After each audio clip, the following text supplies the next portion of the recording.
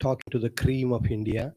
In IITs, we always talk about the cream, which is another cream, which is the undergraduate students. But here are the cream of India, who are PhD students sitting in front of all of us. And I'm a strong believer that if India has to become Viksit Bharat, it is only people like you who would make it really Viksit Bharat. So thank you very much and for being with us, and going to share in the next 2 days.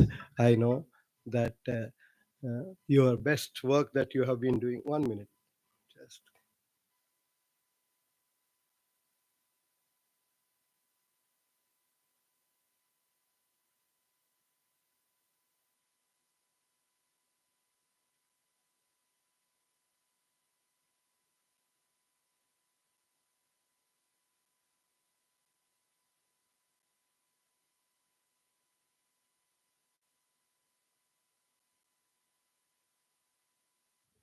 This is the call of Professor Saraswat.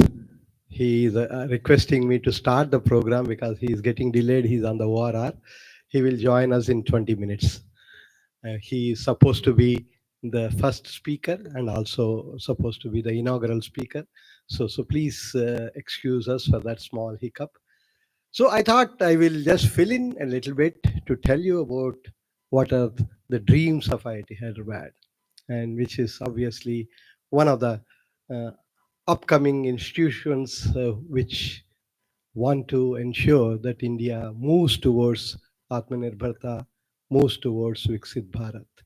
And so if you look at our website any time, you would see there is something written on our website where we say IITH stands for Inventing and Innovating in Technology for Humanity.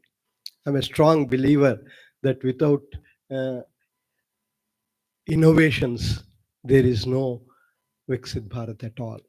If you really want India to be Viksit Bharat, and for me, the definition of Viksit Bharat is a day where you go to any city outside this country. Let's say I go to Japan, Tokyo, I should be able to go to a shop, buy a product, and on that it should be written made in India. Okay. So when that day happens, that means our technologies that we are trying to develop are being able to be accepted outside and being sold there at in a competitive manner. And that's exactly a competitive technologies, globally competitive technologies should be the I think a landmark of Viksit Bharat. And I'm sure if we do good research and good technology development, this is not going to be a far off vision for all of us. But for that, I strongly believe you need a free mind to innovate. So at IIT Hyderabad, we started thinking, how do we create that freedom? I strongly believed that education should be student centric. The whole IIT Hyderabad believes that very, very strongly. And so we started the programs, academic programs, which give a lot of uh, freedom to students to explore. I'm an experimentalist. We have been doing a lot of experiments here. So one such experiment is what we call it as fractal academics. IIT Hyderabad is the only IIT, possibly the only academic institution in India where a first year student, undergraduate student is allowed to explore with a number of half a credit, one credit courses. You are aware, come from various institutions where a semester long course is called a 3 credit course typically. Okay, we divide our semester to 6 segments, 3 divided by 6.5. So you can have a 0.5 credit or half a credit, 1 credit, 1.5, 2 credit, variety of courses possible. And we ask students to explore a number of them and identify what are they liking, and then so that you go deep into those particular areas and pick up a 3 credit courses in those areas. This also gives a lot of advantage to faculty. For example, we ask our faculty to teach about 3 credits a semester. So a 3 credit course can be a full semester course or 3 1 credit courses which you teach in the August month, and the rest of the 2 months or 2.5 months you are kind of free to pursue your research. So this is another very great advantage as far as faculty is concerned. As far as visitors are concerned, a visitor can come, just stay for a week and teach a one credit course and go. Sir Abdul Kalam taught a half a credit course at IIT Hyderabad. Possibly he is the only president who has taught a course in any institution of the country. So this is something that is possible at IIT Hyderabad. In fact, we also revised our whole curriculum in such a way that a BTech student who joins, let's say, chemical engineering, will only get about 60% of the credits from chemical engineering. Remaining 40% is in the hands of the students. Okay, so that you pick up whatever you want to pick up. And at the same time, we also strongly felt that while engineers we are all left brained, we need to have the right brain activity also should be strong enough so that you have a balanced way of growing in life. So we ensure that 10% of our undergraduate courses are liberal arts and creative arts. No BTech student from IIT Hyderabad can pass out without doing 10% of the total number of credits, which is 130. 10% of it is 13 credits coming from liberal arts and creative arts, starting from anthropology to psychology to philosophy to music, dance, painting. We have a Kathak dancer who comes on a Saturday, uh, and then on Saturday, Sunday, 2 days, morning, Saturday morning, 3 hours, afternoon 3 hours, Sunday morning 3 hours, afternoon 3 hours, 12 hours, which is a one credit course finished over a weekend. Almost 400, 500 students join this course. And this is an amazing experience for them. Similarly, a painter comes and teaches Madhubani paintings for a full week, evening 5:30 to 7:30. And end of the week, one course is finished, and we put a big exhibition of all these 400, 500 paintings. uh, uh, and a whole campus goes to see all of them. And the teacher gives a grade for that. These are all credited courses, friends. So we ensure that that also happens so that there is a lot of growth, overall growth. We also brought out an engineering branch, which I don't again think anywhere in the country we have, which is a branch where there is no uh, curriculum in the branch. Okay, we call this BTech in engineering sciences. 130 credits, the student is free to pick up any courses of his or her choice. So this is taking the freedom to the extreme end. Say, I always say this: at 18 years of age, if you can decide who can be the prime minister of the country, why can't you decide what you want to be? Yeah? That freedom students should have. Okay, and we are trying to see. And for your information, that it is not a branch which is less sought after. The JE opening and closing ranks of engineering sciences is almost close to any other engineering branch. So a lot of students are willing to explore. When people ask me what kind of a job they get, I ask them back, okay, why should everybody do a job at the end of their BTech? Let them create jobs. Okay, there are students sitting here, even in the second year BTech, they come and tell me, sir, yesterday I paid salary to 5 of my employees. This is the kind of students we would like to create. In fact, we every semester we call for proposals from our students. We call them as build projects, bold and unique ideas leading to development, we say, every semester. Typically around 50 projects we choose. We give them 1 lakh rupee to begin with and provide a mentor. And we have a building ready, which we call it as TIP, Technology Innovation Park. In the video you would have seen, 1.5 lakh square foot area. Okay, exclusively meant only for startup ideas. And we also tell these students that if you think your courses will be disturbing you, we say take a semester break. Don't do any course. Just focus on your innovative idea. And we give you 6 credits for that. In a semester, typically about 15 credits. Out of that, you get 6 credits. A first semester BTech student can take a semester break at IIT Hyderabad. To enable that, 4 years back, we removed branch change option. First IIT possibly to have started that, and everybody really told me that you are suiciding, eh? And I said no, it will not affect. And I'm confident today, standing in front of you, it has not affected the JE ranks that we have started getting. The JEE ranks, in fact, become better. That 2024 JEE ranks, opening, closing ranks, if you look at for every branch, IIT Hyderabad has the best uh, students joining in terms of the ranking among the second generation IITs, and coming very close to many branches in the first generation IITs. The reason I feel is this generation wants more freedom, and it is important that the institution should provide that. Uh, so we say that 2 years you have been in jails, those Narayana Chaitanyas, all of us know. Uh, and one more year you sit in a pressure cooker and want to get a 9.5 CGPA, because unless you get 9.5 CGPA, you cannot change the branch. Okay, why all this? Remove that pressure from your mind. Now start thinking, what great things I want to do in my life. You might be having a great innovative ideas all along 10th and 11th and 12th and so, where you never got a chance to explore them. We say you explore now. Take a semester break.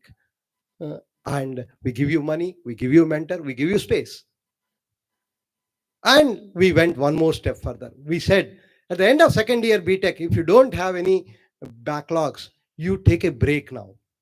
We give you a diploma, and you go out, start your own company, and we give you 5 years time to come back and complete the third and fourth year if you wish to. I would love to have more students who will come back after 3 years or 4 years and say, I don't need your degree anymore.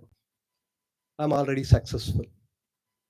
So this is the kind of students India should create if India wants to be Viksit Bharat. And we have started these experiments, and they're working out so well. I would say in the last 5 6 years, we have 250 startups at IIT Hyderabad, which have created 1,500 crores of revenue. So this is the IIT Hyderabad story. And I want to tell you this because all of you sitting here should create such kind of stories. And that's what is important for India.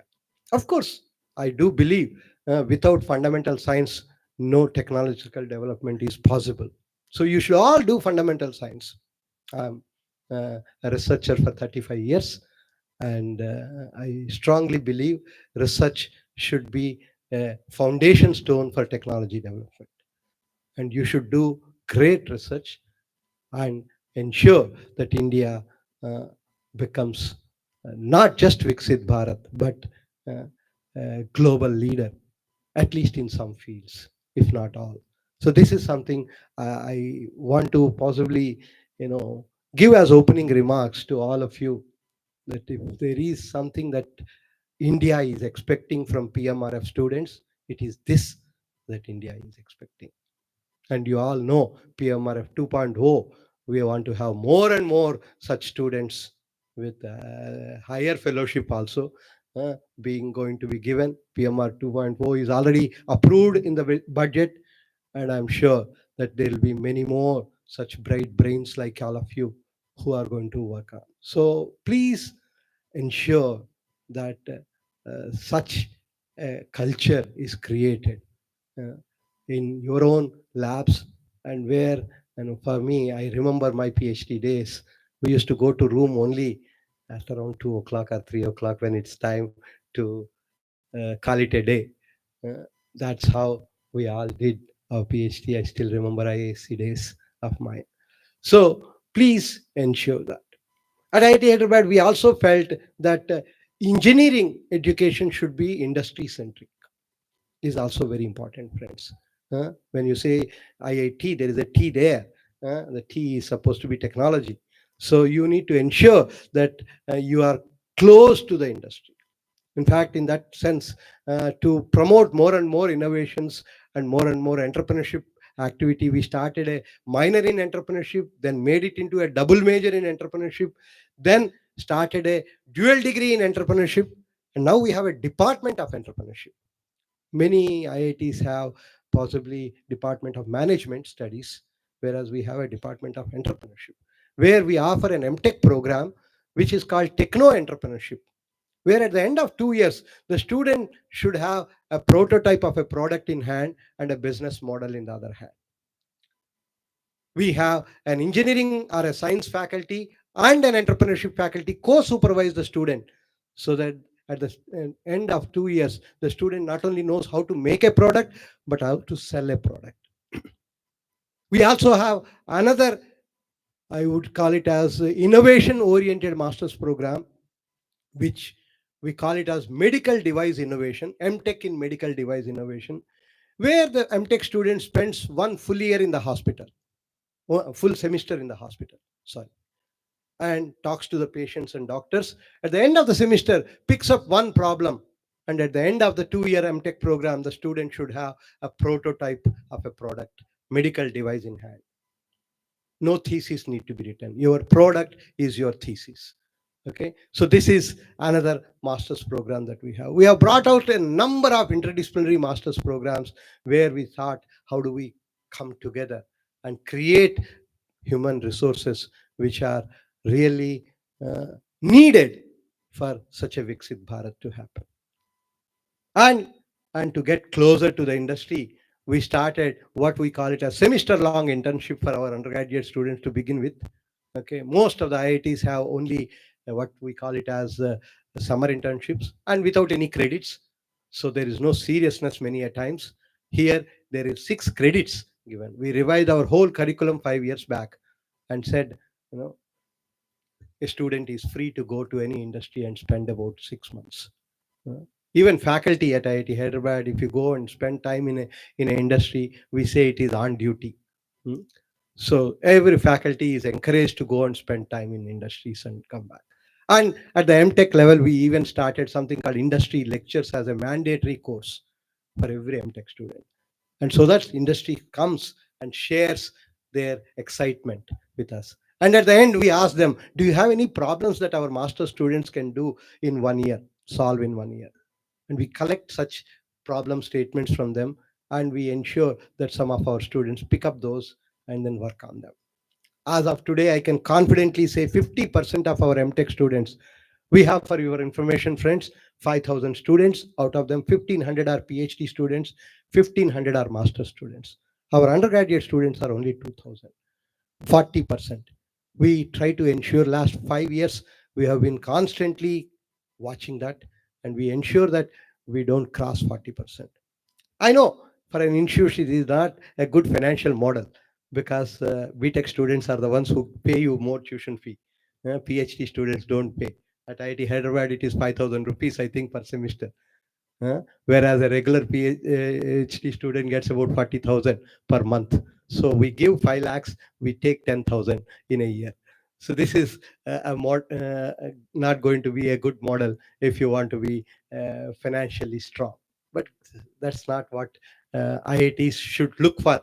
uh, and that's what I started with. So we would like to see science and technology grow in a place like ours. So that's why we ensure this, and we are continuing that.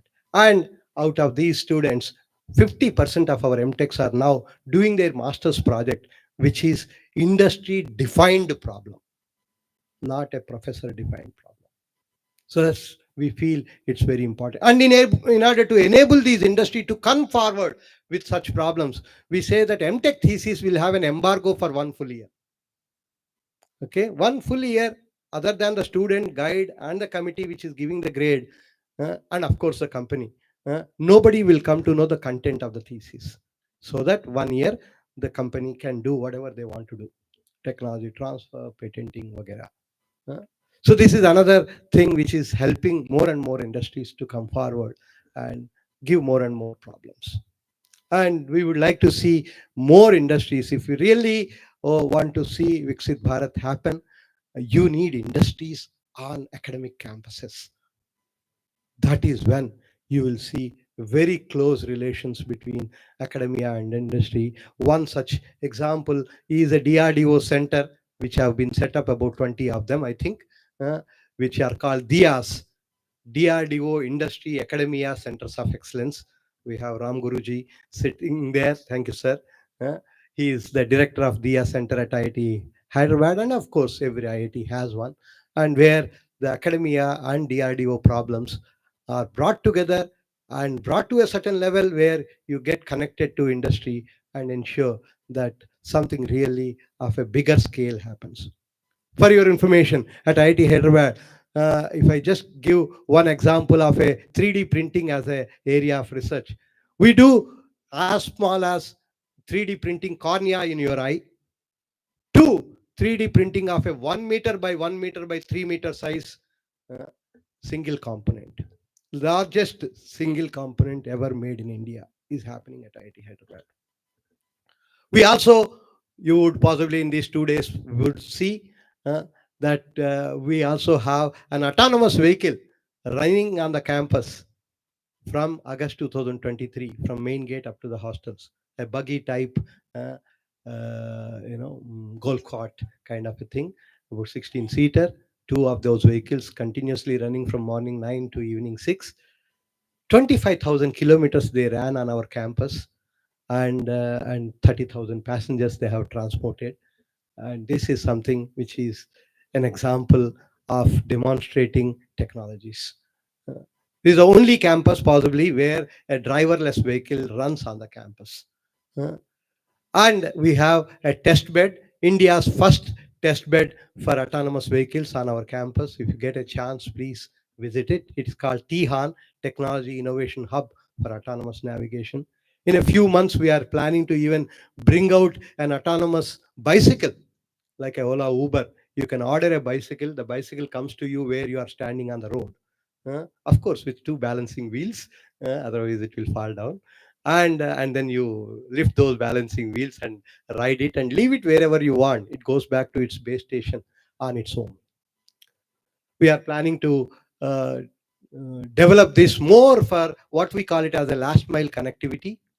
You get down at a metro station, you want to go home.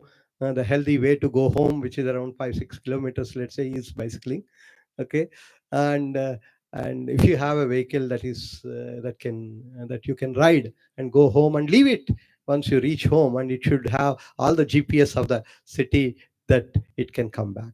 Of course, imagining that in India is a long way, but definitely there are at least a few European places where you can do it much more easily. Mm, Very recently, I was in Amsterdam. There is a separate cycle track. Every road has a good cycle track there. So things like that are possible. And so, variety of such things we would like to see excelling in research through innovations, and also identifying what does India want. For example, all CSE guys, BTech guys, most of the time, whether why should it be BTech anywhere? Nowadays, it's all as people say, all roads lead to Rome. All degrees lead to a fintech job to a large extent. So we say that where are computational engineers for our manufacturing industries? So we started a BTech in computational engineering, for your information.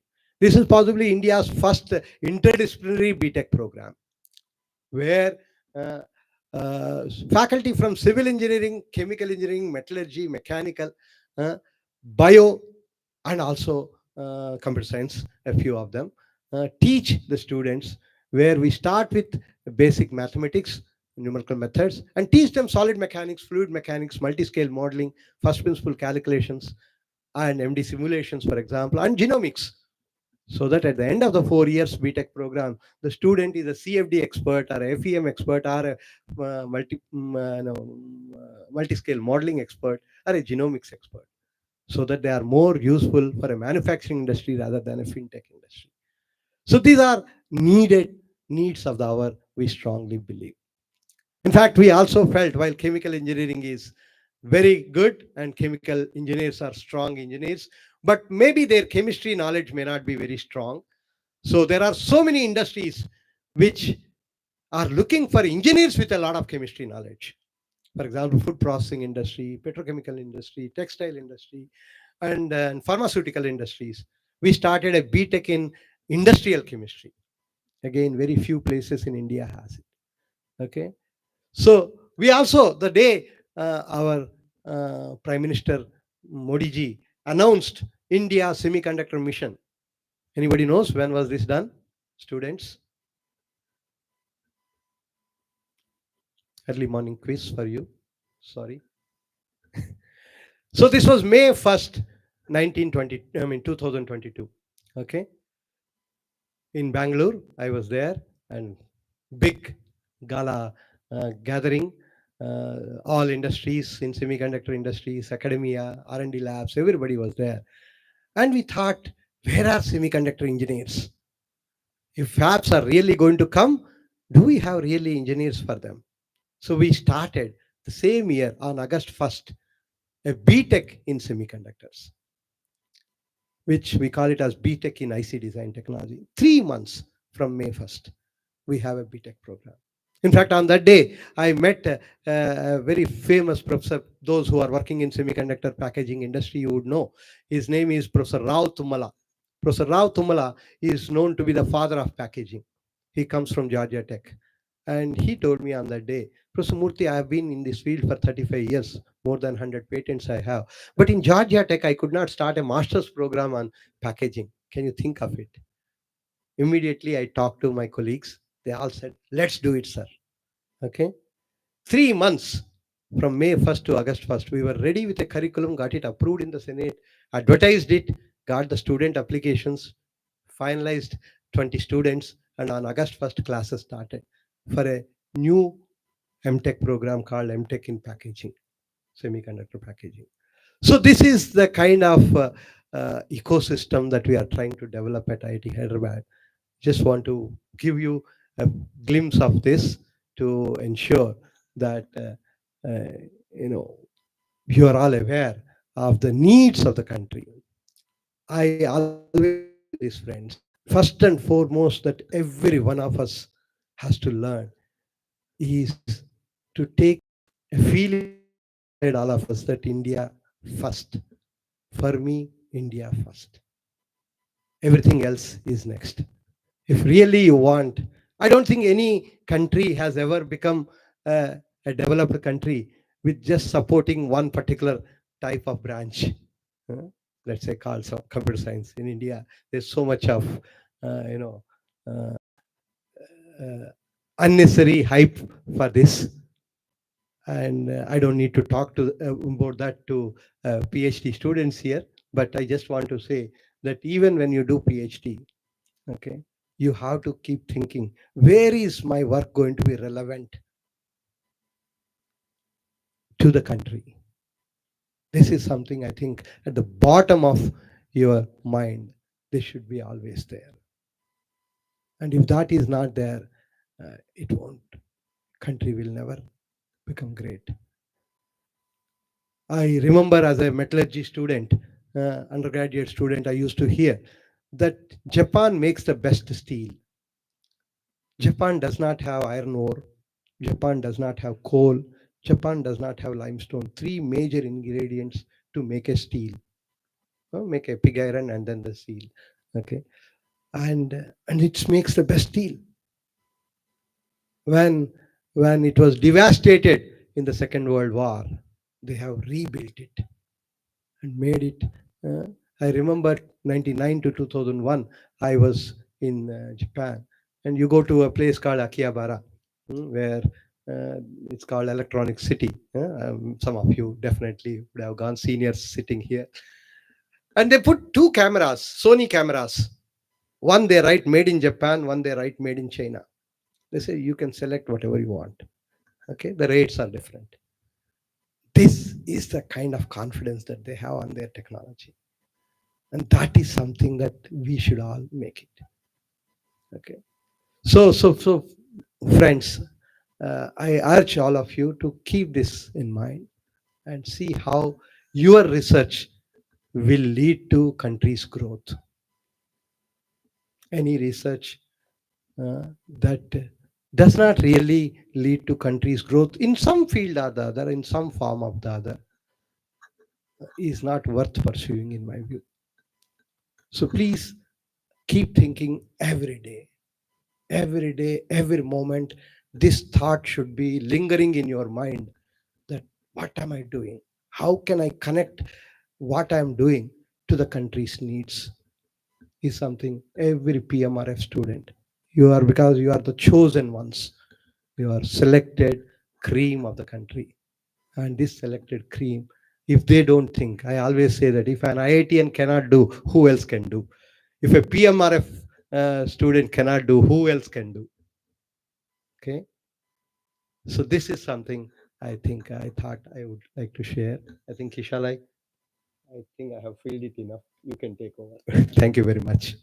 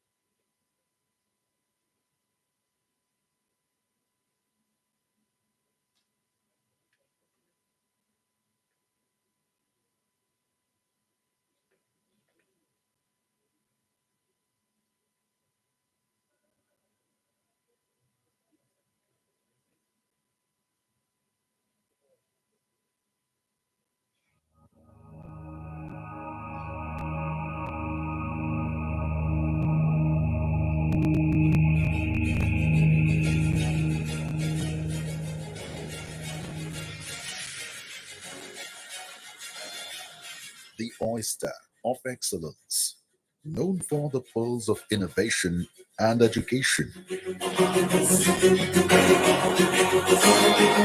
Indian Institute of Technology Hyderabad has been setting a strong foundation for a future that embraces technological advancements and sustainable living. Its campus, having the state-of-the-art buildings spanning across 600 acres, fosters learning and growth. IIT Hyderabad has impressive rankings, as it is amongst the top 10 engineering institutes in India and ranks third in NIRF innovation rankings.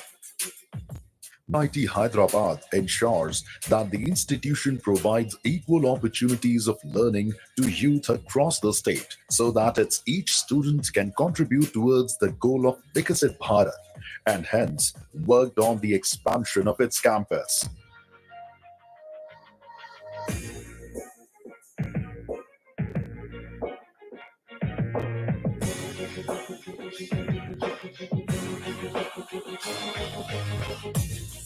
The visionary structures have been erected within the campus, which is a commitment to inventing and innovating in technology for humanity. The institute now boasts of having buildings for International Guest House, Convention Center, Technology Innovation Park, Knowledge Resource Center, and Sports and Cultural Complex.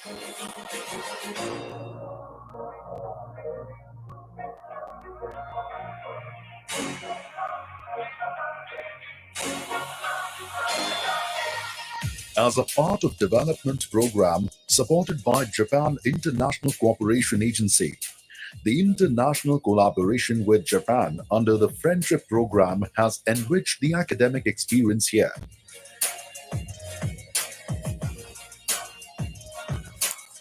The project is a testament of successful collaboration and infrastructural enhancements at IIT Hyderabad.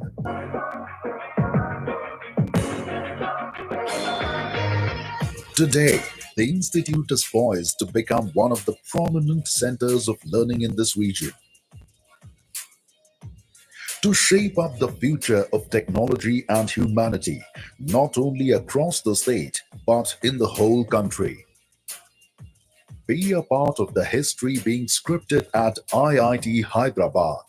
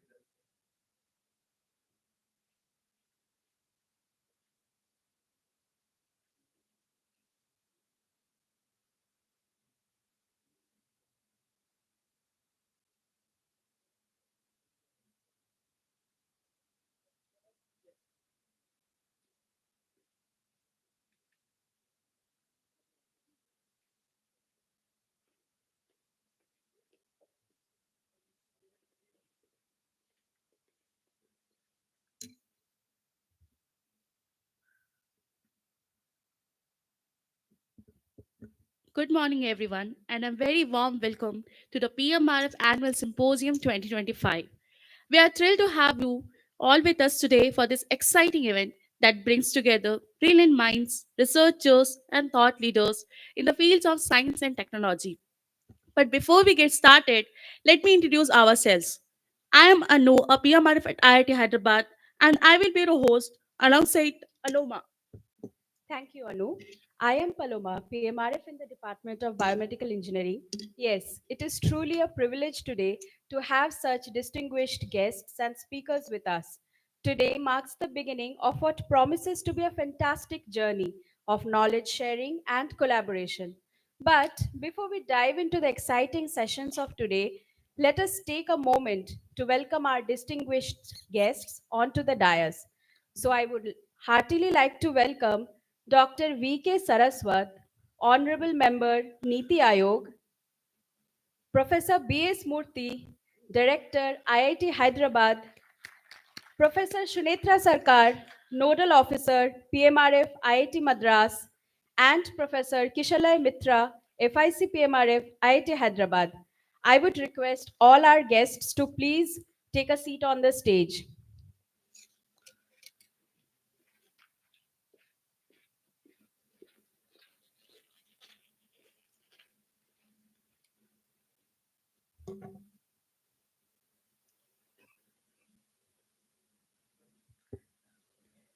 We would now request everyone to stand up for the national anthem.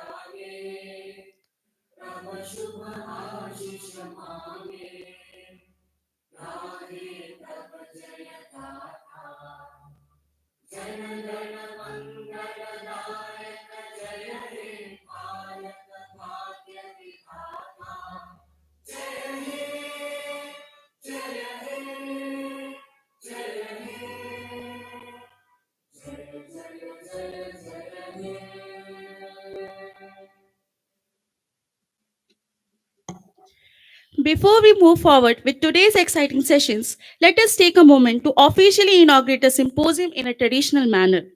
As part of our opening ceremony, we will now begin with the lighting of lamp, a symbol of enlightenment, knowledge, and a spirit of collaboration. We request all our distinguished guests to please come forward and light the ceremonial lamp.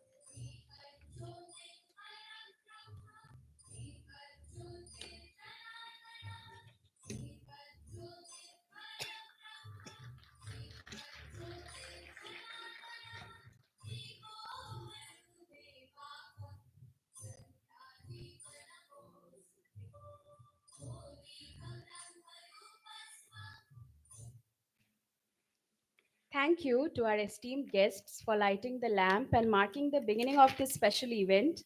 We now take a moment to invite our respected Director, Sir, Professor B.S. Murthy, to kindly grace the stage and deliver the official welcome address.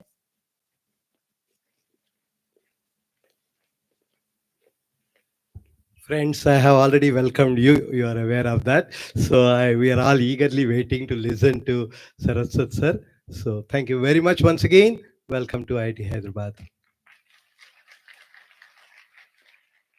Thank you, sir, for welcoming us. We now have the privilege of welcoming Professor Sunitra Sarkar, Nodal Officer PMRF IIT Madras, to kindly give us an overview about Prime Minister Research Fellowship Scheme.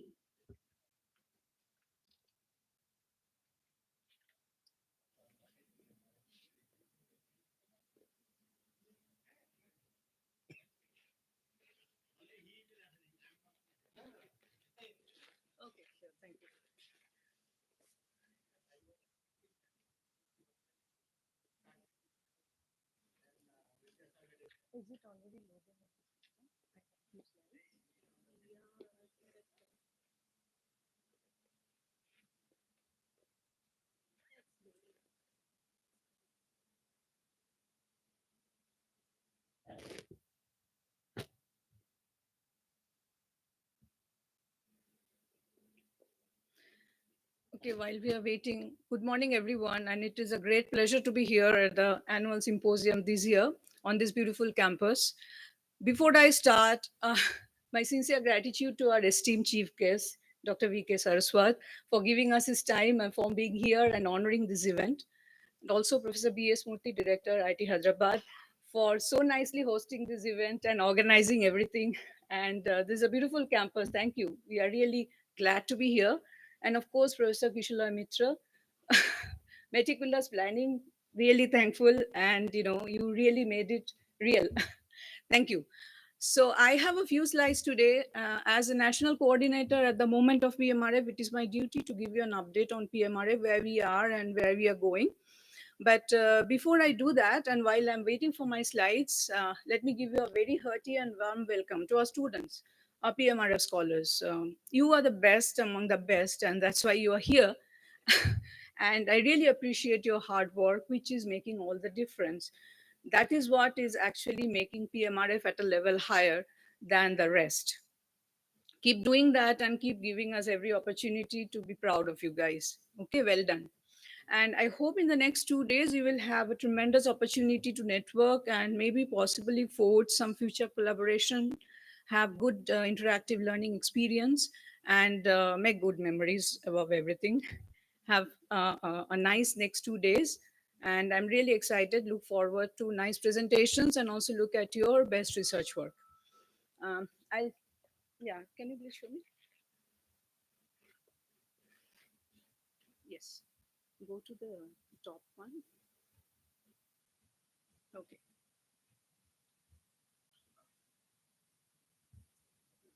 I can change this from here as well. Thank you.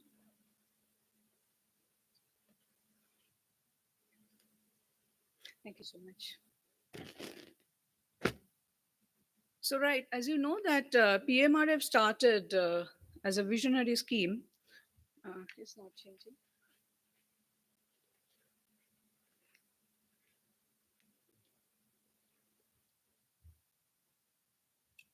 Hmm.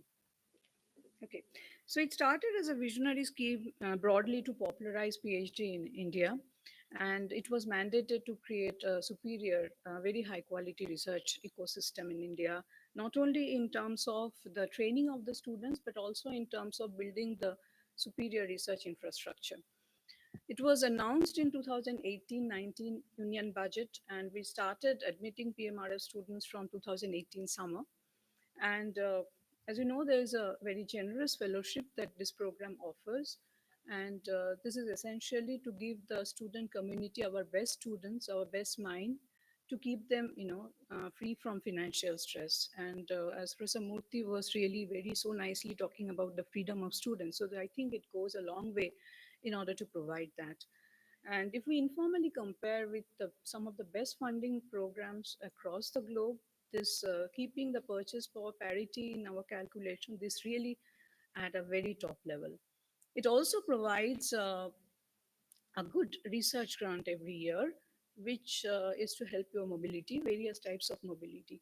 And if I may also add, there is this kind of programs like the PMRF Annual Symposium, which gives you a very good a networking opportunity where you can actually learn from each other and gain more confidence and maybe look at problems, critical problems with the interdisciplinary approach.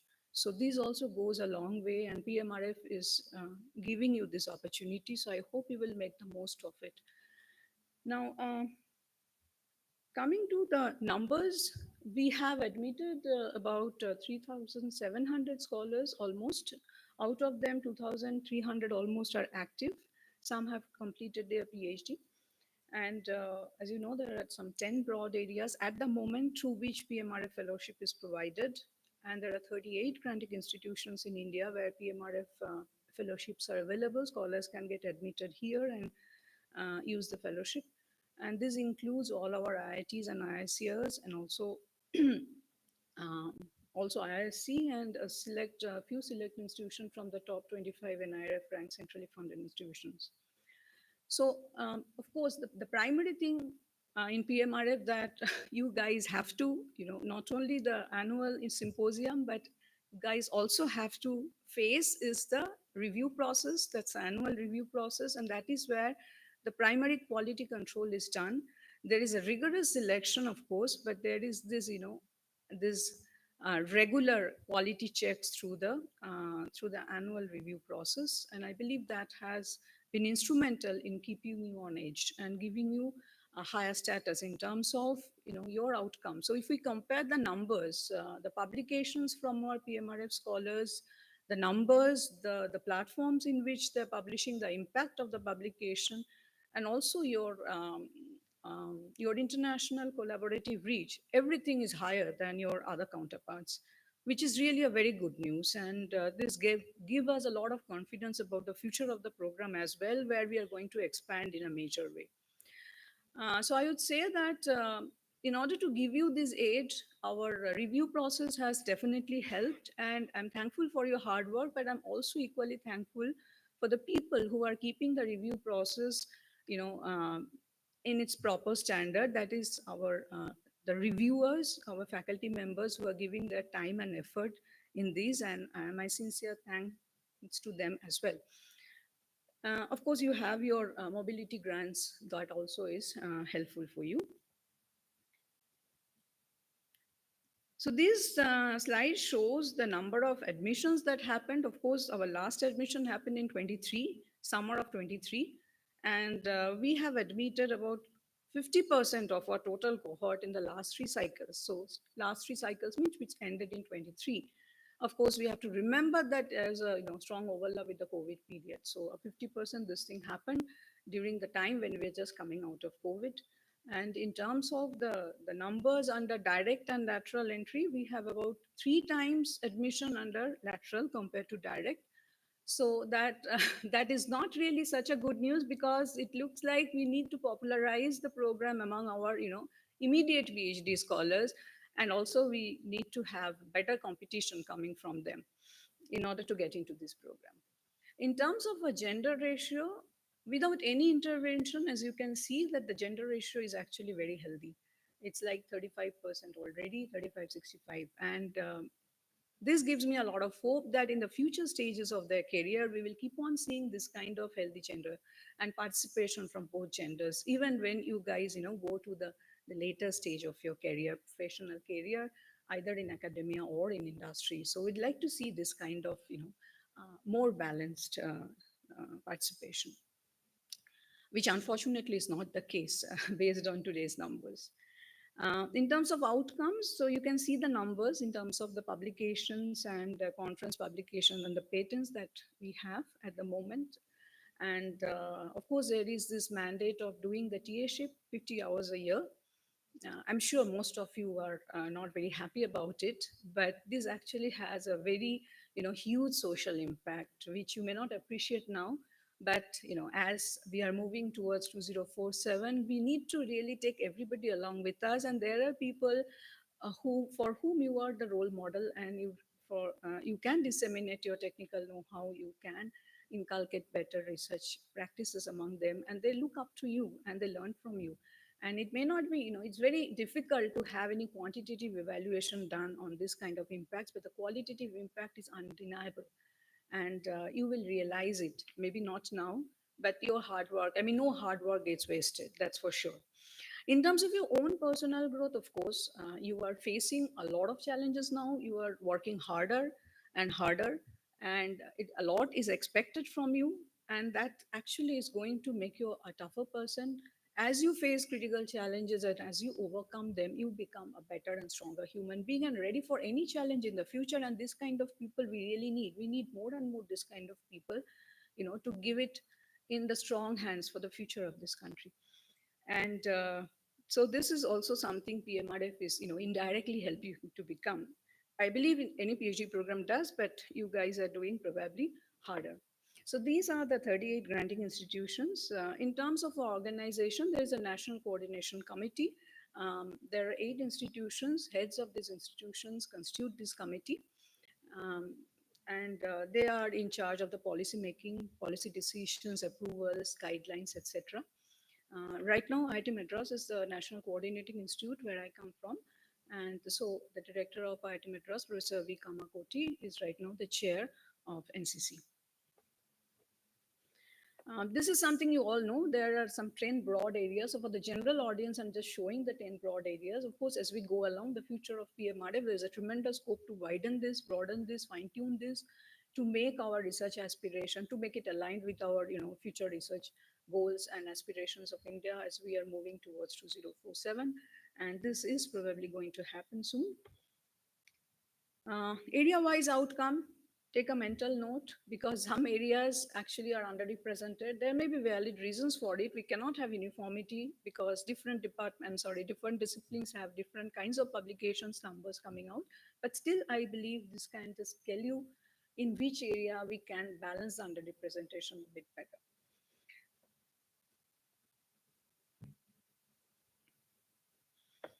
So almost towards the end of my presentation, these are the institutions and the number of people we have here today to participate in the annual symposium this year. Almost every institution out of our 38 institutions are here, except maybe a few. Bigger institutions with larger PhDs, of course, have higher numbers here. So please, meet each other, see each other's work, and learn from each other. Have fun, and maybe also look for some collaborations if possible. Um, Almost my last slide. So I cannot conclude without telling you, which you all know, that this year's budget, Union Budget 2025-26, announced on 1st February this year, PMRF second phase was approved. So we are excited. As our brightest students are waiting, we are also waiting to make this a reality and to make the most of this program. So three things maybe primarily what we will aim for. One is, of course, fine tuning our areas through which PMRF can be given, maybe look beyond science and technology in order to give a more holistic approach to the type of problems that we'd like to solve, the type of problems the country sees as trust areas. Maybe expand the reach in terms of the institutions, increase the diversity, and most importantly, I would say there is this strong to strengthen the industry connect. So without the participation of industry, not just in terms of augmenting our funds, which is actually a good thing, we are looking to have generate more funds, but also in terms of solving real life problems through translational research, having trained under industrial environment through short term internships and so on, which will help your future prospect for industrial placements, and also getting a closer glimpse of the type of realistic or real life problems that we will be facing or that it plagues us today. Uh, this is our support team at IIT Madras. Most of you already know because you have been in touch. I'd request Bhargavi to please stand up for the students. So this is Bhargavi. You have been reaching out to her. She has been helping you out in terms of whatever queries you have, in terms of your change in profile, your review process, any other general queries. So she has been helping. I'm very thankful to the entire team. Everybody is here except Ramya. Uh, so do reach out in case you have any questions. This is a very dedicated team, and especially during critical operations, I'm very thankful for the round-the-clock support. Thank you. Thank you. So, right, have a great next 2 days and make fun memories, enjoy, and also learn. And you know how to reach us. Everything is there on the PMRF website. Thank you very much. Thank you, Professor, for the wonderful presentation. Now we would like to request our distinguished guests to please take their seats.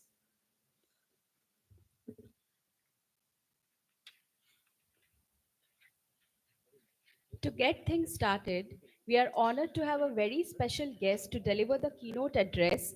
Please join me in welcoming Dr. V.K. Saraswat, member Niti Aayog, to share his valuable insights. So before his talk, let me introduce Dr. Saraswat. Dr. Vijay Kumar If Saraswat. you can wait for a few minutes, we will have a few mementos given, and then we'll continue, if you don't mind.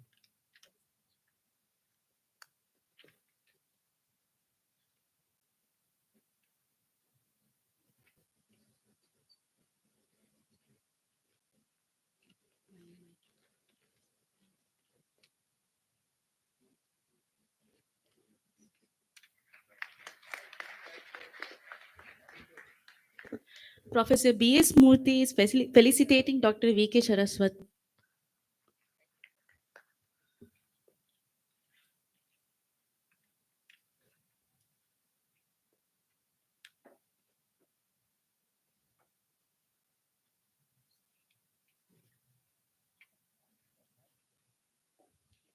I would now request Professor Kishalay Mitra to kindly felicitate Professor Sumitra Sarkar.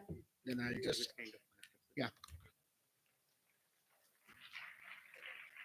I'll show. No, this is what you need. Yeah. Is this the one? No, go ahead.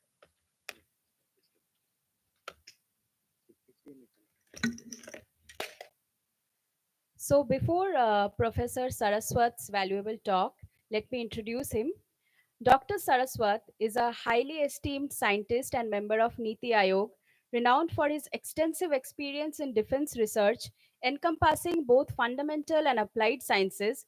Having served as the Secretary of the Defense Research and Development Organization (DRDO), he has made remarkable contributions to the indigenous development of missiles like Prithvi, Dhanush, Prahar, and Agni 5, as well as the two-tiered ballistic missile defense system.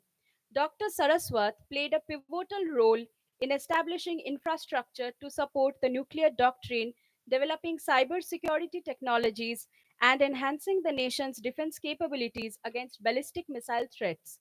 Furthermore, he has been actively involved in the development of alternative energy systems such as clean coal technologies, concentrated solar power systems, and bioenergy, hydrogen based economies. He has been pursuing major initiatives in the sustainable and resilient transportation system, that is, e vehicles, FCVs, hybrid vehicles, and hydrogen powered long haul transport system. Dr. Saraswat has also made significant contributions to the advancement of technology, including the development of silicon photonics, the configuration of the M processor for ICT applications, and the roadmap for the Indian Railway Research Institute. As a member of Niti Aayog, Dr. Saraswat has initiated the Methanol Economy program aiming to utilize methanol for transportation, energy generation, and chemical production. Additionally, he has chaired committees on technical textiles and body armor, contributing to the futuristic growth of these sectors in India. Dr. Saraswat's outstanding achievements have been recognized through numerous awards, including the Padma Shri and Padma Bhushan, as well as honorary doctorates from over 25 universities. Now, I would request Dr. Saraswat to kindly proceed for his talk. Thank you, madam, and very good morning to all. Namaskar. At the onset, let me apologize for delaying the program. I had to drive 60 kilometers from city of Hyderabad to IIT, and generally on a Sunday morning, it becomes a little more tough for me. So, extremely sorry for that. And I know that Dr. Murthy has an engagement at 11 o'clock. So I request him, please go ahead. I think the people who matter today are all going to be here. I also would like to greet some of the very famous scientists of the country, Dr. Vidyasagar, Ashok Jhunjhunwala, Dr. Sarkar, and Dr. Chandrasekhar, and others who have graced this occasion today. Uh, my talk today is basically to give you a wholesome picture of what the country is aspiring to. Our country is aspiring to become a developed nation by 2047, and how the science, technology, innovation, and all of us put together in that would become the engine of that kind of a growth. But before that, we should get a picture of what exactly is expected as part of the Viksit Bharat 2047. So I start with that and then would like to give you some picture of how the transformation of science technology has to take place from the days of last 75 years, the journey of which I have and many of us who are present here have been part of it. I'm sure many of the things which I'm going to show you, probably you were not born at that time. Some of you were not even there when the country was going through rigorous exercise of becoming from a underdeveloped nation to a developing nation and hoping to become a developed nation in the years to come.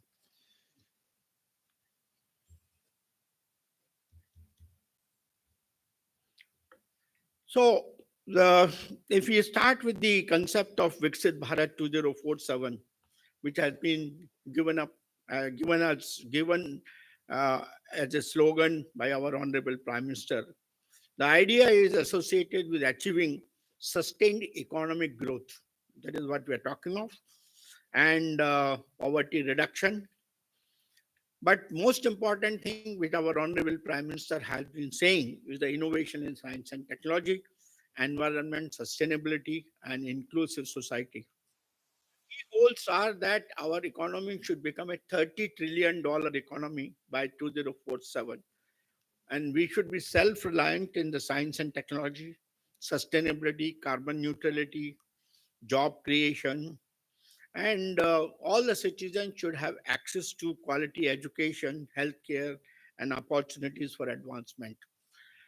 So these four pillars have been identified for Viksit Bharat: scientific and technological leadership in all segments, whether it's space, atomic energy, biotech, chemical, quantum, all the things which are emerging today as the areas of S&T. And sustainability is one of the major parameters with the green growth, so renewable energy, electric mobility, and climate change. Then entrepreneurship and digital economy. We are all entering into digitalization phase in a big way. So AI driven startups with $1 trillion digital economy by 2030, that is the aim that has been set up for us. And the innovation has to be all done by you, the youth led innovation. That is what we are talking of today, in which universities, the STEM education, STEM development, and patent filings are some of the indicators. So what is the biggest question today? That how do we transform our country from a developing nation to a developed country? So Honorable Prime Minister has said among them, what are the other approaches? Among them, he says, S&T with participation of youth as the main strategy for its transformation. So he has said that it is our scientific capabilities that will determine our ability to overcome challenges which lie ahead in areas such as climate change, clean energy, environment friendly technologies, water management, affordable healthcare, food security, biotechnology, many others, of course. This is not the complete list, but solutions, he said, this is the point to be noted. Solutions must be found in timely manner and then must move out of laboratory quickly and find wider acceptance. That is what is the message from our Honorable Prime Minister. So for this, he says, and all of us realize that the research is the backbone for the Viksit Bharat because it drives innovation and industrial growth. It fuels industries and technologies. It boosts the GDP and wealth and increase global competitiveness. So transforming India into global leader, what are the things? We need to achieve self-reliance and Atmanirbhar Bharat, develop its own technologies like semiconductors, artificial intelligence, defense technologies, healthcare solutions, and so on. Most important thing for which our focus should be the deep tech for economic growth and strength manufacturing, create more and more manufacturing hubs that will lead to job creation and address all critical national challenges like climate change, energy security, healthcare, and agriculture, and all need science-based solutions. All of us know that. Now, for doing that, what is the kind of an ecosystem India has created over the last 75 years post-independence? Many of you were not born, as I mentioned to you, when these institutions were set up. Today we have CSIR, which has got almost 39 laboratories, which was even pre-independence, 1941. We have ICAR, which is about 1929, and 99 institutions and 17 research centers. Of course, ICMR, which was established again in 1911 with 30 laboratories. Others came after independence, like Defense Research and Development Organization, which came in 1958 and has about 53 labs, DAE, Department of Atomic Energy, with many centers, Department of Space with many centers. And in the ecosystem of education, we have 595 universities in public sector, 159 institutions of national importance. Many of you are studying there, doing your research like IIT, IIMC, ISS, NIT, and so on. And more than 2,500 in-house R&D centers. The relentless and unwavering vision of India's pioneering scientists have been instrumental in establishing a robust network of institutions that have significantly advanced science, technology, research, and innovation. This slide I'm going to show you because many of you were not there when all this was done in this country. Like 1970 onwards, when the Green Revolution came, which ensured the food security for us, the White Revolution came, which put us into the map of one of the nation which is highest milk production.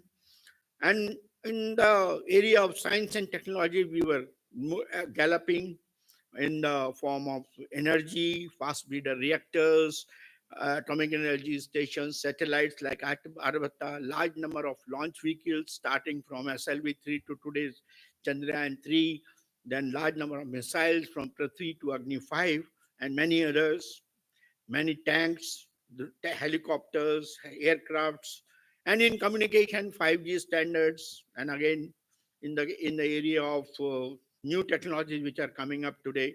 Even the COVID vaccine, which was done in very recent past, to which you were a privy.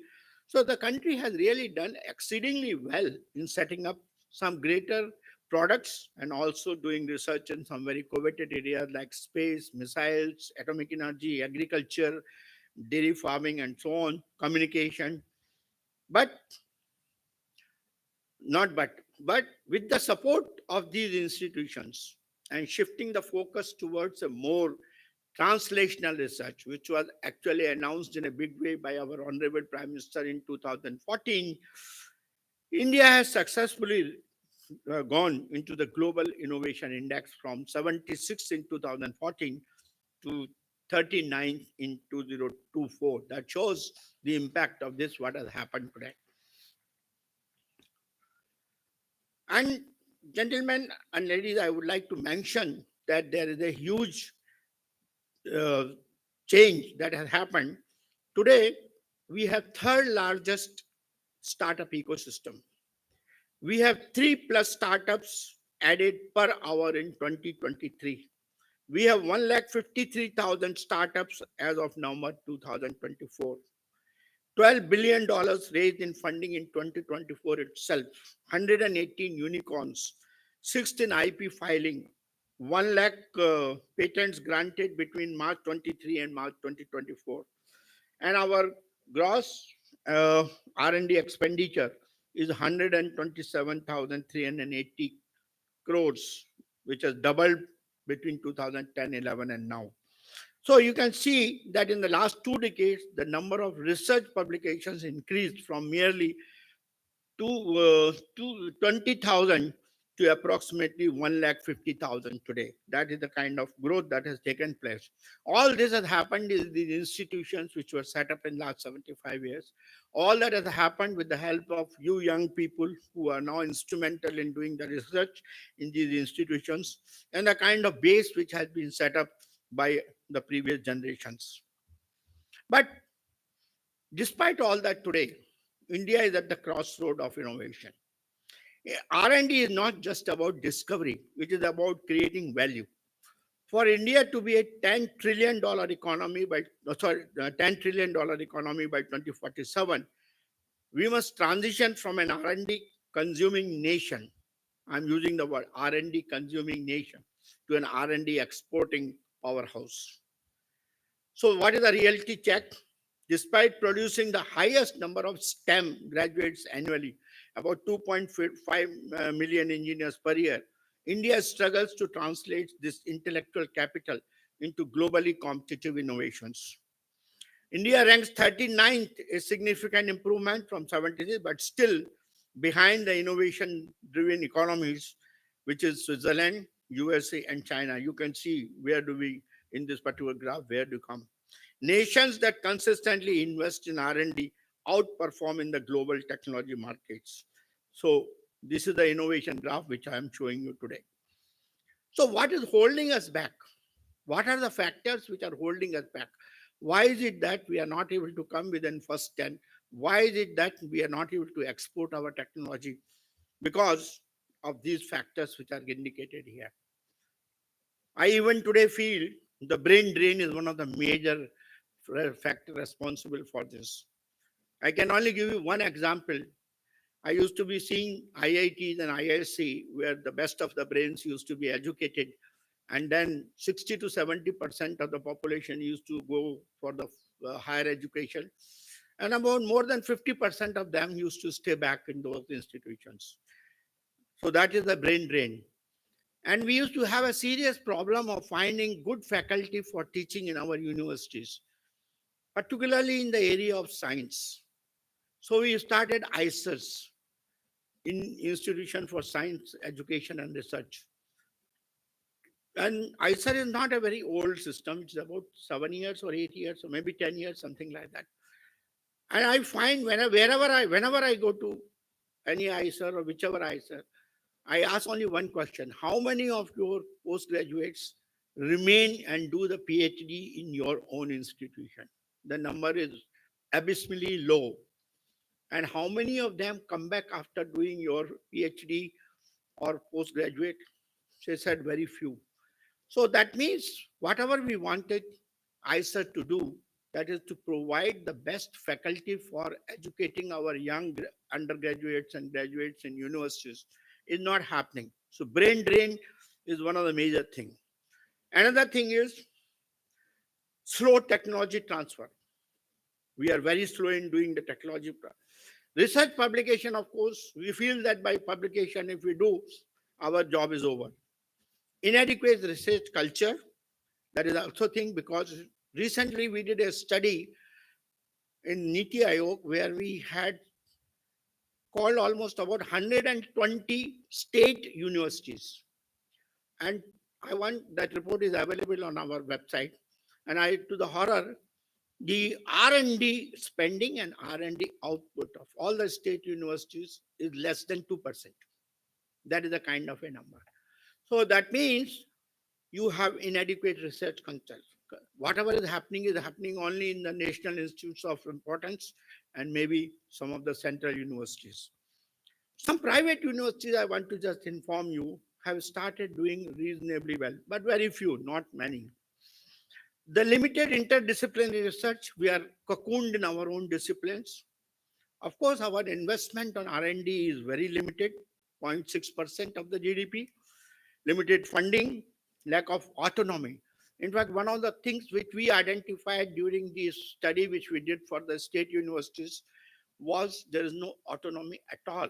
In fact, everything that has to be done by the vice chancellor of a university has to be cleared by the principal secretary education or somebody in the Department of Education in the state. So that is our major problem. Infrastructure deficiencies are also there. And the last, but the most important thing is the low industry academia collaboration. In terms of GID, if you see, we are sitting at the bottom. India in the red, it has been shown. China is on top, 2.4%, USA 3.5, South Korea 4.8, and India is 0.6. And in terms of the absolute numbers, it is running from $450 billion to India is only $17 billion. So that is the kind of numbers we have. And in that also, I would like to highlight what is the investment by the private, by the government, and by others. In most countries, R&D expenditure is undertaken by business enterprises and the higher education sector. Indian government's contribution to R&D expenditure exceeds the other country. The blue line, if you can see here, in India, US government is spending about 56.1, and others are 10.3, 6.1, 10. That's the government. Most of the expenditure is coming from the private sector and other non-profit bodies. So in other words, we have a factor which is in terms of private investment almost zero. Why R&D spending correlates with the economic growth? Because in every innovation-driven economy, a high R&D and to GDP ratio directly correlates with the economic dominance. For example, high R&D leads to more patents, more high-tech startups, and global competitiveness. And this is again, you can see the kind of numbers which are there. China, USA, South Korea, what are the kind of global economy impact they have made. India has done exceedingly well in the IT services and pharma. That's why you have Infosys, TCS, and Bharat Biotech, and so on. Nations that have invested greater than 2% of their GDP in the R&D lead in the artificial intelligence, semiconductors, biotechnology, and all the future technologies which are emerging today. India must scale its investment to at least 2% by 2035. Due to these challenges, research in India is not leading to enough market ready technology. 90% of the Indian research remains theoretical. Less than 10% of startups originate from universities, only $2 billion in funding. 10 plus unicorns valued at about $350 billion, but only 15% are in the deep tech startups. Fintech and e-commerce sectors leading startup growth, but deep tech remains underdeveloped. And hence, we are having dependence mostly on the imported technology. I always cite this story, and I will not shy away from citing this. I was chairing a committee for setting up India's 52nd fertilizer plant. 52nd, it is the Talcher fertilizer plant which is there. So when the DPR, the detailed project report came, I went through that. It was done by one of the consulting houses, I won't name them, which was a government consulting house, not a private. And I did not see any design aspect in that particular DPR. I said, where's the design? So when I asked that consultant, he said, sir, design will be given by our consultant from Italy. I said, what? This is the 52nd fertilizer plant in my country. And the design of that plant has to come from Italy or whatever that country, whichever country they were in. So that was the weakness of our system. And this is not unique to fertilizer plant. This is also there in the 62nd or 58th thermal power plant, or you take any other major infrastructure project which is coming. Dependence on imported technologies. Whereas USA, over 50% of unicorns come from university research, like Google, Stanford Research, Moderna, MIT Biotech.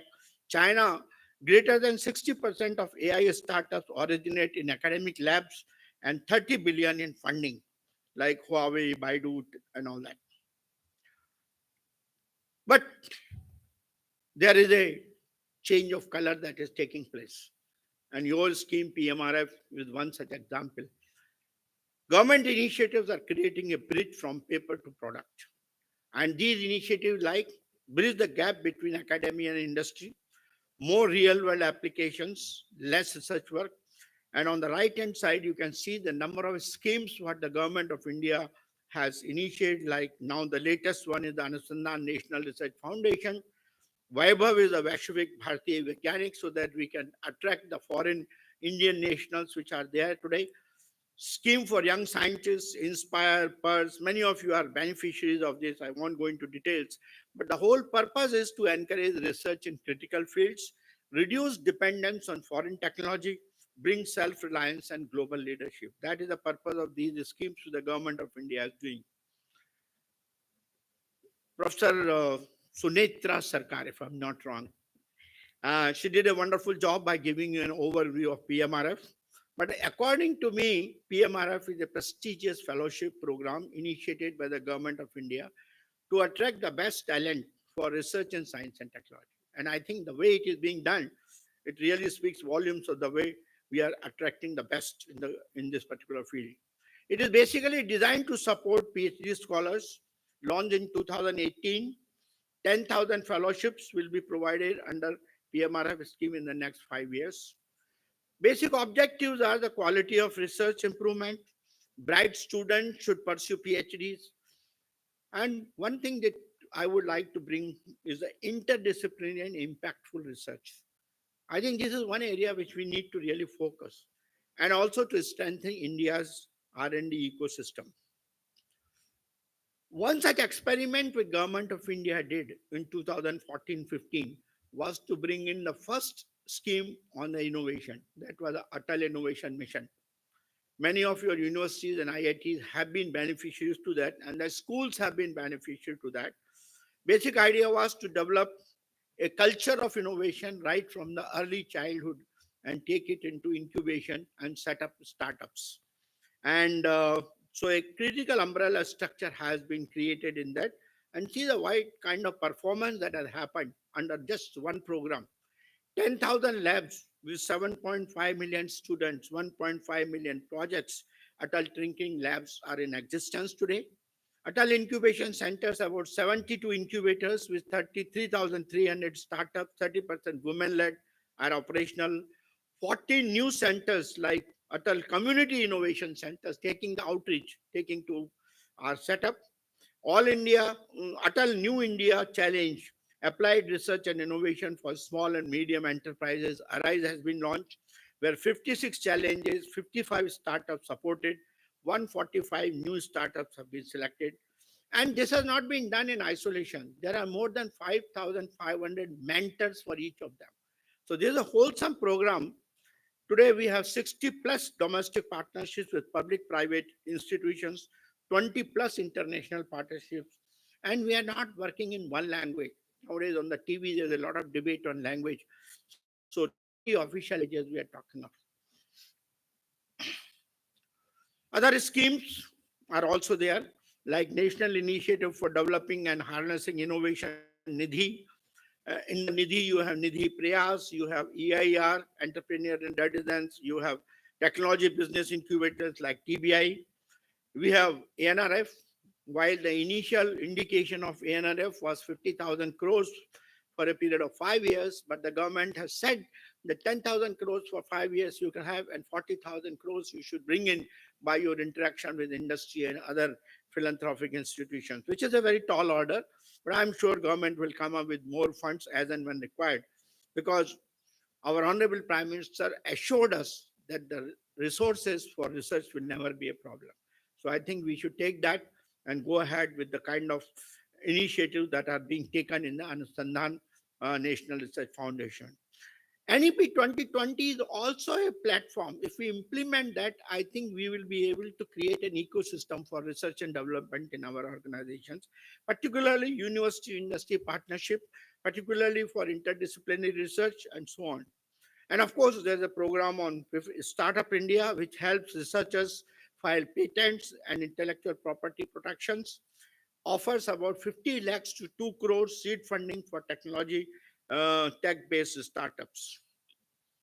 These are the how other all these programs are available, right from AIM to NQM to SCRB to BIREC to Nidhi and all that, where PMRF certainly can make use of them. But most important thing is collaboration. In order to fully capitalize on the benefits of these initiatives, there's need for transformation in the R&D process. Knowledge generated should lead to product development with high value addition and market penetration. Research should be application driven. A discovery that remains within the walls of the university is a wasted opportunity. India cannot afford to merely produce knowledge. It must apply it. The problem, research stuck in papers. 90% of the scientific research never moves beyond the academic journals. This is a statistics which has been given by UNESCO. Less than 10% of patents filed in Indian research commercialization. This is our own Niti Aayog report. Despite producing high impact research, India lags behind in technology transfer and startup creation compared to the countries like USA and China. So it's important that application driven research is done, which is critical for economic growth, job creation, global competitiveness, and societal impact. Madam Sarkar mentioned about the societal impact. That was a very nice indication. If PMRF are really good, that it should research, should solve real world problems in healthcare, climate change, clean energy, and sustainable agriculture. I mentioned to you that the transformation required is in the form of research should not be confined to departmental boundaries. So, like the what we call as the uh, conventional research, so it should be multidisciplinary, relating to or making use of several disciplines, and transdisciplinary, cross-disciplinary, and interdisciplinary. These are the kind of thing we have to promote in our system of research. NEP 2020 also very clearly highlights this particular aspect. So it becomes important for us to follow not only interdisciplinary, but multidisciplinary, transdisciplinary, and cross-disciplinary. This is a kind of a maze that gets accumulated. And why I showed that? Because it is the balanced integration. And some of the major areas which have been highlighted in this circles are socio-cultural, law, economics, media. And I'm very happy to see that some of our institutions like IITs, today I see Department of Liberal Arts as I was coming here. Many of the people have entered into medical sciences now. Many of the people are doing good work on economics and law and so on. So, and now there's enough work which is going on biological sciences and things like that. So that is the kind of interdisciplinary ecosystem which is being created. So I hope that will meet the requirements as laid down, and all of us will transform ourselves from siloed research in a particular subject to multidisciplinary research. Second major important part for this transformation is the research should focus on sustainability, because if you are going to produce technologies the way we have done, we all of us, Professor Vidyasagar is there, Ashok Jhunjhunwala is there, all of us are there. We have been responsible for doing research for the last 75 years. We have done a bad job.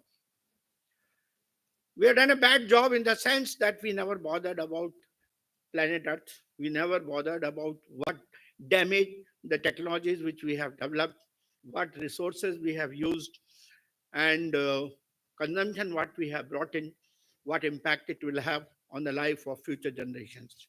So sustainability, which has three pillars: economic, social, and environmental. These three pillars have to be satisfied.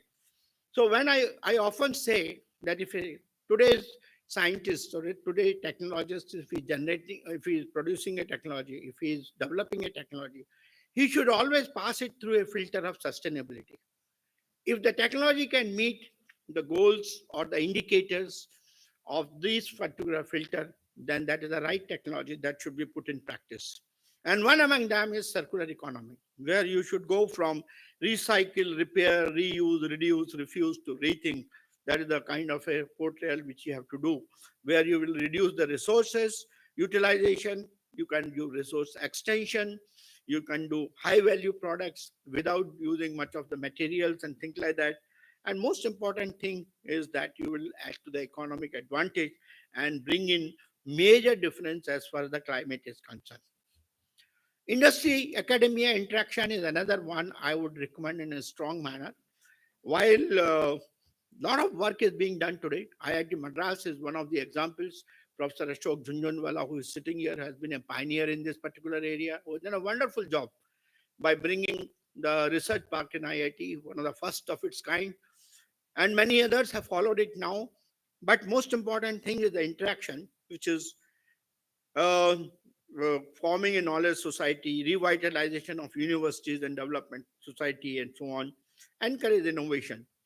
And the triple helix model is what is to be followed here. The model is in which industry, academia, they work on new products and concepts together on a to and fro mode.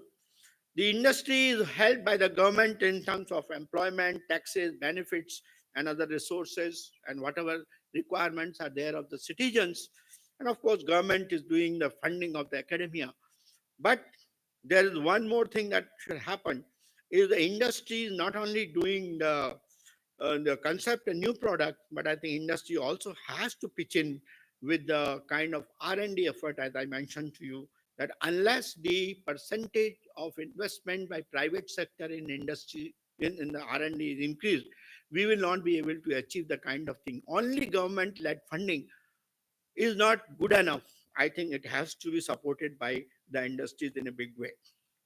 That's why today government of India has now announced what is called a 1 lakh crore scheme for the research and development in private sector. And that scheme is going to support some of the some of the industries with long-term loans, low interest loans and things like that, blended financing. Many of the features are being worked out, but I'm sure that's a good step in the direction of improving the R&D in the private sector.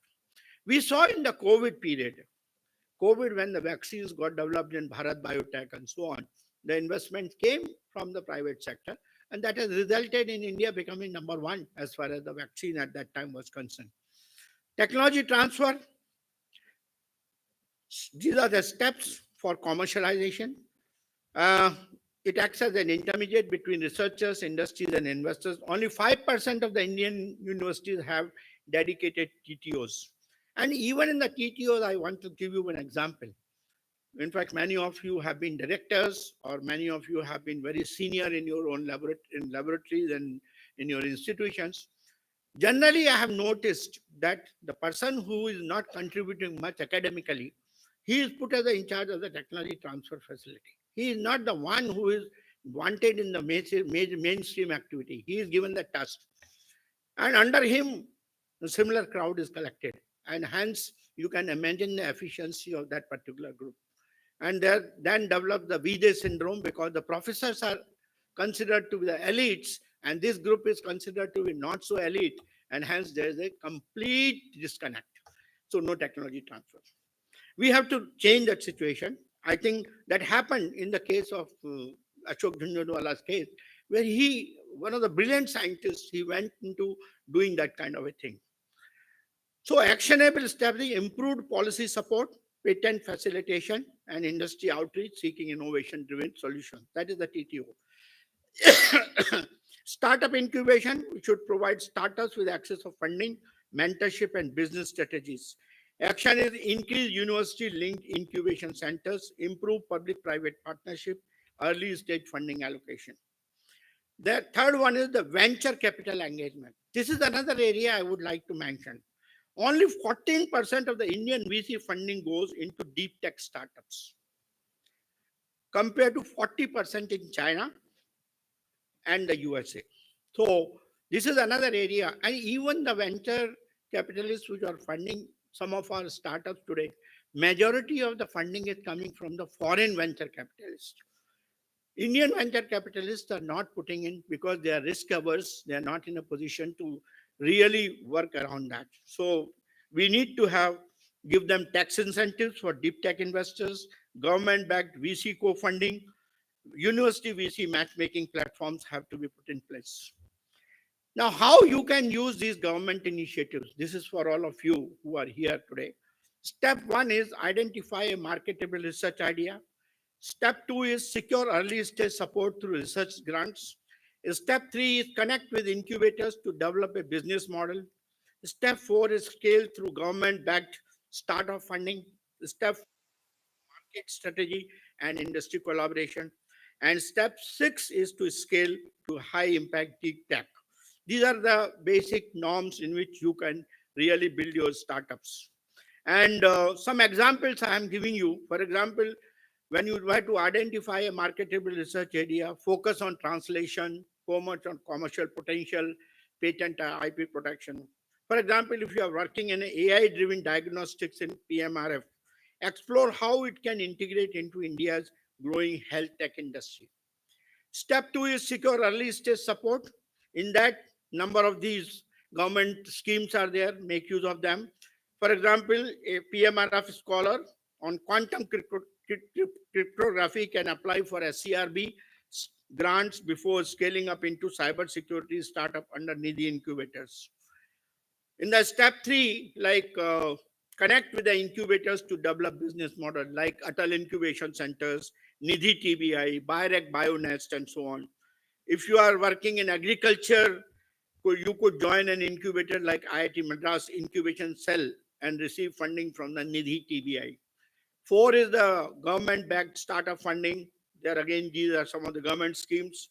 If you are a PMRF scholar in renewable energy, you could apply for any grants and partner with BHEL or Tata Power for scaling it up. Similarly, in the case of market strategy, a fellow developing a quantum secure communication system could partner with NQM, National Quantum Mission, and DRDO for deployment. Similarly, the last one, high impact deep tech startup. Here we have to go for participate in global startup challenges like deep tech grant challenges and so on, manufacturing and deployment in Make in India, like startup for smart factories could expand via Make in India's MSME innovation programs.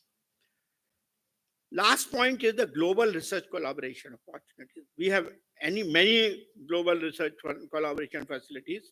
For example, Indo-US Science and Technology Forum is there, in which many areas in which work is going on today. So you should apply for US Research Exchange Program at top MIT and Stanford and Harvard. Access your joint research grants for AI-driven healthcare, cybersecurity, and quantum. Second scheme is Horizon Europe, India's strategic R&D partnership with European Union. Here again, up to about 100 million euros joint research funding available for Indo-European Union R&D projects. You can access research labs at ETH Zurich, Max Planck Institute, and CNRS France. Similarly, there's a program, I think IIT Madras is one of the biggest beneficiaries of that, IIT Hyderabad, Indo-Japan AI and Semiconductor Research Collaboration, where work is going on in the AI, robotics, semiconductors, design and advanced materials. There you can join research labs with Tokyo University, Kyoto University, and so on. Japan-India AI Grand Challenge, where funding of about $10 million per project for AI-driven industrial applications is available. Deep tech startup incubation for AI and robotics via Japan's J startup program can be also availed. You have Indo-Germany program. There also you can avail almost 50 million euros for joint funding for Indo-German projects. Indo-Israel Defense Technology and Cybersecurity program is there, where number of opportunities are there for joint startups incubation via Startup Nation Central Israel Deep Tech Hub, which is in vogue today. So last one is Indo-Australian Space Tech and Clean Energy Initiative. This also can be made use of through the joint research funding for deep tech energy solutions. These are some of the major successful international collaborations which have resulted in a lot of things. You have seen MIT, IBM, you have seen Zurich, Max Planck, Horizon Europe. Each one of them, I think PMRF should also look at this kind of collaboration. I have indicated, for example, quantum research labs, PMRF should facilitate PhD exchange program with the German labs and so on. I think this is some of the features probably one can think of adding to PMRF if it is not there. What are the technologies which PMRF should focus on? Many of you are already teaching or learning or doing research in this.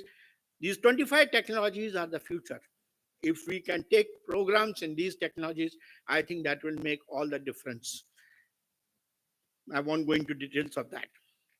And the possible sectors to focus on R&D initiatives. Prioritization is important, like biotechnology sector, semiconductor industry, artificial intelligence sectors. And you can see India biotech industry was valued at only about 80 billion in 2022. Today it is 150 billion and 9,000 biotech startups are there. Similarly, in the semiconductor, there's a major investment which has been done by Government of India in the form of 10 billion semiconductor PLI sector. Similarly, in the AI sector, we have AI has grown 14 times since 2018 and projected to reach about 1 million by 2030. So these are some of the success drivers and all of you should make use of them. Madam, I would take your pardon because my numbers, what I'm indicating on the PMRF may not be same as you have indicated. As on December 2024, according to my data, it was 939 research scholars were working under the scheme in diverse areas. And out of that, chemistry has been the most popular among the scholars, 138, followed by the interdisciplinary research of 119. And you can see how many have not changed, how many have changed in terms of count. So 441, there is no change. Upgrade is there in the case of 138, and some of them have gone down. So that is a kind of, but I think it speaks volumes of the kind of good work which is being done under this scheme, because the monitoring, promoting the excellence, providing support to them. I think it's a good sign. And the first time in the country that kind of a rigor is being followed. I'm extremely happy with that. The Nobel laureate mindset, value added research and market disruption. PMRF is not just a research fellowship, it is a pipeline to innovation driven startup. I think this is the word, if you will remember, then we'll benefit all. Publishing papers is important, but not enough. How does your research change the world? Nobel Prize winning researchers don't just discover, they disrupt industries. The best minds in research become technology pioneers, startup founders, and industrial visionaries. By leveraging incubators, industry tie ups, and startup grants, PMRF scholars can build high impact, scalable ventures. India's deep tech ecosystem is still emerging. This is one thing which pains me today because we have done so much energy into service sector and we have neglected the deep tech. So this needs our focus. The next $1 billion startups won't just come from software, they will come from deep tech research. PMRF scholars are not just researchers, they are the future Nobel Prize winners, startup founders, and global tech leaders. To conclude, for India to emerge as a self-reliant global leader, research must be aligned with national needs. As I mentioned to you, go for translational research, must turn scientific discoveries into real-world solutions. You should set up lead to game-changing technologies and billion-dollar industries. We should have become deep tech pioneers, startup founders, industrial visionaries. By leveraging incubators, industry collaborations, and government-backed startup grants, PMRF scholars can build high-impact ventures in AI, semiconductors, space tech, biotech, and clean energy. India's deep tech ecosystem is still evolving, and PMRF-led startups have potential to accelerate self-reliance while positioning India as a global R&D powerhouse. So research-driven, translational, sustainable innovation, not just in software, but by making breakthroughs in climate change, precision medicine, and next generation computing. You are not just researchers, you are the future winners, the startup founders, and global tech leaders. You have the potential to become India's next Nobel laureate. You have the potential to be the next disruptors. Your research must be the foundation of India's deep tech leadership on the global stage. This is the mindset shift required to make India a leader in deep tech innovation and Viksit Bharat. Thank you very much.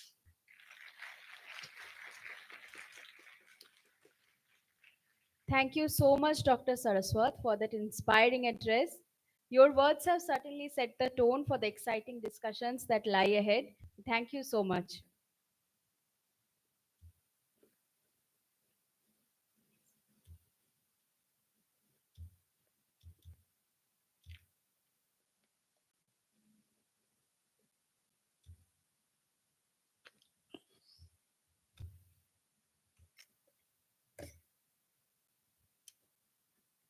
Thank you.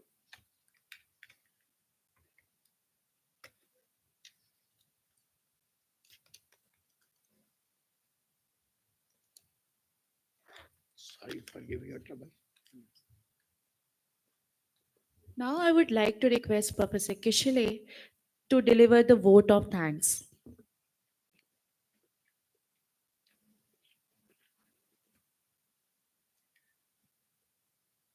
Good morning, everyone. It is indeed a great honor and privilege for me to deliver the vote of thanks on this momentous occasion, the PMRF Symposium 2025. On behalf of the organizing committee and all participants, I extend my heartfelt gratitude to everyone who made this event a resounding success.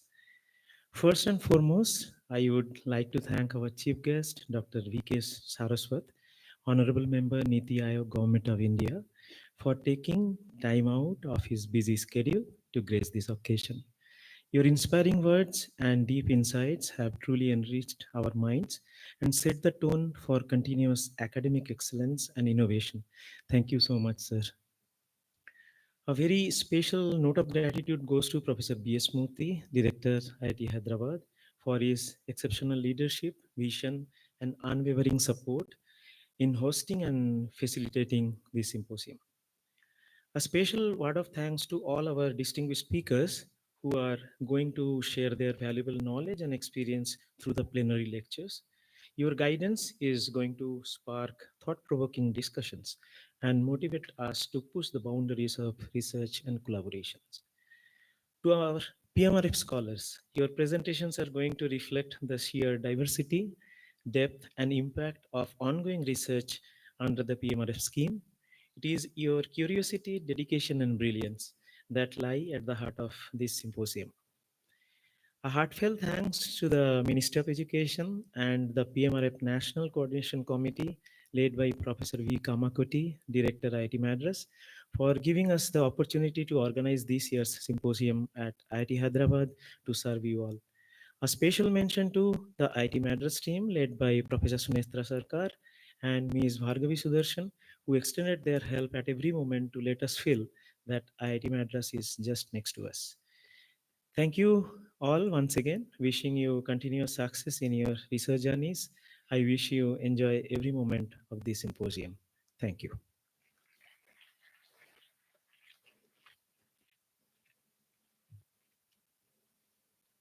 Thank you so much, sir. And now it's time to network and refresh ourselves. Please feel free to mingle with the other participants. You can grab a drink and enjoy the refreshments that have been arranged. And we will reconvene at 11:55 a.m.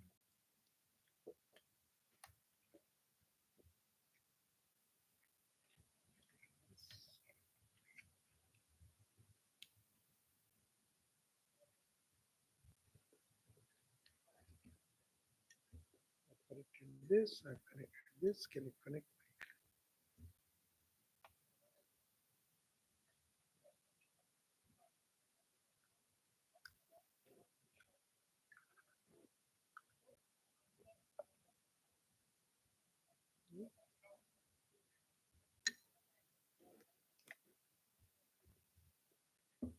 Charge. Is there a place for which? How is there?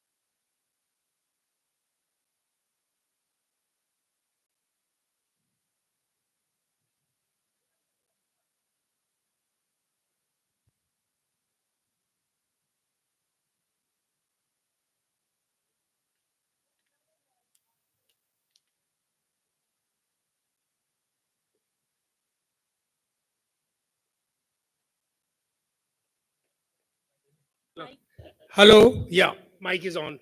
Can I start? Just a second. Yep. Welcome back, everyone. I hope you had a chance to network and refresh. So, we are now ready to begin our first plenary session. Our first speaker is none other than Professor Ashok Jinjanwala from IIT Madras, who will be sharing his valuable insights with us. Yeah. You don't need to talk much about me. If those who want it can Google nowadays and find out more about the people. Um, I still see a lot of people not there, but I think I will start because some of our people have to leave. Um, I'm going to give a slightly different pitch, of course, taking off from our chief guest, what he has started. But I'll talk about making technology work for India. And I think the talk that I'm going to give is a little futuristic, that what can be actually achieved in next 10 to 15 years and what we need to do about this. Want to start with a little bit of history of that at the time of independence, India had practically no technological base and it needed rapid technological development of new technologies. Actually, it was beaten so badly. We were actually fairly good till around 18th century, and over the 2 century we were just beaten so badly that much of it was destroyed. And it was with that purpose the five IITs were created. I went through a little bit of history and found that there was a resolution by the parliament that we are creating IITs as a cornerstone in building the industrial, scientific, and technical edifice of the nation. And it was said that these will be fully autonomous institute, supported by some of the best international universities, fully funded by the government, much higher than the others, and quality was to be the hallmark. And if I look at the scorecard over the last 50 years, I myself am a product of one of the IITs, and if I look at the scorecard, by 70s we had IITs definitely had a mark producing some of the best undergraduate students. Anywhere in the world you went and you looked at the faculty, you looked at the students there, and you will see that it is IIT students, undergraduates, which are doing extremely well. What is less known is that by 1980s, IIT had high quality master's graduate. And in fact, if India's industry developed to the extent it developed in 80s and 90s and the decade of 2000, you will find that some MTech from IIT played a major role. And in fact, the growth of IT industry also, they played a major role. By 1990s, our PhD students were making a tremendous mark. In fact, many of them became faculty, not just in IIT, but in other institutions. And today we are producing a million engineering graduates a year. Whichever university, private university, you find the quality to be very high, you'll find that the several PhDs are from IITs. So in that way, IITs did good job. But IITs were evolving, but were still not cornerstone in building the industrial, scientific, and technological edifice of the nation, because India was still importing everything. And this is what Saraswat was saying. Even as we were adopting some technology for Indian markets and using some local raw materials and subsystem, but we are still evolving. And it is at the turn of the millennium that many of us who were in IIT, who had been in our IIT system, started talking about that this will not do. We really need to do something different. And we started talking about formally industry academia collaboration. In a small way, it was going on, but we sort of said that is where the focus has to be. And we are also started talking about creating startups when the established industry is not willing to take enough risk associated with innovative breakthrough technology. We sort of say it is up to us to take that. It was the role of IITs, and IITs has to do that. And it is with that IIT Madras started. And it took some time. In 2008, understanding that innovation thrives when faculty, industry person, and youngsters interact in a formal, informal environment. At IITM Research Park, we created that environment. And that is, and this was outside IIT, and we were able to create that. We were able to bring in industry, the youngsters, and youngsters from all over, not just from IIT, and industry person, and the faculty, and that's how the whole thing started. At the same time, recognizing that established Indian industry is risk averse and startups work 18 hours a day to deliver. I think that's a very, very important thing. The very often established industries are risk averse, whereas startups generally tend to work 18 hours a day. For example, to me, it's a big surprise that Saturday is taken off. Anybody who does good R&D cannot take off. I mean, they have to work till late in the night and Saturdays and all that. But many places we just take off. The R&D doesn't have time. It is not 9 to 5 job. In fact, many of the R&D goes till late in the evening, on the weekends. Many of us are sitting and working till late in the night. We recognize that startups has that. And startups, we created the incubation cell. And we thrived quite a bit. Remember that we started IIT MRP only with seed funds. We're not funded by the government. We got some seed funds from the government and alumni. But after that, we borrowed 300 crore rupees from the bank at 10%, 10.5% interest. And we paid that back over next 10 years. Almost, we paid about 500, 550 crores. And today, we earn about 70 crore rupees cash profit every year. We created startups. Large number of startups. By June of last year, we had 350 startups. Their value was 50,000 crore. Today, it's touching 100,000 crore. This is the IIT Madras Incubation Cell Research Park story. And many of the companies, for example, Unifor is a company where you invested only 10,000 rupees and it gave us 11.5 crore rupees return. Medibuddy is another company where we spent 4,000 rupees and it gave us 14 crores. Guvi is a company where we spent only invested 5,500 and they gave us 4.28 crores. What were the lessons? And I think the lessons are very important. As far as I'm concerned, I handed over charge of our research park and incubation cell in June of 2024. And I understood the lessons were both were governed by independent boards. No interference from either the government or even from IITM. We did not allow, the way whole thing was structured, there was independent board, of course the board governed, but otherwise no interference from the government or IITM. We need to create organizations which does not have such kind of interference. If we don't do that, sure, IITM faculty were on the board. There were 3 or 4 government people also on the board, but they couldn't veto anything because they were not the majority. It is the industry people that were in the majority, and we ensured that the decisions were taken only what made a difference, made in the interest of our research park and incubation cell. Well, but go back to the original mission of IITs. I will say industrial, scientific, and technological edifice of the nation is still weak. I think Saraswat was repeatedly pointing out that we are still importing everything, and we are not technology leader except in very, very small areas. And therefore, basically, we believe that IITs and its research park need to create, do much more.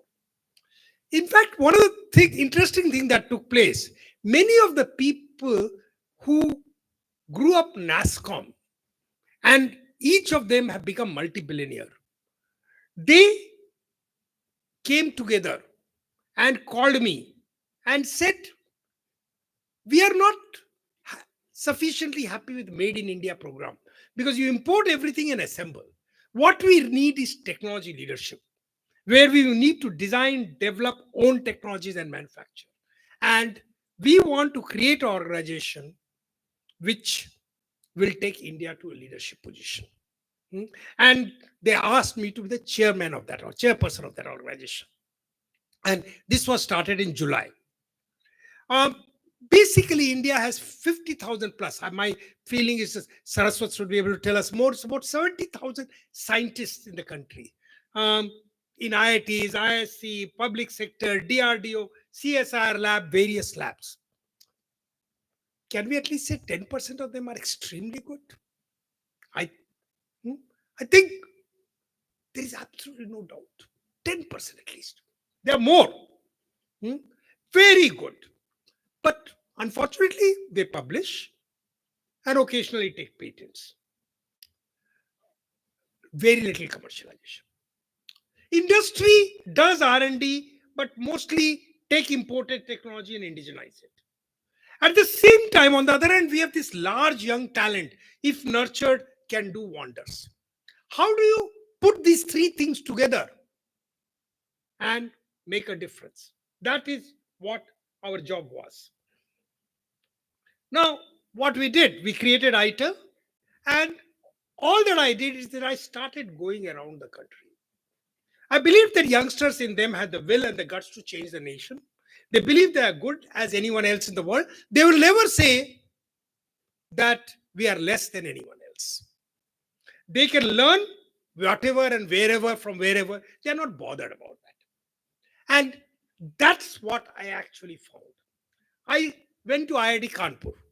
There was this youngster, well, 27-year-old. He had graduated, did his BTech and MTech from IIT Kanpur, and then had joined Jaguar.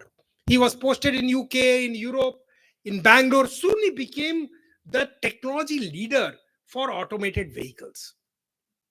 But then he sort of said he was bored, saying that doing it for Jaguar makes no sense. He left that, went back to IIT Kanpur.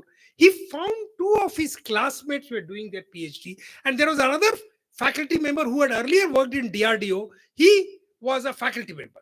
And they decided we want to set up a company called External Robotics with the aim of making India a technology leader in this area. And in particularly robots which can walk, which can move, which can do things, and every part has to be indigenous. We are not just going to buy something and assemble. And let me tell you, in a year's time, you'll not believe what they have been achieved. These are all 27, 26, 25-year-old. I don't know whether any of them have PMRF. They're doing their PhDs also, but part-time, but they are developing technology and say there is nothing that anybody can do which we cannot. Well, this one will say is from IITs. Let me now go to therefore another place. I found two youngsters. One was from Muzaffarnagar, another was from Prayagraj. And they were studying in Chandigarh University. They were inspired by Kalam and others, and they said they will make rockets. What they did is that, how do you learn? They took NPTEL course. There was a wonderful NPTEL course on robot, and they said they went through it 5 times. Oh, bolte घोट के हम लोग P गए. That's the kind of thing that they did.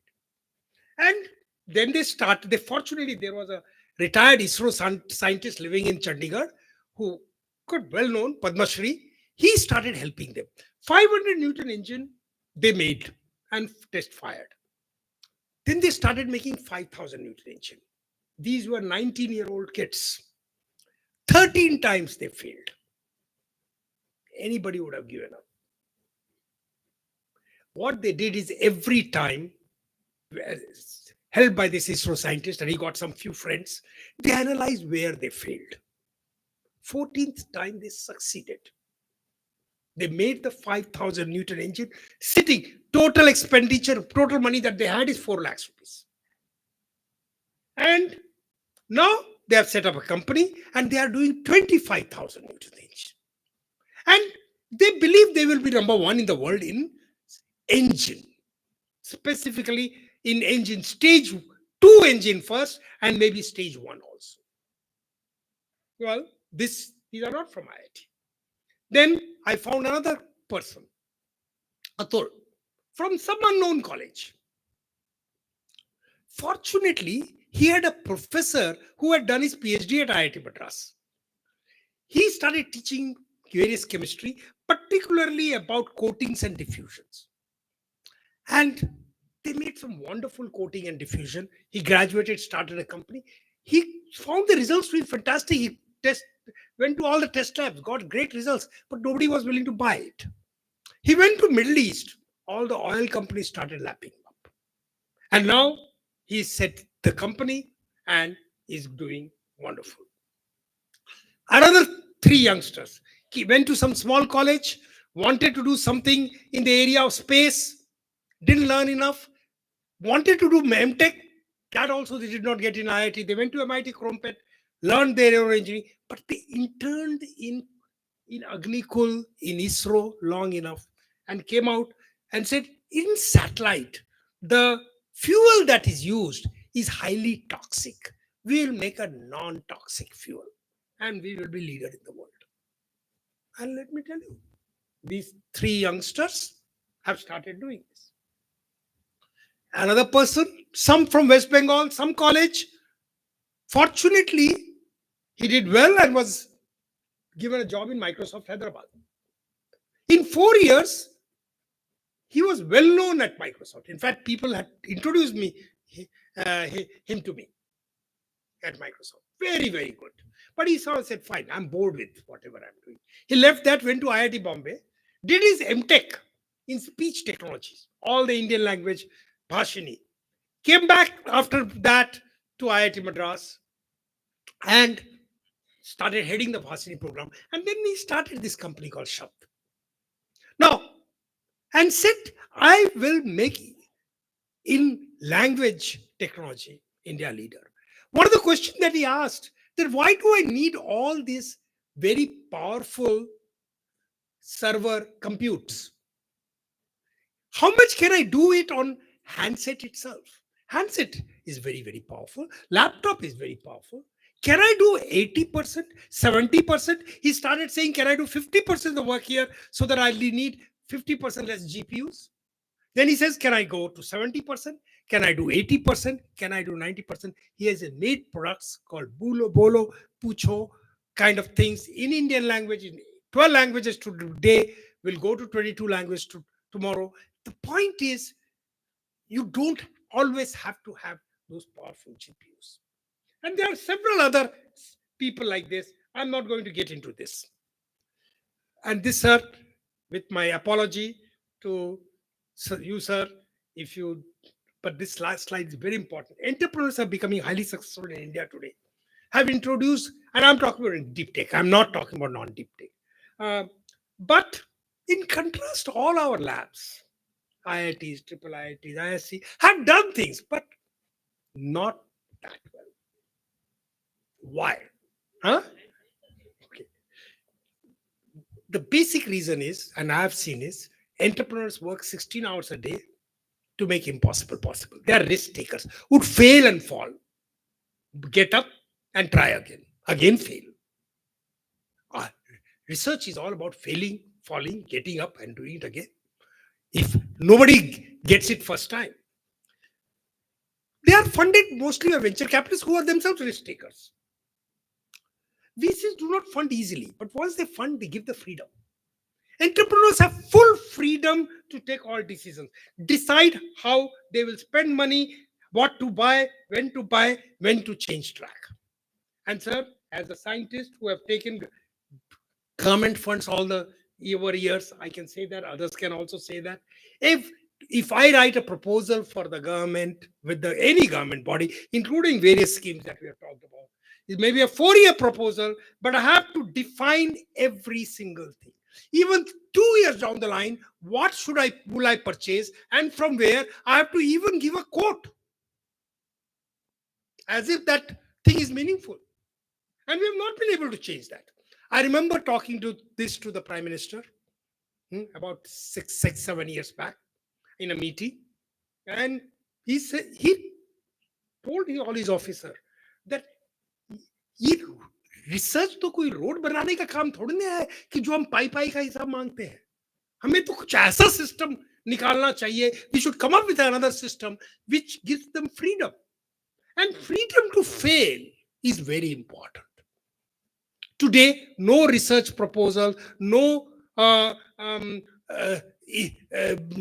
evaluation body want risk. They want everything to be risk averse. So what do? We actually promise minimum, deliver minimum. Somehow do all the paperwork.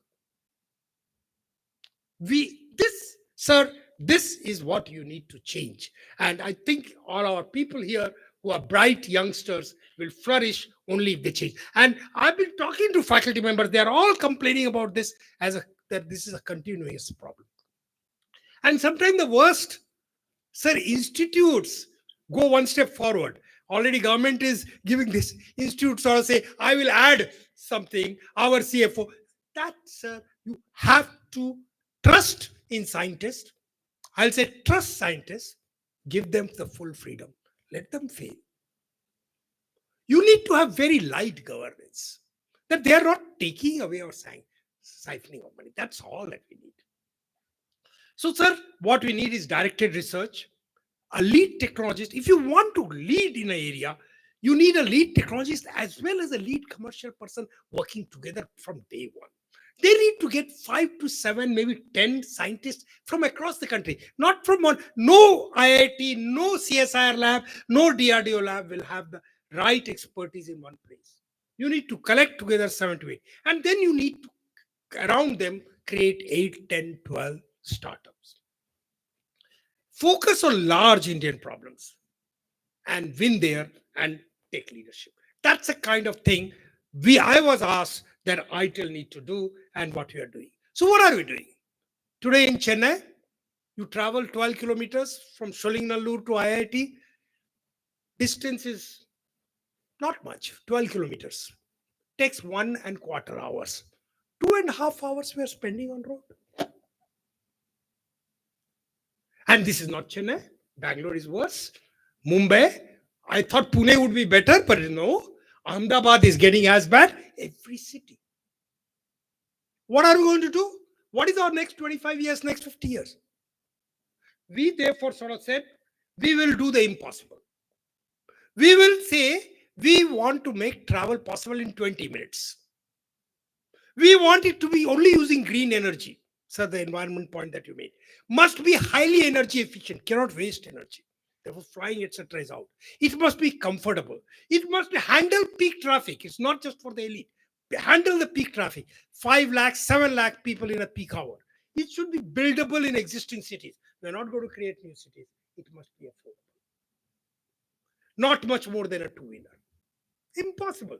You set up impossible goal. Let 10, 20 people collect 100 people and set up impossible.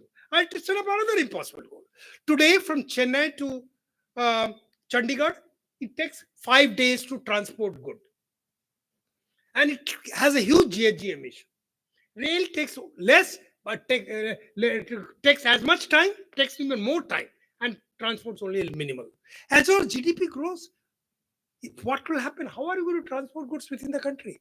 Once again, that goods transport will make it possible. We'll come up with a way by which from Chennai to Chandigarh, from any point to any point in India, you should be able to transport goods in 24 hours. Should be energy efficient, should be 8 times the current capacity, must be highly affordable.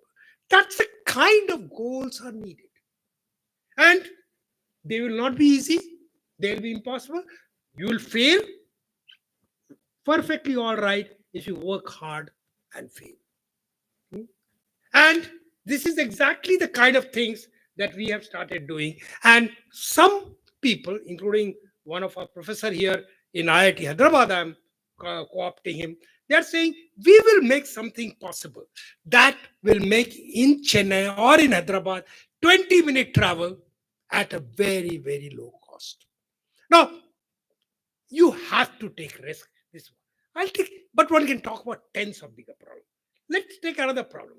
I don't know how many of us know 80-85% of our people are still very low income, 15,000, 20,000 rupees per month.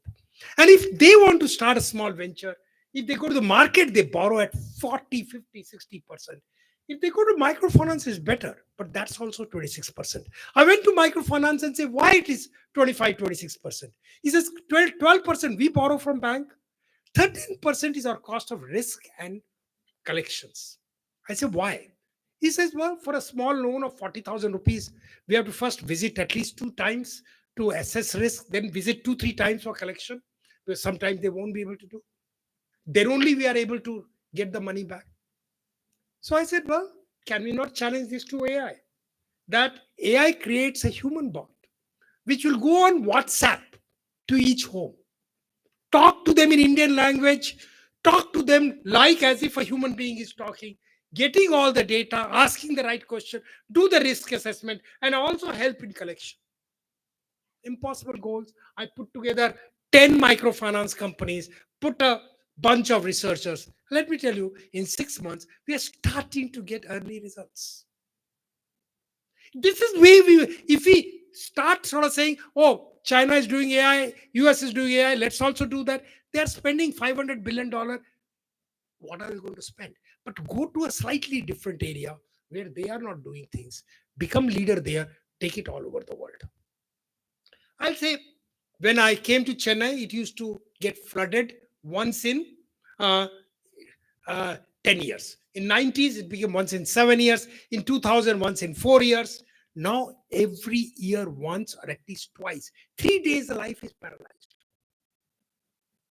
I went to IIT Gandhinagar, found a youngster. He said, sir, we can solve this problem. We will find the technology to ensure that our cities are not flooded, even with increasing rainfall. That's the kind of challenge that is required. I don't mind if they fail. Put together a team and let them go all out. I don't know how many of you know that heating and cooling consumes 50% of world's energy, mostly dominated by fossil fuel, and efficiency 70%, 65% at best, coal, gas, oil. Even when we use electricity, we use thermos flask, the efficiency is 90%, 95%. But sir, most of you know that there is something called Carnot engine, where from 1 unit of electricity, I can get 5 units of heating and cooling, 6 units of heating and cooling. Problem is, that's heat pumps and chillers we use in our refrigerators. Problem is they're expensive compared to using a fossil fuel. Can we in India create a group and say, in this we'll become leader and make it cheaper than fossil fuel? If we make it cheaper than fossil fuel and take it all over the world, the problem of climate change also will be significantly addressed. I can go on. Assistive technology. Large number of people in India require assistive technology. We are the only country in the world which can afford to put 30,000 young engineers to say, we will understand every aspect of assistive technology.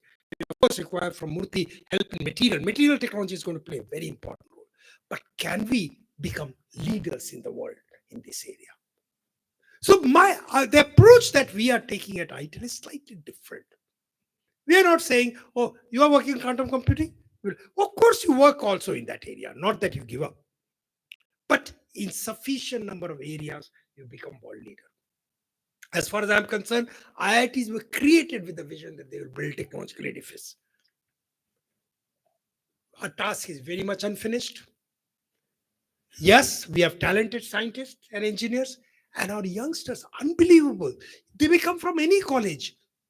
They are particularly most of them come from middle and lower middle class. In fact, if you take even people like Vidyasagar and Saraswat, I'm sure they came from middle and lower middle class, not from, many of us struggled during our young, and that's the kind of people that are coming. And they are ready to do wonders. All that we need to do is put them together and take leadership. That's all. Thank you very much. One questions or allow some questions? So if anyone have question, we can ask. And I will sort of say, we need to do this. We of course have to leverage every funding, including government funding. We are starting with private funding. This 10 NASCOM leaders started putting about 2-3 crore 30. That's good enough to start with. Then we start getting CSR funding and we leverage government funding. We'll get funding. I'm not worried about funding. But I'll ask Raji here, can she become, make India a technology leader?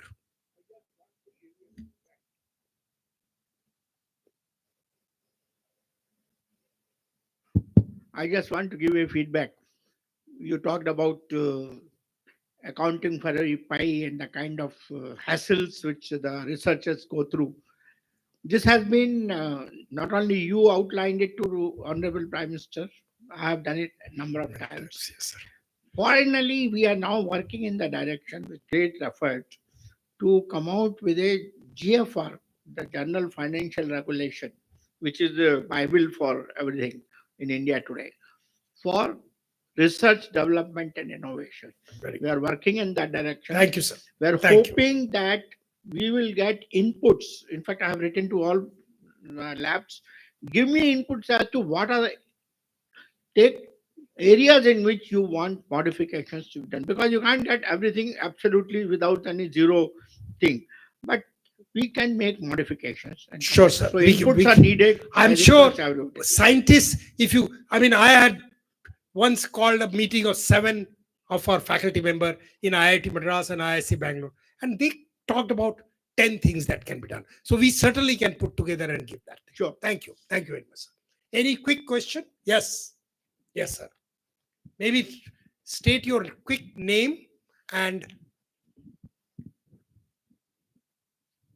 I finished it in 15 minutes so that we can, and we want to hear Vidyasagar, sir. Sir, as you said, researchers should be given freedom to fail. So this should apply to PMRF reviewers as well. I agree. I agree. As long what we need to do is as follows. First of all, you have tried extremely hard. You have worked 16 hours a day. You have worked very diligently. And you have taken a tough problem and made a mark. Every failure is an important learning. I totally agree with you. Actually, sir, we should be given provision to produce failed results in the review, and the reviewers also should show some clemency in. No. I think it's not a leniency issue. It's a question of measuring something different. Measuring how hard have you worked, how challenging a task you have taken, and how. See, every failure is an important learning. Do you think R&D can ever be done where, you think a new material can come by just trying it out and doing it? You have to fail there, but you must present what all you tried, how you failed, what results you got, and what did you learn from there. I think you need to be able to be absolutely confident. We need to fail. Yes, we do fail. We hide those failures. We shouldn't hide those failures. Yes.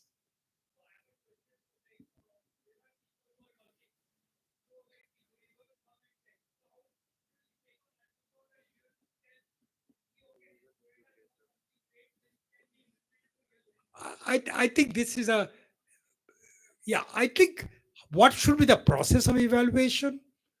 We can have a separate discussion. Well, how should you really figure this out? This is not something that we will be able to resolve it in this.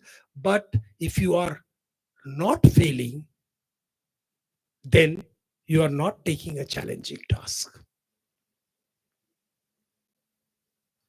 If you saw the kind of problems that I talked about, can I get there in 20 minutes? And every bound that I put, it has to be completely green energy. It has to be highly energy efficient. It has to cost lower than maybe equal to a two-wheeler. And it has to carry the peak traffic of not just today and tomorrow. Everything is impossible. Research is most of the time, trying to take up impossible tasks and make it possible. And yes, but you have to fail, you have to learn, try again, fail, try again. You have to finally succeed. Overall, it has to be a success. Okay? I think leave it 1-to-1. No, this is no.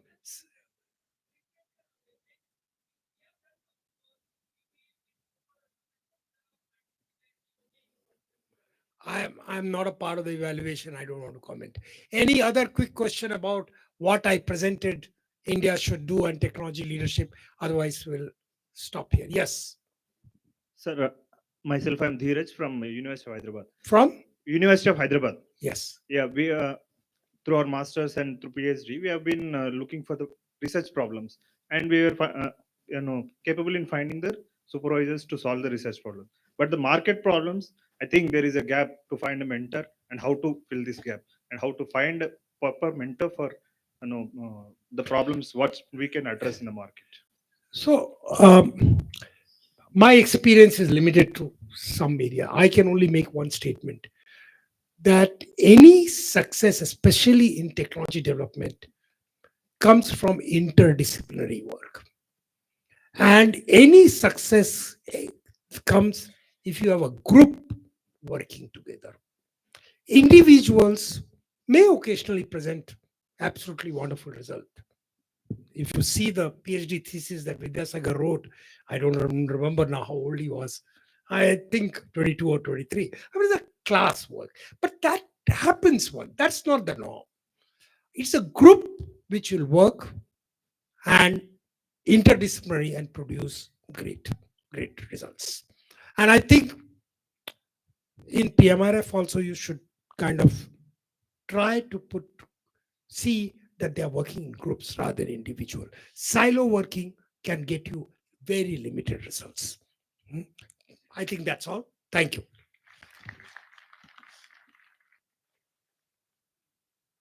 Sir Ashok Jhunjhunwala for the interesting talk. It was both enlightening and thought-provoking.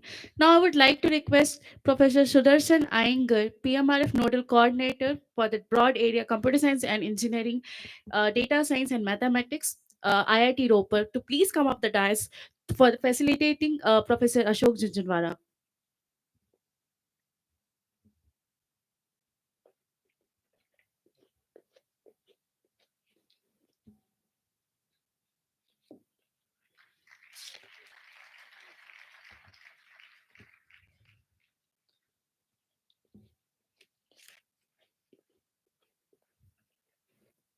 So now we will move on to the next session. Let us welcome our second plenary speaker, Professor M. Vidyasagar from IIT Hyderabad, who will now take the stage.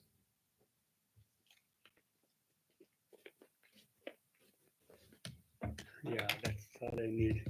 Yeah, I stick it anywhere.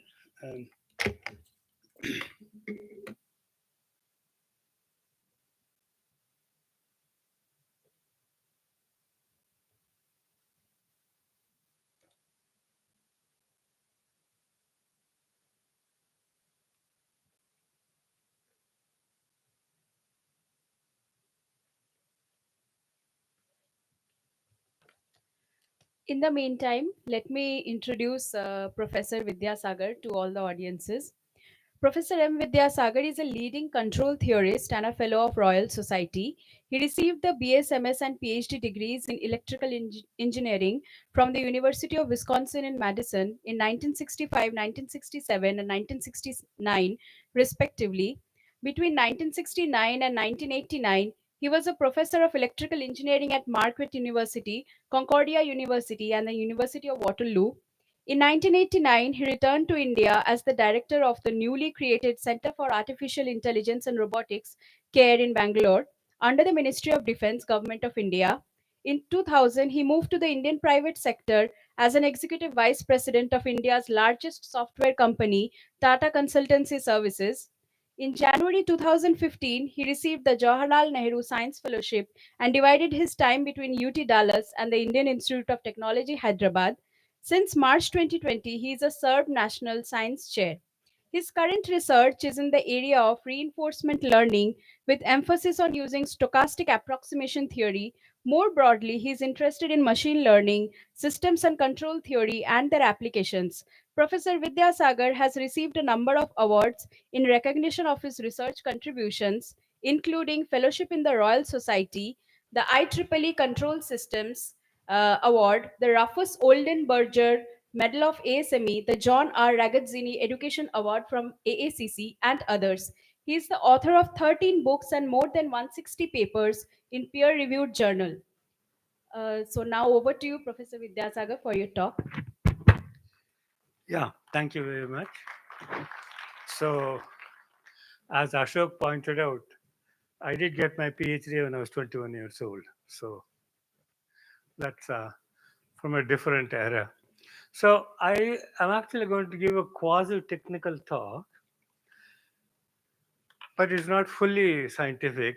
I wanted to talk about a very specific topic, but at the same time, let me shift to the other pocket.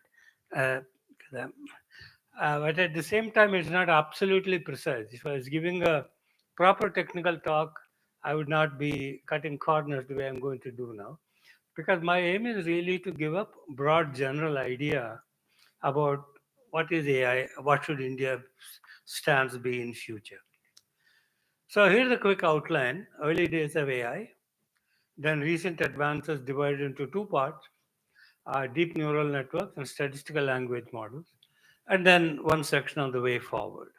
Well, let's start with the early days of AI. Here's a trivia question for the audience. Who coined this phrase, artificial intelligence, and when? Any guesses from the audience? None of you was alive then. Okay. The answer is Stanford professor John McCarthy coined the phrase artificial intelligence. And what about the year? 1955, 70 years ago. All right. So the point is that artificial intelligence is a very old subject. Somehow people have the belief that AI is a very new thing, and therefore all the important advances in AI happened only in the last 6 months, which is not true at all. Of course, today's AI is completely different from what it was back in the 50s, and this is a point I let me use this. So this idea of using computers to process non-numerical data started as early as 1949.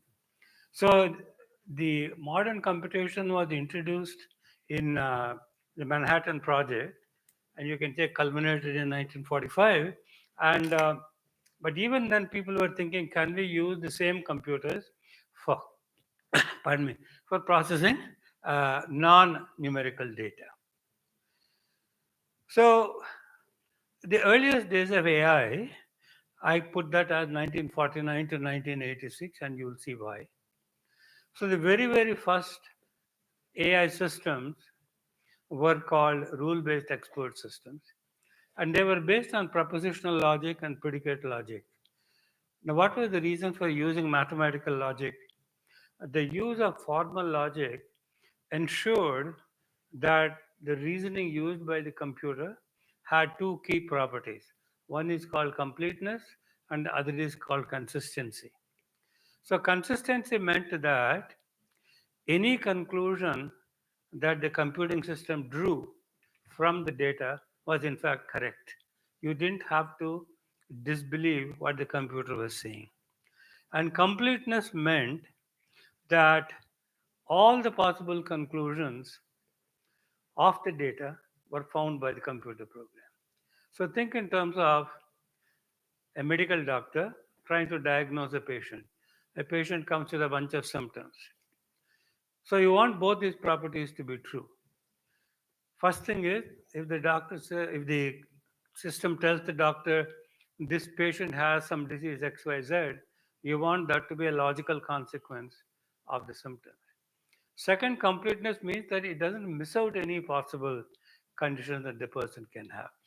And the last bullet here is that these systems were easily explainable. Today we keep talking about explainable AI, and we somehow think this is a new concept, and it's not, let me assure you. So because you're a medical doctor and the computer says the patient has this disease, the doctor will say, why? How did you arrive at that conclusion? So you should be able to trace back and figure out how the system reached that conclusion. Okay? Now, the early days of AI, in my view, ended in 1986. So what happened in 1986? Well, the advent of neural networks, which everyone has heard about, even if you don't know what they are. But today's neural networks have their precursor in something called the perceptron, which was invented by a man called Frank Rosenblatt. And what was the year? Again, I'm trying to tease you a little bit. What year did Rosenblatt invent the perceptron? Can anybody guess? Okay, you know by now it was a long time ago. It was in 1958. Okay. So you see, it's what, nearly 70 years ago, 67 years ago. So in 1969, two people called Marvin Minsky and Seymour Papert, they attacked Rosenblatt very severely over the limitations of the so-called perceptron, and therefore the subject kind of went into hibernation. People were not paying much attention to them, even though the perceptron was demonstrating the ability to play checkers. So checkers is a kind of a simpler version of chess.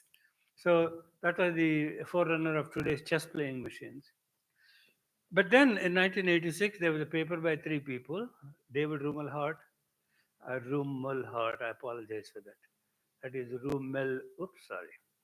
was Rumelhart, Jeffrey Hinton, and McClellan. They revived this subject. And what they did was to say, okay, a single perceptron may have some limitations. So how do you overcome them? Just have a multi-layer perceptron network. And this is how it looks like. So what you have here is a whole bunch of inputs. They're multiplied by weight. So just a simple linear weighted network. And then all these weighted inputs are added up. They go into these boxes, these green boxes, which I've called F1, F2, and so on. Those are nonlinear processors. And then at the next level, again, those outputs go into the summing junction. They go into the next level of neurons and so forth. And finally, something comes out. So this is called input layer. This is called the output layer. And these things are called the hidden layers. That was the terminology. And each of these Fs is some nonlinear function. And the advantage of this is that you can have different neurons in the same system. You don't have to use the same thing throughout. Okay. So how do you train this network? So training of the network meant that you are given a whole bunch of vectors. I hope people are not scared of vectors here. You're all supposed to be PMRFs, right? So you have X1 through XM are the inputs to the neural network, and Y1 through YM are the desired output. So you want to tune the neural network so that whenever it is hit with the input Xi, it produces, if not exactly Yi, something close to Yi. Now, in these arrows, there are the weights. That means what is the number by which X1 is multiplied. Those are all the adjustable parameters called the weights. And the point is that each time you choose a set of weights, you get an association between the input vector and the output. Here I've shown one output, but it can be a vector as well. So you want to tune these weights. So how do you do that? Well, the standard criterion everybody uses is this thing. You just compare the desired output Y sub I with what the network actually puts out, take the difference and square it. Why do you square it? Because you want to penalize a positive error the same as a negative error. And then add them all up and then divide by 1 over 2. So this is just like the average least squares error. Now, if you know anything about optimization, you adjust the weights by differentiating this function j and moving in that direction. So how do you differentiate this cost function? So suppose you want to know the gradient of that error with respect to that weight. How do you do that? So they introduced this algorithm called the backpropagation algorithm. I think anybody who has done any amount of study on AI has heard of backpropagation. And you see it goes back to 1986. Interestingly, there is an even older paper in 1976, something called the adjoint network. So the point I'm trying to make is, I think a lot of young people have the idea that everything important has been done in the last 3 months. Okay, if I really push them, they'll say, okay, 3 years. No, science is an unending stream. And if you really want to appreciate science, you have to understand the origin of science. And it goes very far back. Now, is it possible to do science without knowing the origin? Yeah, of course it is. But I think you will be a better scientist if you understand where the science originated and how it came from where it was then to what it is today. That's why I keep mentioning the dates. Now, let me come to the more fun part, which is the recent advances. By the way, I've been told to talk for 30 minutes. I will. And to allow 15 minutes for question. And if there are no questions, we'll all have an early lunch. So it's a good deal, right? So the next section is recent advances. First, I want to talk about deep neural networks. And they started in 2012. Okay. So until the early 2010s, the neural networks were very shallow, just a few hidden layers and a few hundred neurons and all. If I go back to this picture, oops, sorry. How many hidden layers are there? There's one and two, only two hidden layers. And the total number of neurons is about 9. It's not a very big network, right? But that changed very dramatically with this paper in 2012. It's written by three people, Alex Krzyzewski, Ilya Sutskever, and Jeffrey Hinton. And Jeffrey Hinton is one of the pioneers of modern AI. And what is the title of the paper? ImageNet Classification with the Deep Convolutional Neural Networks. Don't worry too much about the terminology, but what is ImageNet? I want to tell you that. So it's a hand-curated collection of 1.3 million images grouped into 1,000 classes. It had everything. It had animals, it had buildings, it had tanks, it had flowers, you name it. Now, the reason for this ImageNet was the image processing community was highly fragmented. They said, my algorithm works better than yours. And you could always find some images on which your algorithm performed better than somebody else's. But that doesn't prove anything. So the research community agreed upon this database of 1.3 million images and said everybody has to use that database because that's the benchmark. Okay. So 1.3 million images into 1,000 classes. So basically the performance was not very good, but you had a level playing field in that my algorithm was compared against yours on the same set of images. So in typically before 2012 or so, the error rates were about 25%, which meaning 75% of the time the algorithm got the right answer, 25% of the time they got the wrong answer. And this was considered okay for that era. Then what happened was this paper was published. And what did it do? The impact of DNNs, so it had 650,000 neurons and 60 million parameters. It just completely changed the paradigm. But having done that, what it did was this slide here. The previous year, in 2011, the best error rate was 25%. In 2012, the error came down to 16.4%. Huge jump. Okay. And then, of course, error kept coming down, down, down. But that's the quantum jump because it showed that using deep neural networks was the way to go. Now, here's one more trivia quiz. This is my last trivia question.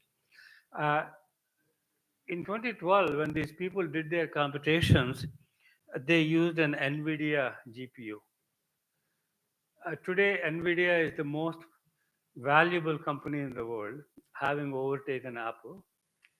We have market cap of about $3 trillion, 3/4 of the GDP of India. Okay. But my last trivia question is, what was the original target market of NVIDIA? In other words, in 2012, what market was NVIDIA trying to address with their workstations?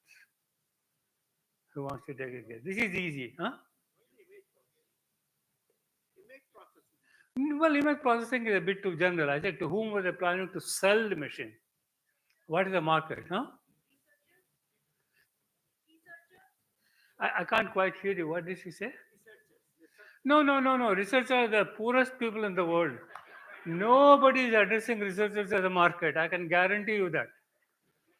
Second poorest people in the world are the startup people. Nobody is addressing this market. So please try again. Medical, is that what you said?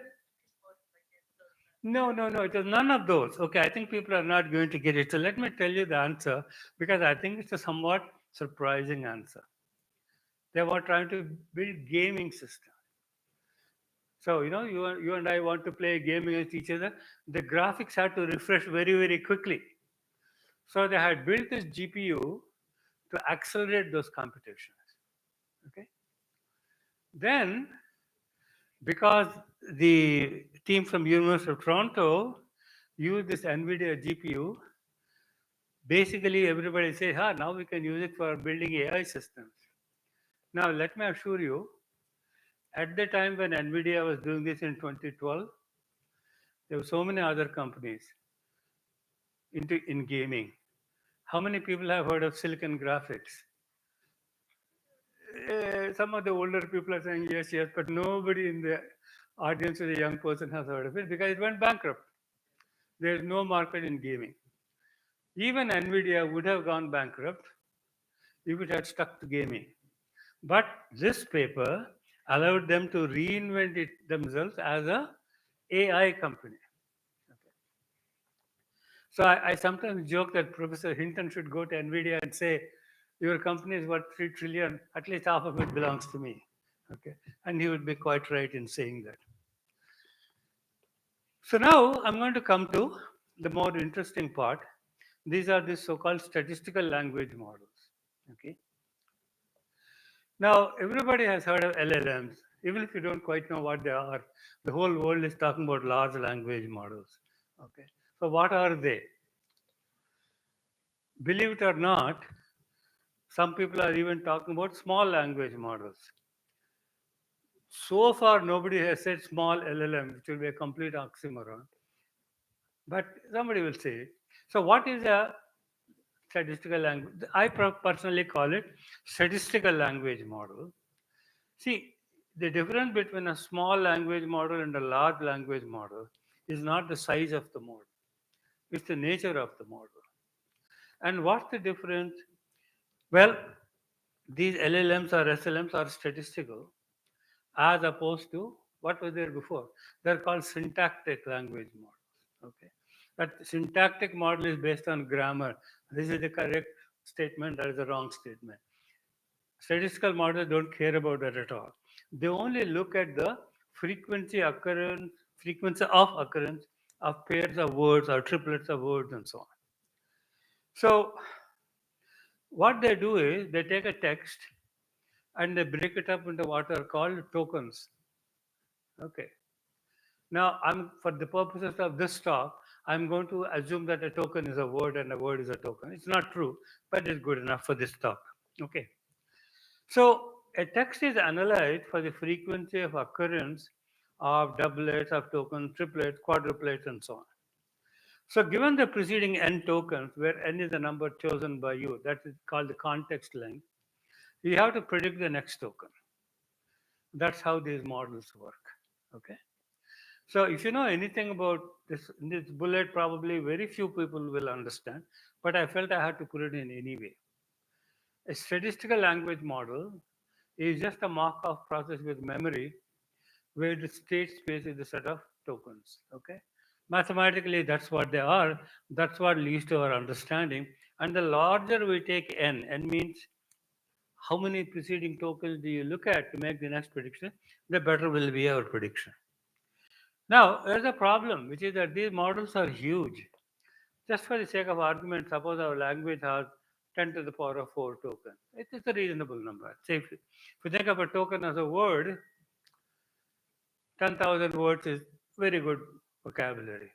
But then how many pairs of words will we? 10 to the power of 8. How many triplets?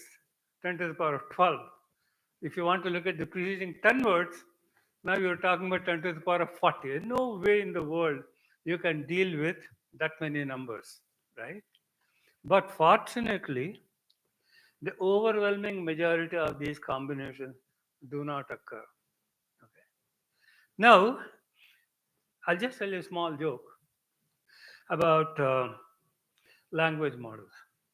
How many people have heard of Lincoln's Gettysburg Address? A few people have it. Anyway, it's a very famous thing. And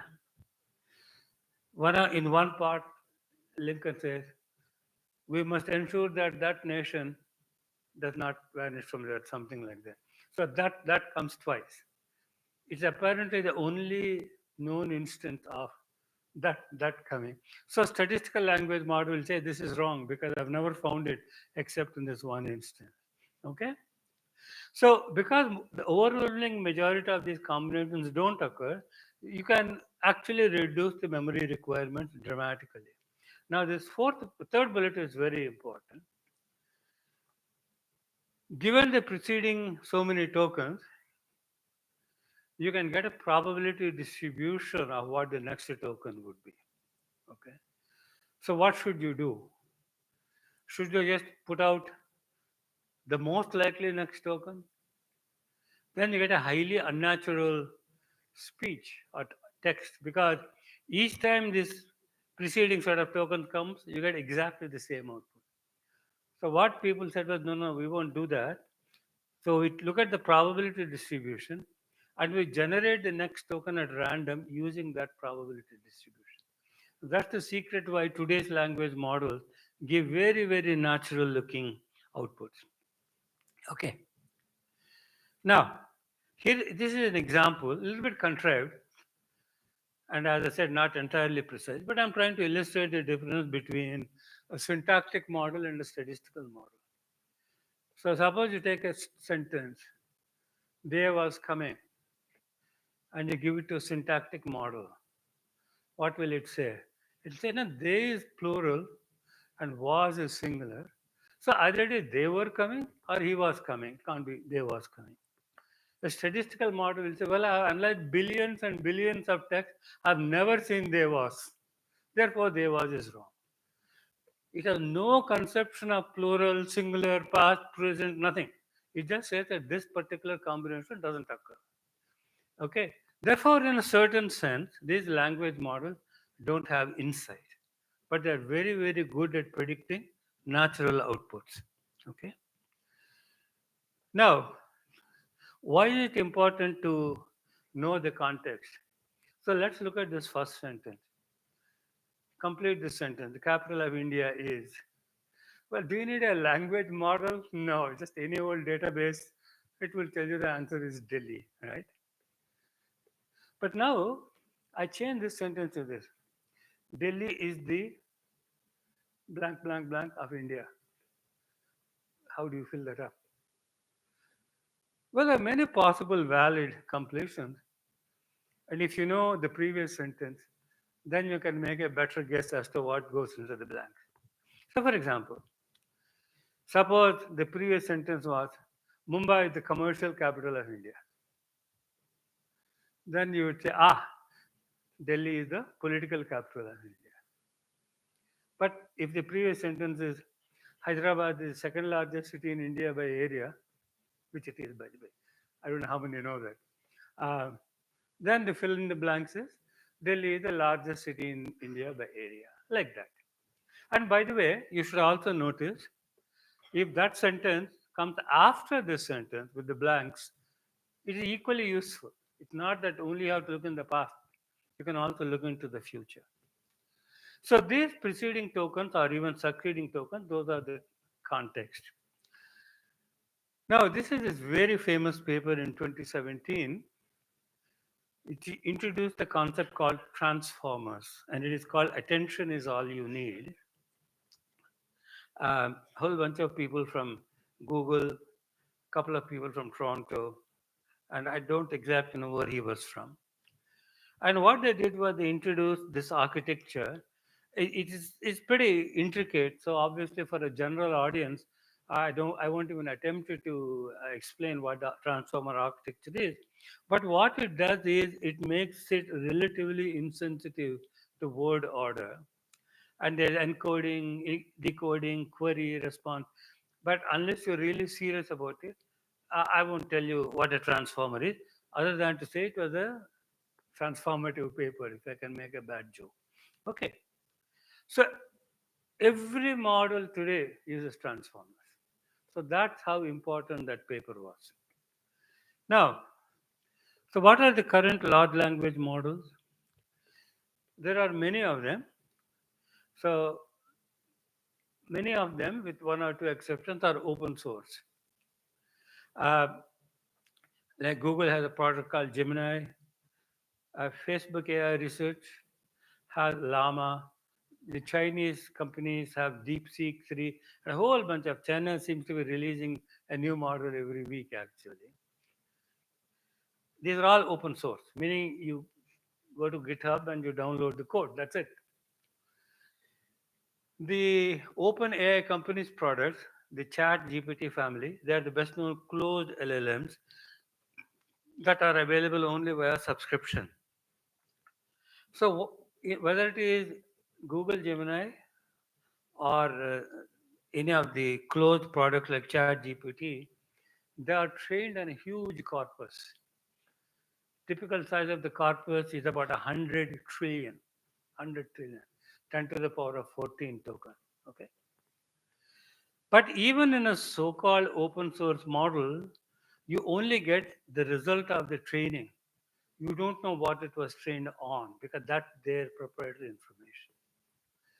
However, I want to show you this is the only equation that I have in this whole talk. If somebody gives you an open source model but doesn't give you the data on which it was trained, can you tweak this model so that it performs very well on your data without messing up the original performance? So that's the key. If you had the original data, you train it on your new data and check that it didn't mess up the performance on the old data.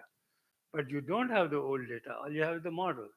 Is there any way of ensuring that by adding new training input, you don't mess up the performance on the previous data? Okay. So this is something known as the low rank adaptations. So what this is actually, as I said, this is my only equation in this whole talk. This is actually a very solid idea that goes back at least 70, 80 years, just about the time that computers were invented. Suppose you're just doing simple linear regression. I have a bunch of y and x, and I'm trying to fit y is equal to ax, the best possible fit. Now, back in those days, people were worried about the fact that as you keep getting more and more data, you have to keep track of all this data. And remember, in 70, 80 years ago, the computer memory was very limited. So they wanted to know, is there a way that I can keep throwing away the old data? And they found that if you do this least squares regression, all you need is the current best fit and the next input, and that's all you need. But this proof really depends on the linearity of this problem. Even though neural networks are highly nonlinear, a similar philosophy also applies to large language models. And I have just put one paper. I could have put many other papers. And it is called low rank adaptation of large language models. So what's the point of this paper? You have a model trained on a data that's not available to you. Now you have new data. How can you train it on your new data without messing up the performance on the old data? Okay. So this is my last part, the way forward. Now you must have heard this phrase foundational model. It's in news a lot. What does it mean exactly? It means that you train your model from scratch, and usually you are the one who's created the corpus on which the training has been done. So one thing you have to understand is nobody gives you the corpus. You have to make your own. So if you make your own corpus and then you train a model on that, that's called a foundational model. Fine tuning a model means that you take somebody's open source model and then you adjust it for your requirement on a small additional corpus. Now, this word small is very misleading. That's why I put this footnote.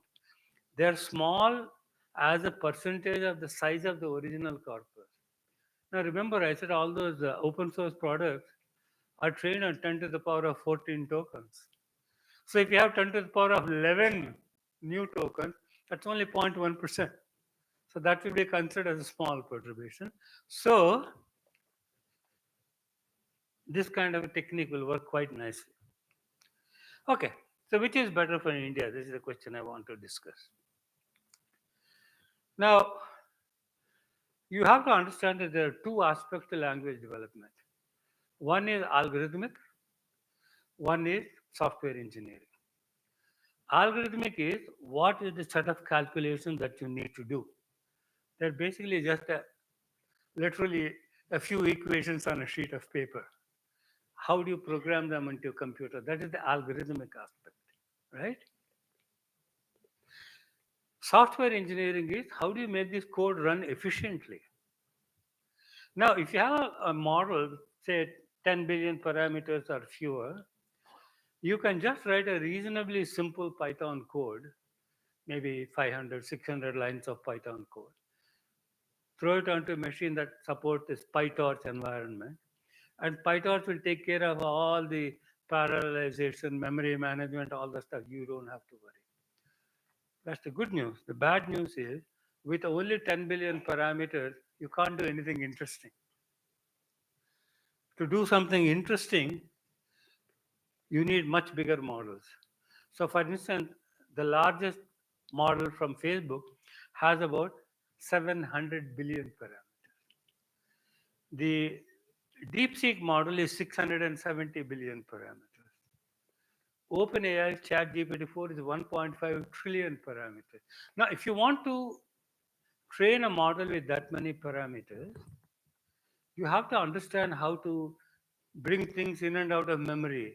Should you really use 64-bit floating point representation, you'll be dead. It will take the known age of the universe for this algorithm to run. So you people, believe it or not, they use 4-bit or 8-bit fixed point arithmetic. Okay, so that is what I'm calling as the software engineering. Now, remember that if you want to be a player at the global level, we have to be skilled in both aspects. You have to understand the algorithms for developing a language model, but you also have have to have the software engineering skill to deal with very large models. Okay. Now, this last point is very important because even if you take an open source model from GitHub, it will have this many parameters. So you got to know how to handle them. You can't say I'm going to work with only small models because they won't be of any use. Okay. So how do you develop a foundational model? You take some corpus and tokenize it. And there are some so-called automatic tokenizers, but they don't work very well for Indian languages. Then you train a large language model. But unless the number of tokens is big enough, it will not have any real world impact. So this requires a lot of money for CPU time and for engineering stuff. I mean, you need highly trained people to do this kind of work. Now, there is this thing called the India AI Mission. It was announced about a year ago in March 24 with a announced budget of 10,400 crores and no further details after that. Then in February of this year, last month, I mean, they finally announced that they have a budget for 25-26 of little under 2,000 crores. And then they wanted to solicit proposals. And they made two important comments. One is that they will support only foundational model development and no fine tuning of existing, sorry, there's a typo here. No fine tuning of existing models. Okay. Now, and they also said that they will fund 6 to 10 projects. They have only 2,000 crores. So it's pretty obvious that each project will have 200 to 300 crores. So that's about 25 million to 35 million. It's not a whole lot of money in the world of AI. Okay. My own conclusion is that in order to, and they want to do it in 8 months, 6 months preferably, at the most 8 months. So anything you can do with this little money and this little time is going to be a small foundational model. It will teach you the algorithmic skill, but it will not teach you the software engineering skill. Okay, that's what I'm saying here at the bottom. Now, if you want to make large language models for Indian languages, there are three points we need to pay attention to. This is my next to last slide, and then I'll be done in a minute. I seem to have overshot by about 5 minutes, but that's okay. Existing open source models have been developed using huge resources. We don't have them, and we're not going to have them. So it would be a mistake for us to not build on these open source models. We have to take them and to build on them. However, there are two things you have to watch out for. One is debiasing and other is localization. Debiasing means that whoever developed the program, they have their own biases, right? So for example, if you take DeepSeek 3 and ask it where is Arunachal Pradesh, it will tell you there is no place called Arunachal Pradesh. You know why, don't you? So developed in China, so they don't recognize Arunachal Pradesh, right? So that is debiasing. Then there's localization. Maybe they'll know something about Kalidasa or Bhasa or Premchand, but if you start to go to some second and third level depth, it will not know. These are the two things you must have. And the third bullet is that a lot of our traditional knowledge is getting rebadged in these global expert systems under different names. So before somebody else does it, we have to do it ourselves. So for all these reasons, I finally come to this conclusion. For us, in my view, the best approach is to take an existing open source model, fine tune it by whatever additional corpus we want to build, and then have a portal where if it spoils the performance on existing corpus but non-index, people report that and you keep retuning over and over. Okay, so this is my last slide. I have this dream that we should be able to use AI to provide high quality primary and secondary level education. See, we somehow put the cart before the horse. We went straight away to universities without building the foundation of primary education. And because of the nature of the language model, it's better to start with topics like mathematics and physics, which have a precise answer.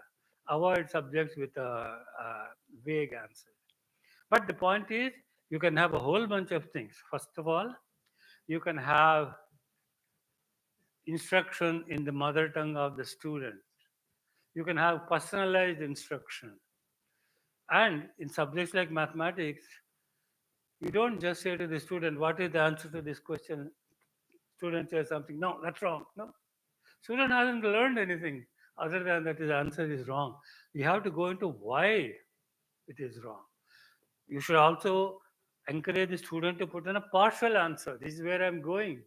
And the system says, no, you're not on the right track. This is what you should do. Hints, not just marking yes or no, but giving hints. All these things are possible if you use the language modeling technology. But this has to be done in a concerted manner. I can assure you it cannot be done for the kind of money that we're now spending. So as a pilot, if some generous person like Dr. Saraswat can arrange for 60 to 100 crores, a group of us, we have put together a nice team, about 30, 40 people. We can actually give a pilot in 1 year. Okay. We plan to take an existing language model and fine tune it. But the 60 to 100 crore figure is a bit misleading because it doesn't include computing time.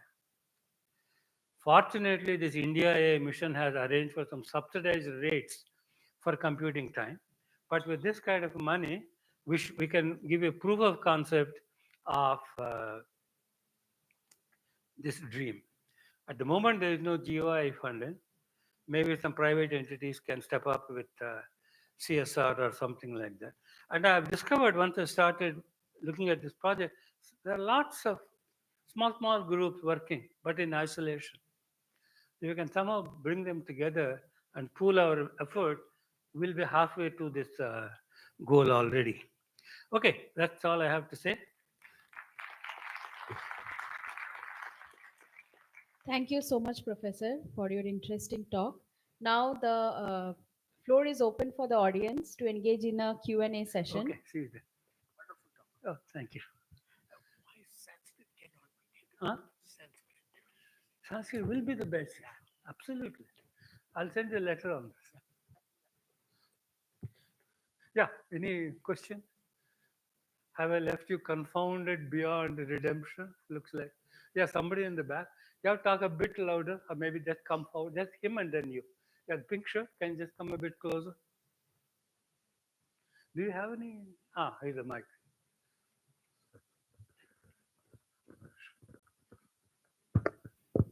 Good afternoon, sir. I'm Orko from IIT Kanpur. So you are talking about transformers and neural networks, but as you all know that this backpropagation or the transformers are very energy hungry processes. Transformers are? Like they consume a lot of energy to train the models, and it takes a lot of time. So do you think for a country like India, we should also focus on other computing paradigms such as which has been overlooked till now, like hyperdimensional computing or stochastic computing or neuromorphic computing? See, I mean, I don't want to give an overly technical answer, but one of the big lacunas in this area is you do your initial training, you have a 10 trillion, I'm sorry, 10 billion or 100 billion parameters. See, in control theory, which is my original field, we have a topic called model simplification. But somehow the AI people never think about model simplification. In fact, they think of this as a bragging right. Oh, mine has 100 billion parameters. How many does yours have? You know, it's actually a very silly way of looking at it. It should be the opposite. If you can do the same as what I can do with fewer parameters, then your solution is better. But they don't think like that in this world.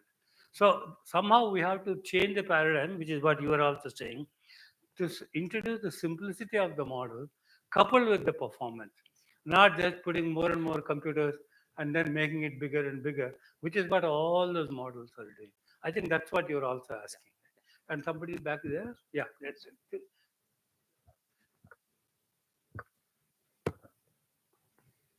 Hello, sir. Nice talk, sir.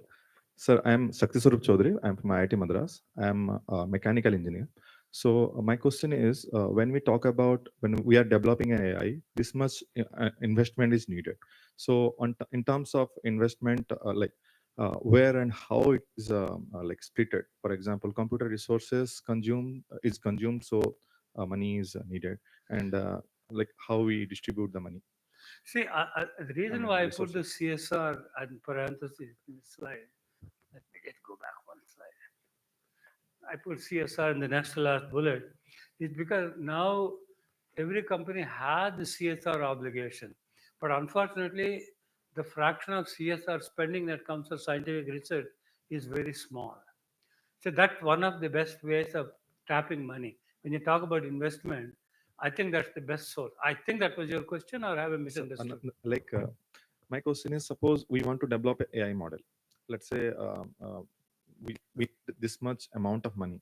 So computer resources needs money, and it also includes human resources, the cost, entire cost, or like how the money is distributed.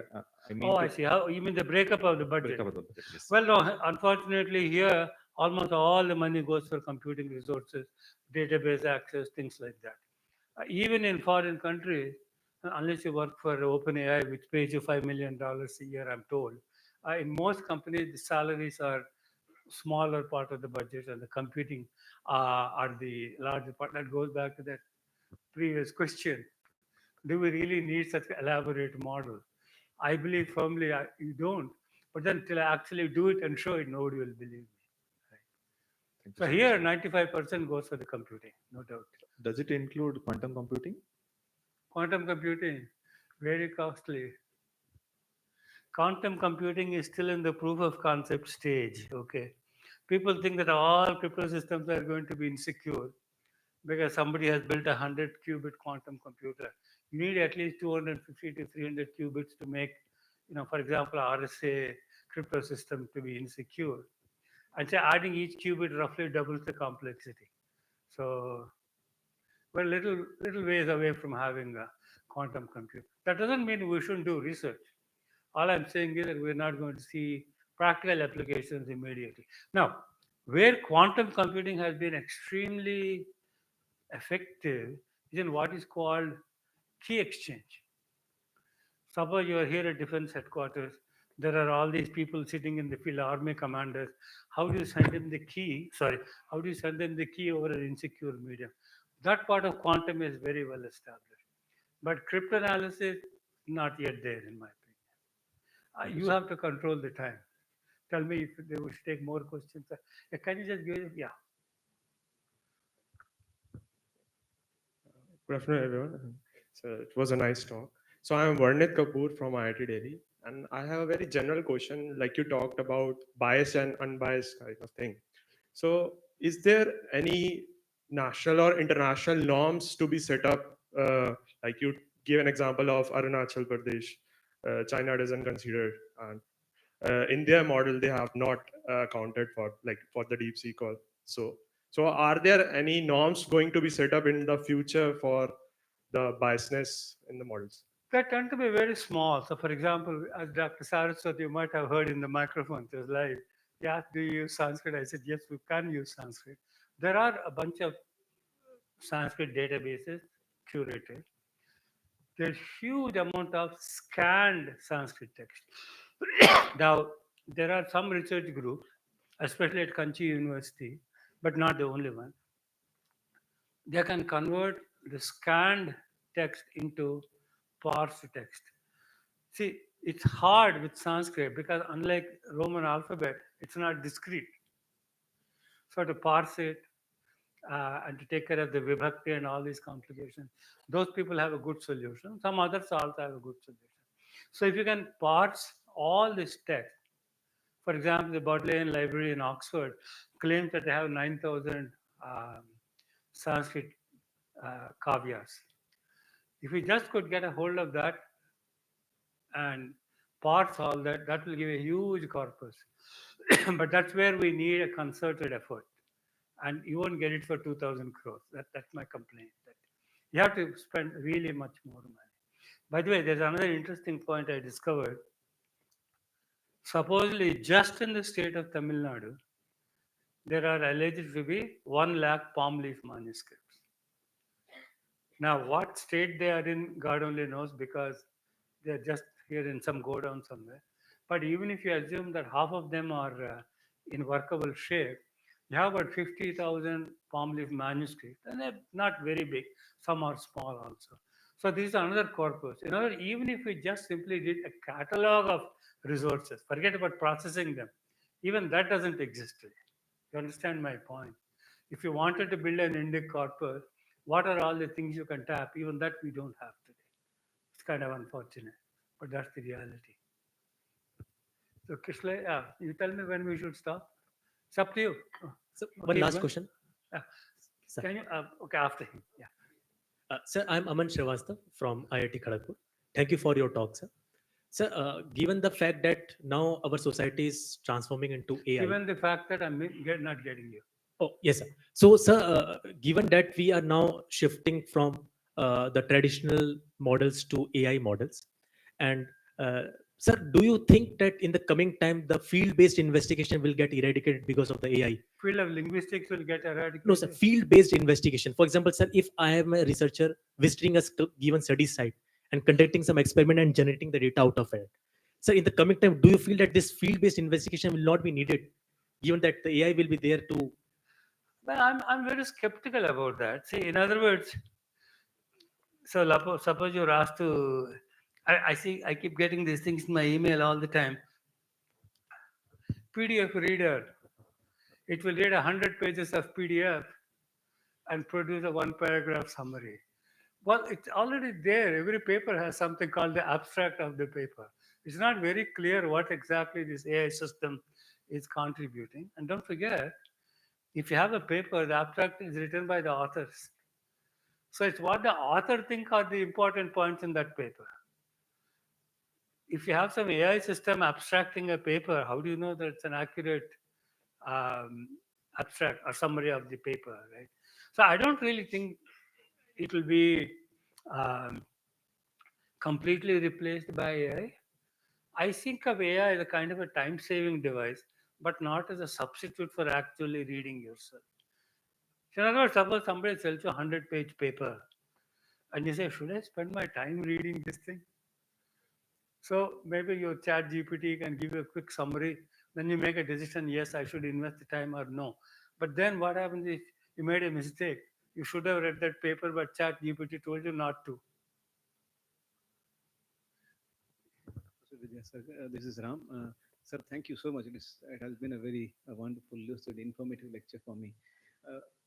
Can you just hold a little bit Earlier question and your answer. Somewhere you highlighted about the traditional knowledge system aspect.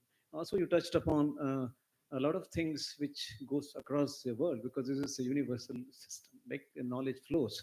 And then you said, like we touched upon many things, including China, whether China also used the traditional knowledge system to be taught and learned by even the medical professionals or anybody else. But here, you pointed out a few things, Bhasa, Kalidasa, many things you said when you search, we not get in Google. But at the same time, cultural digestions do happen, like a lot of Indian philosophy or the ancient science text, which flows across the world and comes back to us and thinking that, oh, with this English is new names. to us. With English names. With English names. So how do we take care? Wherein like the science believes in the citation. In Indian philosophy, too believes in the citations. So how do we take care as an AI enabled and let's say government driven AI system? How do we protect that? And how do we learn from across the world and safeguard ourselves? So I think there are two types of people. What I call the malicious people and the curious people. Right?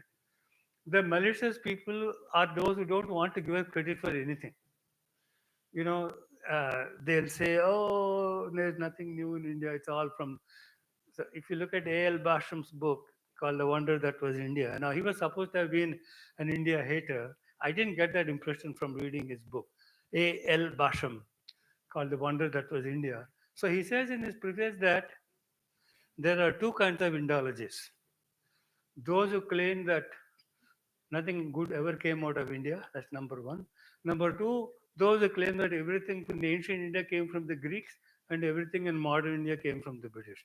I mean, that's sort of this is what I'm calling as the malicious crowd. But then there are the other people whose number is growing, in my opinion, who are curious, but where do they go? And that's the part I think that we can fill up by using AI tools. You mentioned Kalidasa, because I mentioned Kalidasa. Okay. Suppose somebody says,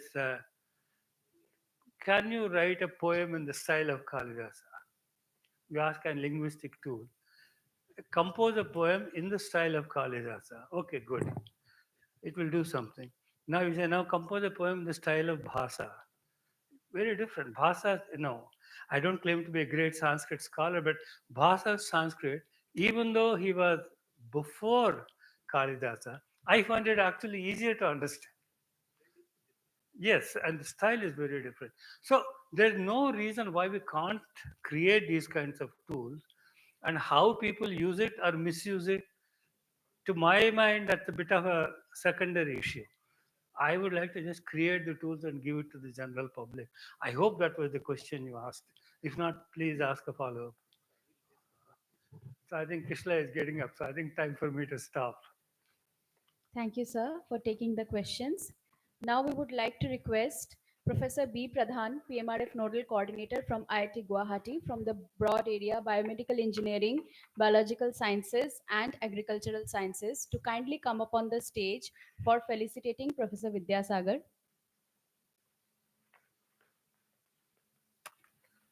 Okay, let's... Oh, okay, thank you. This is also mine. I should remember to take it. Yes. Oh, okay. Oh, thank you very much.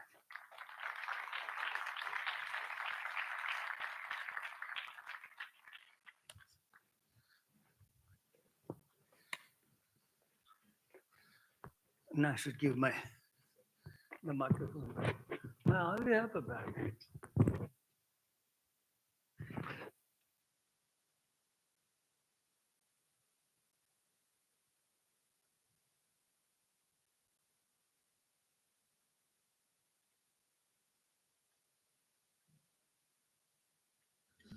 So far we have had two wonderful plenary sessions, and now it's time to take break for lunch.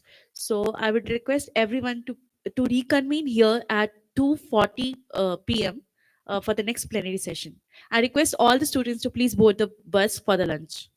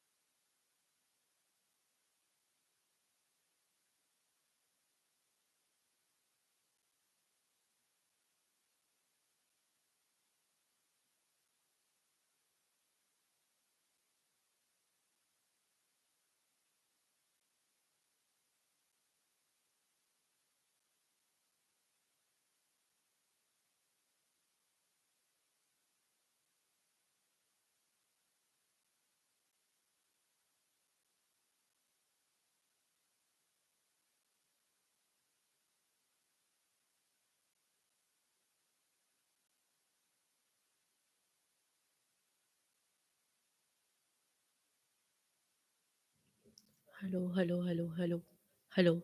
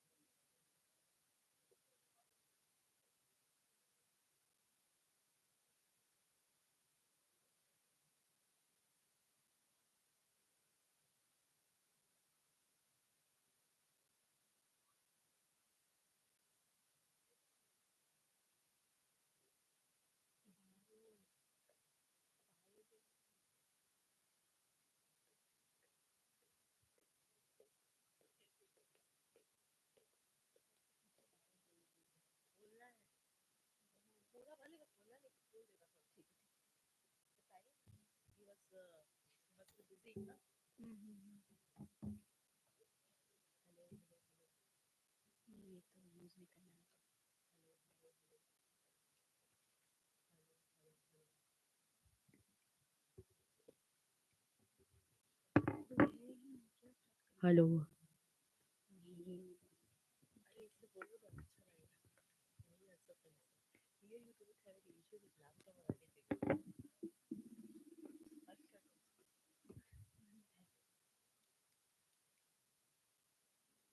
Hello.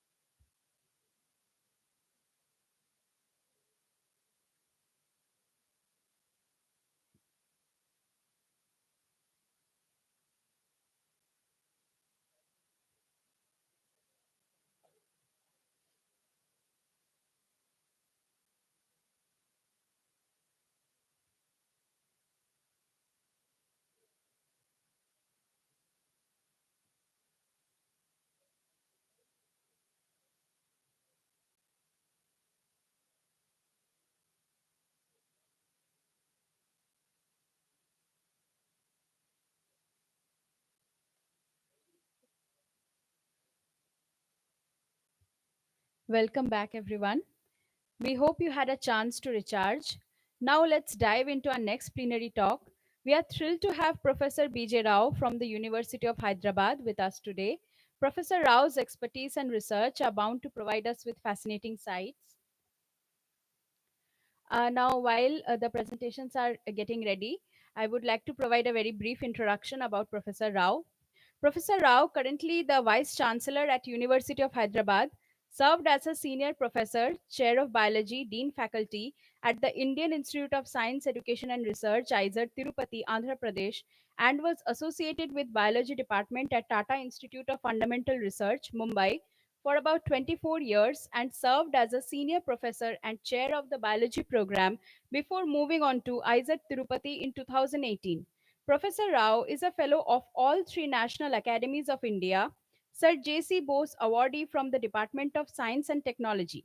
He has made fundamental contributions in the areas of genome biology and cellular regulations and adaptations, where he published about 160 peer reviewed international publications with high citations and impact. His publications range from experimental to theoretical biology to chemistry and physics. He has chaired a number of several national and international committees on various policy matters related to science, technology, and education. He has widely traveled and lectured across the globe and is a strong votary of knowledge centric, concepts oriented, interactive modes of learning methods combined with a strong do it yourself critical thinking model. Professor Rao has won many awards and recognitions. He has contributed significantly as the chief editor of Journal of Biosciences, a flagship journal of Indian Academy of Sciences and Springer Nature combined, and has been instrumental in its high impact. He has been DST inspired teacher articulating the current experiments of basic biology to undergraduate students across India. Now, Professor Rao, over to you for your talk. Kindly, we welcome you onto the stage.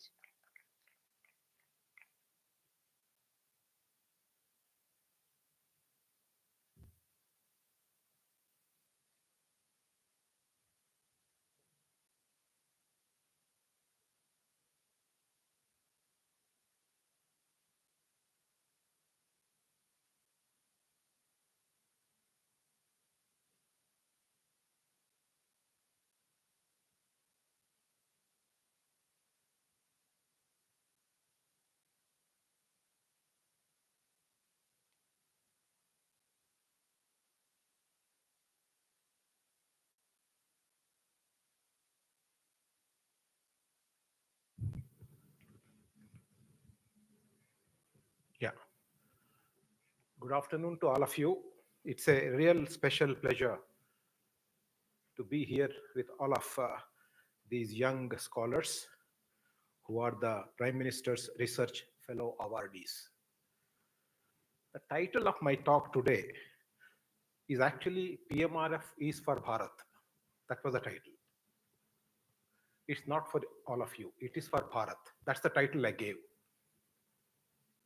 And I want to justify the title by making some very, very important points. After that, if time permits, then I'll go into discussing why science and why biology. Because I'm a biologist, I should ask that question. If time permits. Otherwise, I don't want to go into this PowerPoint. I can simply say what I want to say. Now, we must capture Bharat in its entirety. Bharat is fifth and fourth largest economy now. And if you look at Bharat carefully, especially in the 15 to 25 years age group, our number is about 25, 30, 35 CR. Very important cohort. You are part of that cohort. And in this cohort, innovation should happen, wealth generation should happen. These are the two important requirements. Everything else is fluff. The questions are we doing it enough?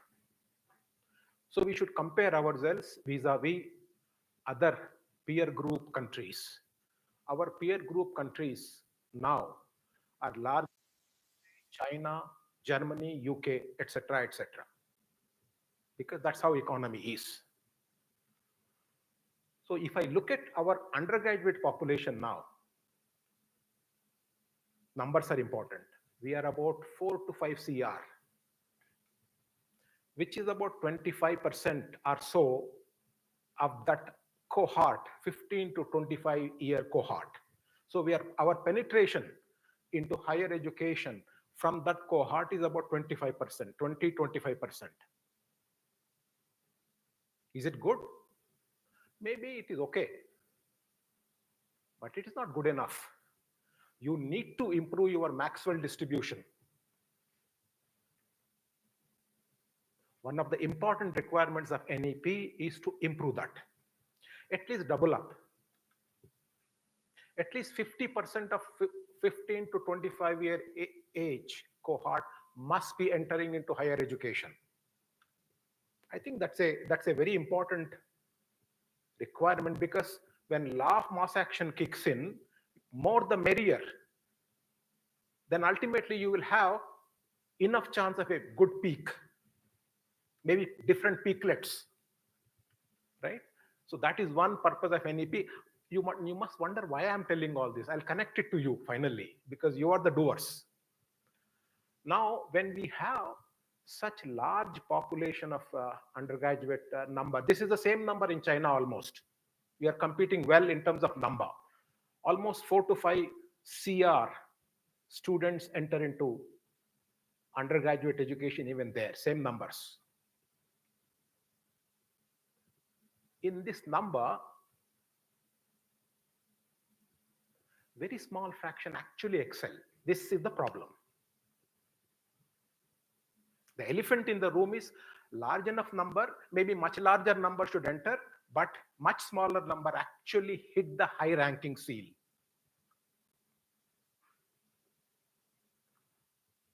Just look at the numbers.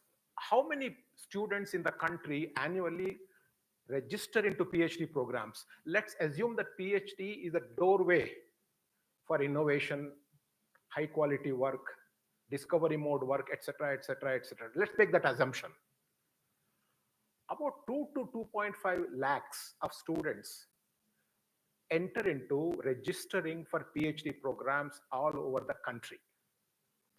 Not a large enough number.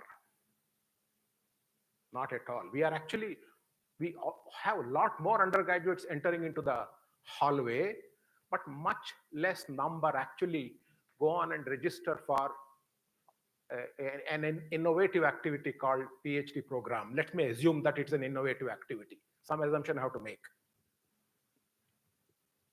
But the story actually gets bleaker from there.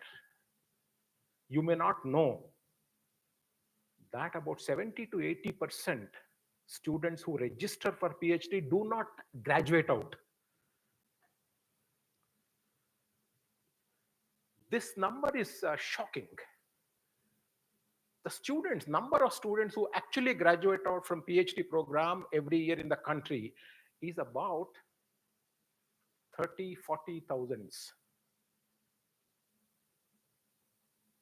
So that means you have a large number of students aspiring to enter into PhD program, but somehow don't make it because the supervisor is not well trained. Supervisor-student connect doesn't happen. Supervisor says something, student understands something. That hand-holding process is very, very defective. And if you look at hinterland, this hand-holding is very, very flawed. So students don't know what to do with themselves, they just drop out. So we have a smaller number now, about 30 to 40,000. Interestingly, similar number is there in China.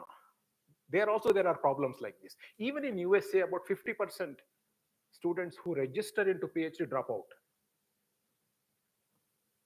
So things don't work out in the initial phase. The collisions don't happen productively. So you have a smaller number graduating out with PhD work into a thesis, papers, etc., etc. Now, this is where the real analysis begins. in terms of the number of per rupee spent, for example, in research in Indian system, we seem to be produce the largest output per rupee spent. Don't ask me about the quality. I'll come to that. We compete very well in the output process. We are only next to China. Top is USA, China, and then India in terms of number of papers, publications, output. You all remember, we don't spend enough for R&D. We don't invest enough money in R&D. Per rupee spent, we generate the best by hook or crook in terms of publications. Our problem is we should put in a lot more money. That's a separate issue. I don't go there now. Per rupee spent, by somehow we publish it. But if you look at the publication impact, we are way down. We are 40th, 50th, 60th in the global ranking. Our publications don't make any impact. This is where PMRF comes in my opinion. PMRF job is to make sure that this particular low ranking of India, although we are publishing well, this low ranking has to be uplifted. This, I think, is the major mandate of this special elite PMRF fellowship scheme. If you don't do it, one cycle is over, five-year cycle is over, analysis has to be done. If the indicators don't show that we are moving there, then this particular model will be questioned. We are entering into the next phase, perhaps with a higher number of fellowships, 10,000 fellowships in total for 5 years. That's a larger number compared to the previous cycle. So the idea is to ensure that our publication impacts in terms of research quality impact, as well as in terms of translational impact in the form of technology innovation has to significantly improve. We are way down. We are really way down. We are actually in very, very undeveloped world in that yardstick. Why should we have a PMRF type of fellowship scheme to improve this? Is there a rationale for that? We already have JRF fellowships. Could we not have improved the number of JRF fellowships? Why should we start an elite fellowship? I think it's a question to ask, right? In a public discourse, we should ask this question. So when this question was asked, it was realized that brighter minds are not coming to science, technology, innovation front because the fellowship rates are low. And that is true. Even JRF fellowship rates are low. 30,000, 40,000 per month is not an attractive rate in this day and age. I think that was realized. And that's a good realization because we need to capture bright minds. That's the nature of the game. If we cannot capture the bright minds, it is harder to achieve innovation. It is possible to achieve, but it is harder. So therefore, that particular realization was felt, and it was emphasized that maybe fellowship rates have to become attractive for bright enough students, because that's a societal need also. So fellowship rates vis-a-vis JRFs were improved by at least 2 to 2.5 fold, which is what PMRF is enjoying now. Right? For a country like India, it is a significant investment, I would say. In each PMRF, we would invest about 500 crore in the entire 5-year cycle, roughly, all put together, 500 crore. If 10,000 fellowships means 5,000 crores, the government is investing just for fellowships. How does it compare with normal fellowships, JRF fellowships? How many JRF fellowships we have now? Yeah, my number says we have about 5,000 JRFs in total. There are multiple streams. about 5,000. So your number is going to exceed JRF number. JRF all over the country is about 5,000, 6,000. And there is also another fellowship which is much more subaltern. I would say, I would use the word subaltern. I don't know whether you know that word. There is a subaltern word. This UGC has propagated. This is a fellowship called UGC non-net fellowship. If the student is net qualified, then he or she gets JRF. There is a non-net fellowship. Students who did not qualify for net exam, large number of them, about 16,000 per year, they get about 8,000 rupees per month, merely subsistence money. In fact, many universities sustain their research, PhD research, by these fellowships. And these are the holders who drop out in the system because they cannot sustain. They start off, but they just drop off. So in Central University of Hyderabad, in a well-thriving laboratory, we have three types of fellows: non-net fellows, JRF fellows, and PMRF in the same lab.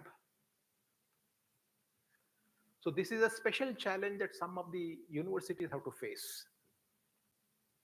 So this is the construct that I described. I said that we are doing very well in terms of R&D output, publication output per rupee spent, but our impact is perhaps the least. And it is imperative that elite fellowship holders such as you and JRF holders have this onerous responsibility to improve the impact levels. When I say you, I obviously include your guides also, your PIs also, because it's a combined activity. If we don't do it within 5 to 10 years, our impact level per publication, leading into patents, into innovations, into products, into processes, if it doesn't show up in 5 to 10 years, then this scheme will be questioned. And indicators should be available, visible to us that we are going up. That is one elephant in the room. The other elephant in the room is you must have heard about this ladder called technology ready levels, TRLs. TRL start from 1 to 9. 9 is the level where technology is ready to take off as an industry. In IITs and university, we start at TRL 1, 2, 3. We discover something in the laboratory, and that observation looks applicable in some certain context. We test it out. It becomes TRL 2. And then we make a prototype. It looks attractive enough. Other people also start looking at it. It is still in the laboratory setting, TRL 3. And then we more or less lose track of it and keep on publishing. Our focus in the entire academia is to publish high quality papers, maybe climb up our observations from TRL 1 to TRL 3, maybe at best TRL 4. And then we feel there is no way to go forward. We get stuck.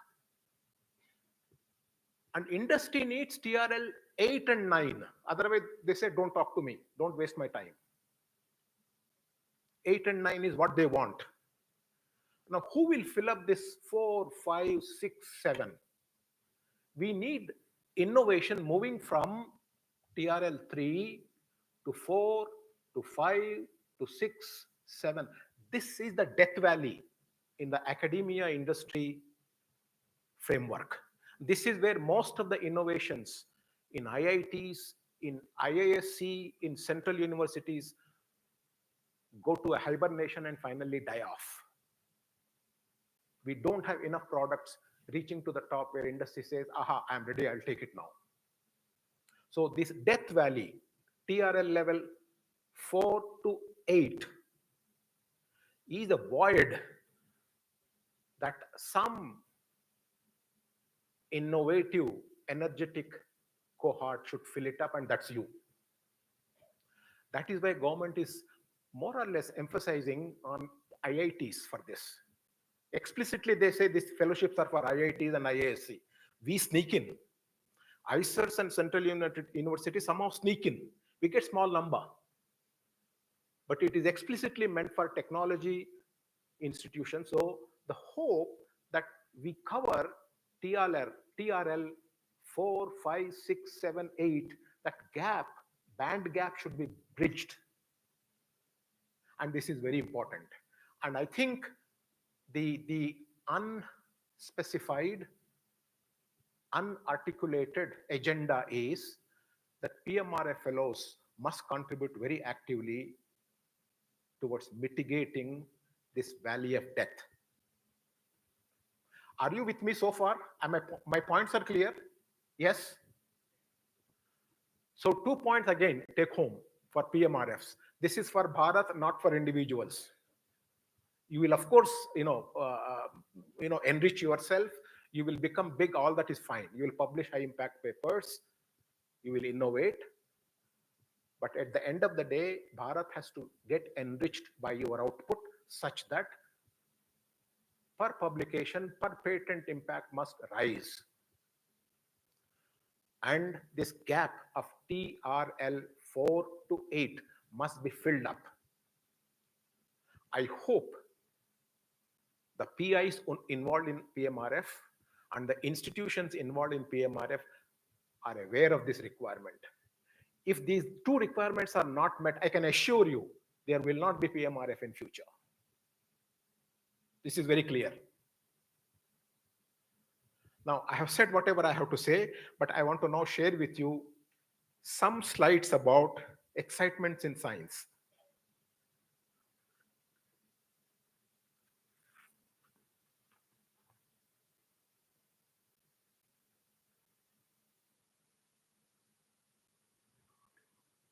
Sorry, I made this one, right?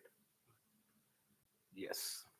I have put some slides together in this title, Why Science, Why Biology? Biology is fuzzy but robust. And this is true. These are very general slides. I don't want you to feel sort of troubled by the details of the slide. Don't worry about the details. I want you to take a bigger picture out of it. That's the whole idea. First, we must ask, who are we in this universe? Because universe is our construct. When we ask that question, we will realize that we are part of a very large universe.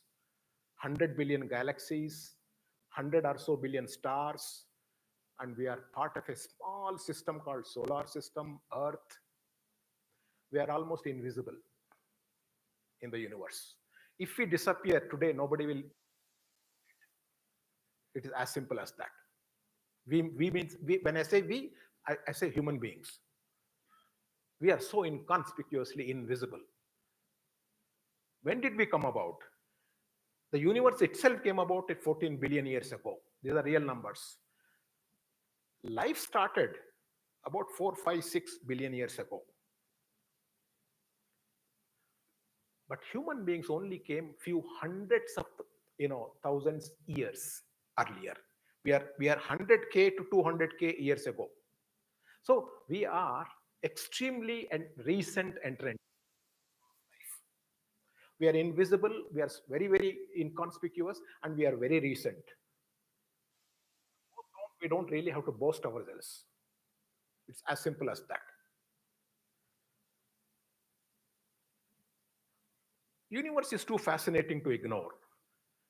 Universe can only be understood by the method of science. This is our power, and you're all practicing the method of science. It's so beautiful. Enjoy every bit of it. And you realize and practice method of science, you realize that complex systems function by modular designs. Every complex system can be understood because there is significant modularity in it. Living systems are the best examples. Modularity is the essence of this construct. Living cell is a beautiful design of this complexity. Very, very beautiful design. It has happened, and it's just such a festival to study it. Why? Because It's a living hub, self-replicating, self-sustaining, constantly adopting, even evolving. So these are very important features that this material universe called living cell exhibits. Look at it as a material universe, material energy combined, but fascinating properties. But the physics of this living world is very exciting. In the physics of the living world, we are open systems.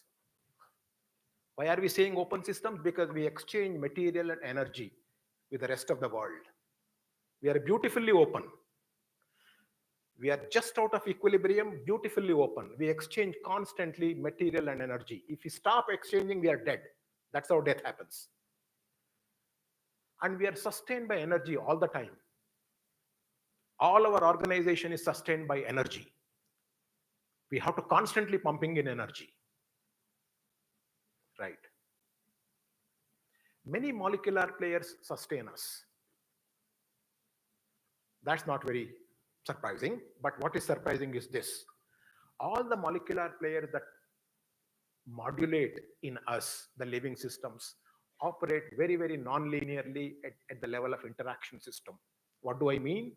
If you look at 3 black boxes there, input A generates output X, input B generates output Y, but input A and B together in a living system generates output Z, which is never equal to X plus Y, which is always different from X plus Y.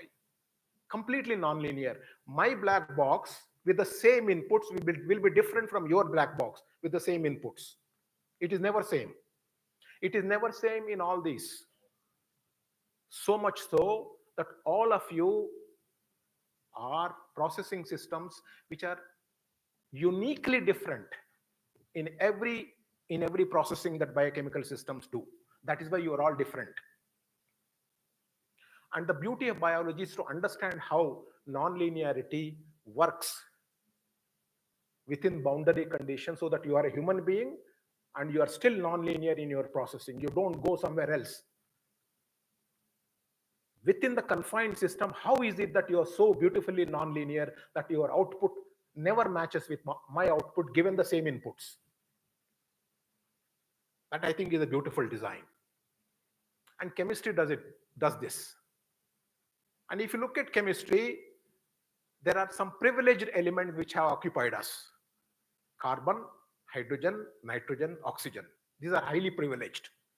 These are not the most preponderant elements in the earth world. These are privileged ones. They are chosen ones. There must be a reason why they are chosen. Right? And carbon, of course, is the winner. We are all carbon world, not silicon world. We are carbon world because carbon is beautifully 4 valencies, not too high, not too low. And carbon has this beautiful ability to do carbon-carbon, carbon-nitrogen, carbon-oxygen bonding very well, more or less similar. Carbon can sort of move around, doesn't get trapped in CO alone or CH alone. So beautiful. And carbon has this enormous ability to do what is called catenation. Carbon can just go on and on beautifully well, generating variety of biomolecules. Silicon also does it, but silicon ends up into silicates. Silicon oxygen, bond energy is so suitable that most of silicon ends into silicates. Whereas carbon can move into carbon-carbon, carbon-hydrogen, carbon-oxygen, carbon-nitrogen very easily. Beautiful molecules are generated by carbon-carbon catenation. And biology becomes chiral. Chirality is there all over biology, everywhere in biology. And symmetry breaking happen in very critical moments in life during prebiotic synthesis. I don't have to elaborate this to this audience. Beautiful symmetry centers, asymmetric centers in all these carbon skeletons, giving rise to structural as well as functional diversity in the system. A very heavy level of functional repertoire in these carbon-based molecules, biomolecules. And then chemistry becomes biology.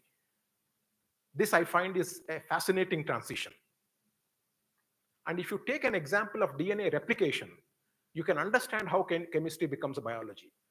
Replication is a very important process where we replicate our genomes with very high level of fidelity, 10 to the power of -8, -9. This level of fidelity is never seen in physical world. 10 to the power of -8, -9 happens because chemistry is arranged sequentially at 10 to the power of -1, -2 steps. So chemistry, when you arrange sequentially 10 to the power of -2 into -2 into -2 into -2, 4, 5 steps in a concerted manner, chemistry becomes biology. And DNA replication is one best example. DNA replication is facilitated by this enzyme called DNA polymerase. And DNA polymerase is a beautiful enzyme that always does opening closing. And this opening closing of the protein conformation gives the enormous ability of the enzyme to discriminate between wrong base and right base. What is wrong? Watson-Crick is right, non-Watson-Crick is wrong. So at the level of protein, there is discrimination into multiple steps. Conformational change of clinoenzyme following ternary complex formation, and the polymerase discriminates the correct base from incorrect base by difference in its affinity, rate determining conformational change, multiple steps. These are all distinct steps. You can measure fidelity of each of these steps very well in a test tube. Each of these is 10 to the power of -1 or -2. Slower addition of an incorrect nucleotide, you can measure it, -2 again, accuracy. And if an incorrect nucleotide is added, it is removed by some exonuclease proofreading, another step, again -2. So if you sequentially arrange different biochemical steps with the accuracy of 10 to the power of -1 or -2 and do it in a concerted manner, at the end of it, biology becomes a high fidelity genome replication, which is 10 to the power of -9. Step doesn't have enough delta G change to give you this level of discrimination. You have to arrange chemistry in different steps in a concerted manner. So this, I think, is a beautiful example of how chemistry becomes biology. I have about 5 minutes. Huh? Okay. Okay. So I will quickly mention one example of real biology and then leave you with that. I also say that we are shaped by evolutionary changes. Physics and chemistry controls the processes exquisitely well in terms of mechanisms, but we are shaped by not merely chemistry and physics. Of course, they are the underlying forces, but we are shaped by environment very, very heavily. That's how evolution takes over. So much so that about 99% of all the species become extinct at one stage or the other in its evolutionary lifetime. And we are no exception. We will also become extinct at some point as a species. We are not permanent here. We are recent entrant. Every species has become extinct. We also will become extinct. And extinction is written in it through evolution. Can you recognize this picture? A very beautiful picture. This is the picture of X and Y chromosomes, human chromosomes. X is the larger one, Y is the smaller one. When they started in the evolutionary timescale, they started as the same size chromosomes, X and Y, leftmost. And then they became different. Autosomes started. Autosomes became X and Y because of small changes. X and Y, color change there. And then our human sexuality became guided by XY chromosomes. There are other ways of distinguishing male and females also, not necessarily on the chromosomes. This is one design where, based on the chromosomal dimorphic changes, chromosomal diversification, X and Y, male and females were marked. XX is male, XY is female, XX is female, XY is male. That's the design. The design could have been by some other mechanism also, male and female. In some other animals, the design is not based on chromosomes. Why am I giving this example? I'm giving this example just to bring home the point that evolution is more or less directionless. It happens randomly. And when random changes happen, there are serious consequences during evolution. And then because of the serious consequences, internally, things get rectified. This is the best example of that. Starting with autosome pair, it became XY. XY started changing in such a manner that Y keeps on shrinking. You see the shrinking chromosome there? That Y chromosomes keep shrinking. Why does Y chromosome shrink, not X chromosome? Because it's an orphan chromosome. If Y chromosome is damaged, there is no partner. There is no other partner of Y to repair from. X chromosome can repair itself in females because there are two X chromosomes. If my X chromosome is damaged, in my daughter, this chromosome will have an opportunity in my daughter because my daughter will have XX. In my daughter, my damaged X chromosome will have an opportunity to correct itself because of the other X. So X is always repairable. Y can never be repaired. It's an orphan chromosome. It is always orphan. It's lonely. So if there are damages, Y chromosome has to lose its function.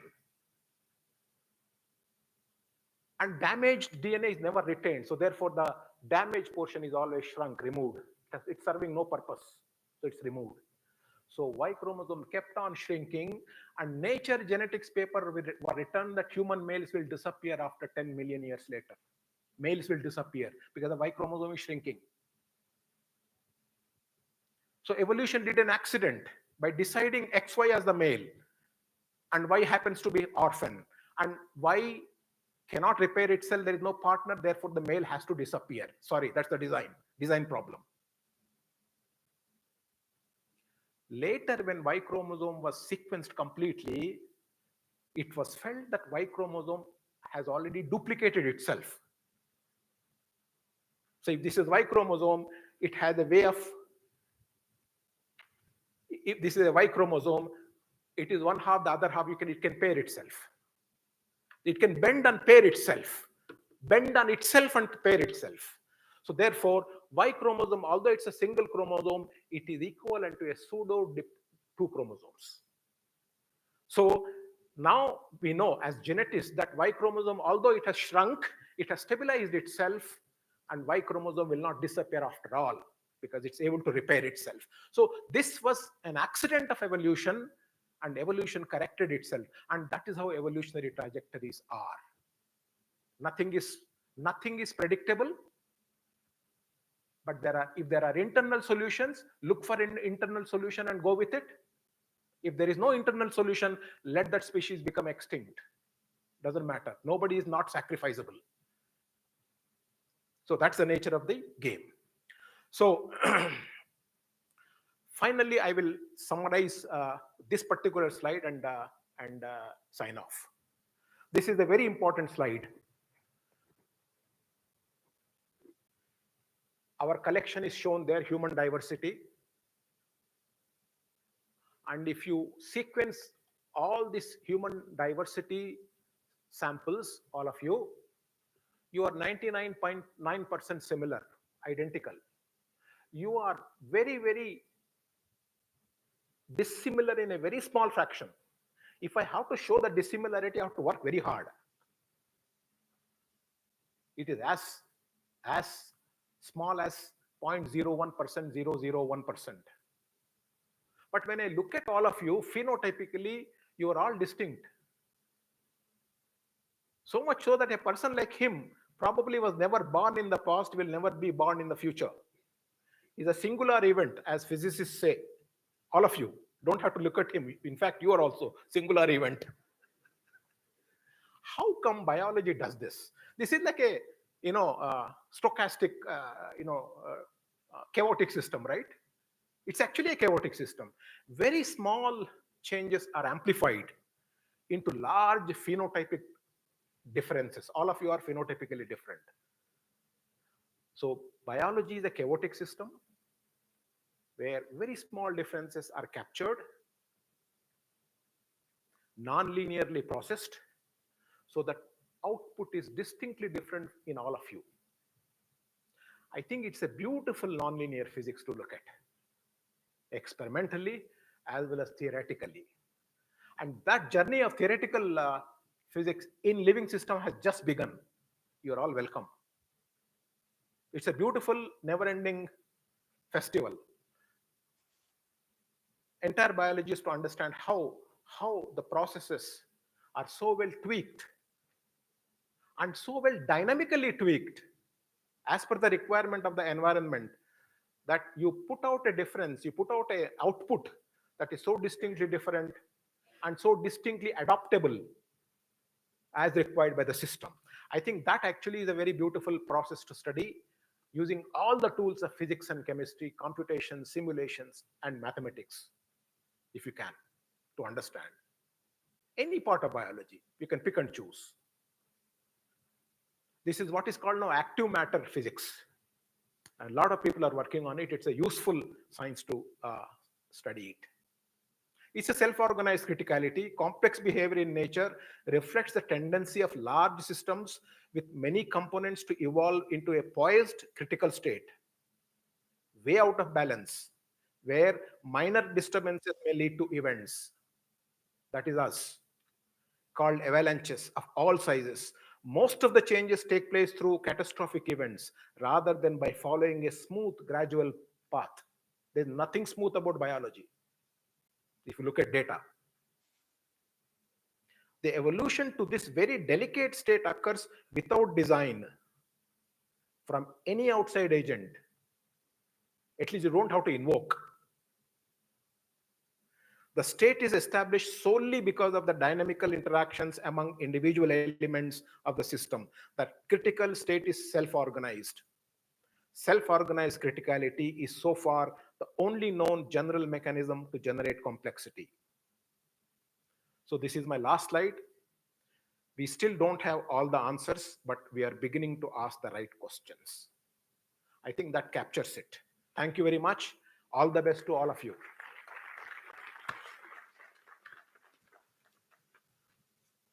Thank you so much, Professor, for that wonderful talk. Now the floor is open for some question and answers. I'm sorry if I have overstepped in time, but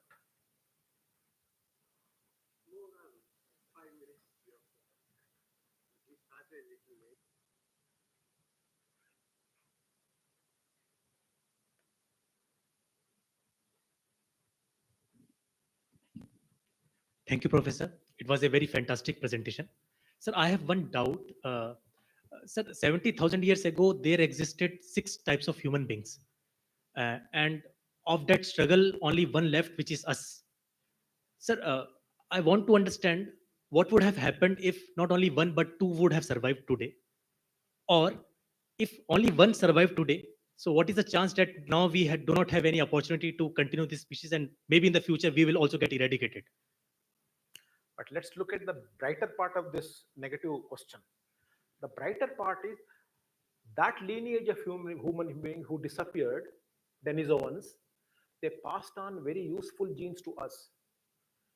Even now we carry about 2 to 3% of their genes in us, which give me resistance for COVID, which gave me the resistance for a lot of immune modulatory systems,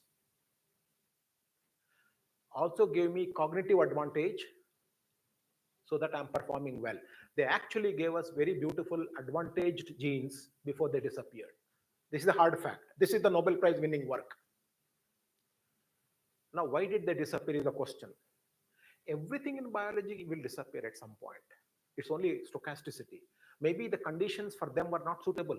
In fact, their genomes were not well suited for those changes. So before they disappeared, they transferred. There was a lot of different lineages. There was enough mating.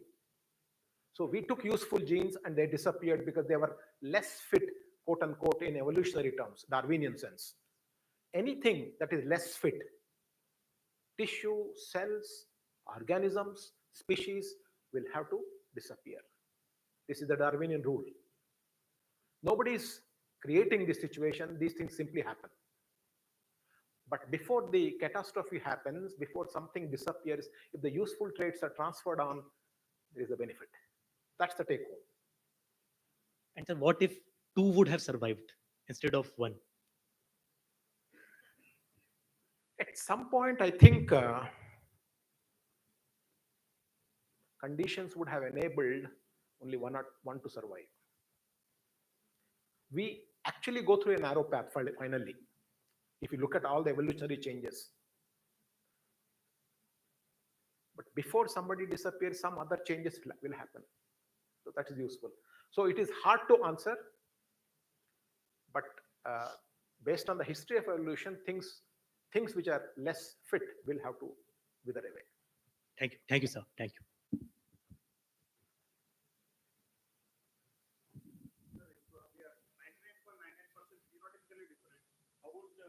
Genotypically similar.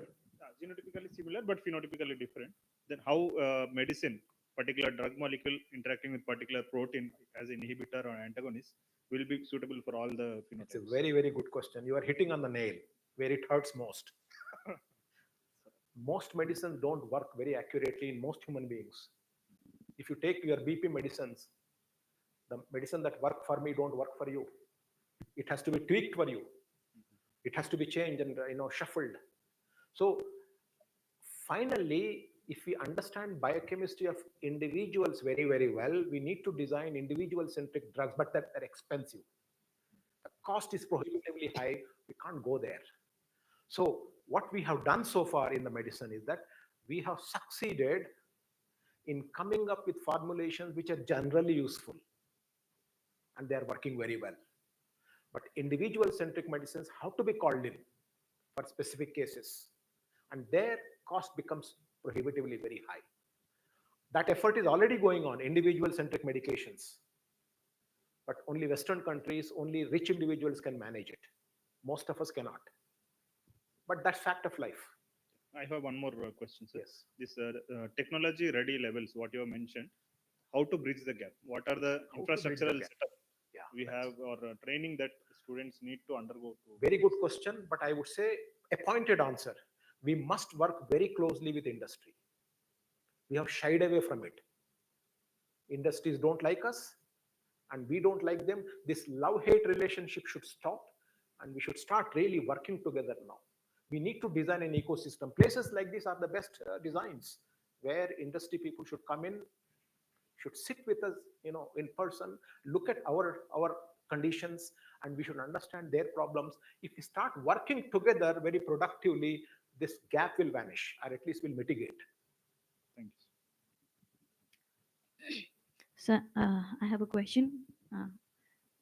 Where are you? Sir, Oh, there. Okay. So thank you very much. It was a very a nice talk. I could really, it really hit with me when you talked about the TRLs.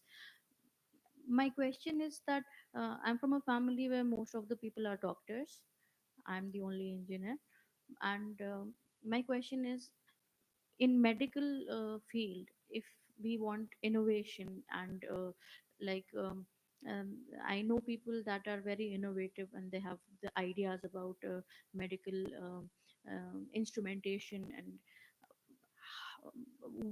in India, what do we have, what kind of program do we have so that these people that have studied medicine properly and in depth, they can have a stream in which they can um, like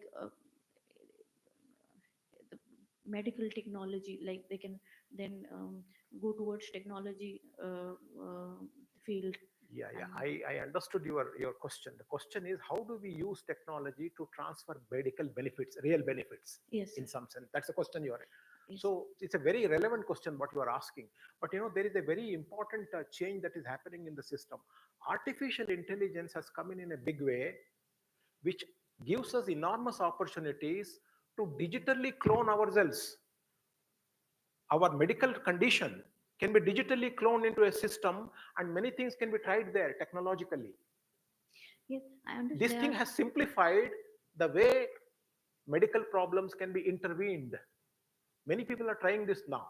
So my medical condition can be simulated into a digital clone, and many things can be tried there. So, one has to keep trying many things, and it is possible that some of these things become really feasible and affordable also.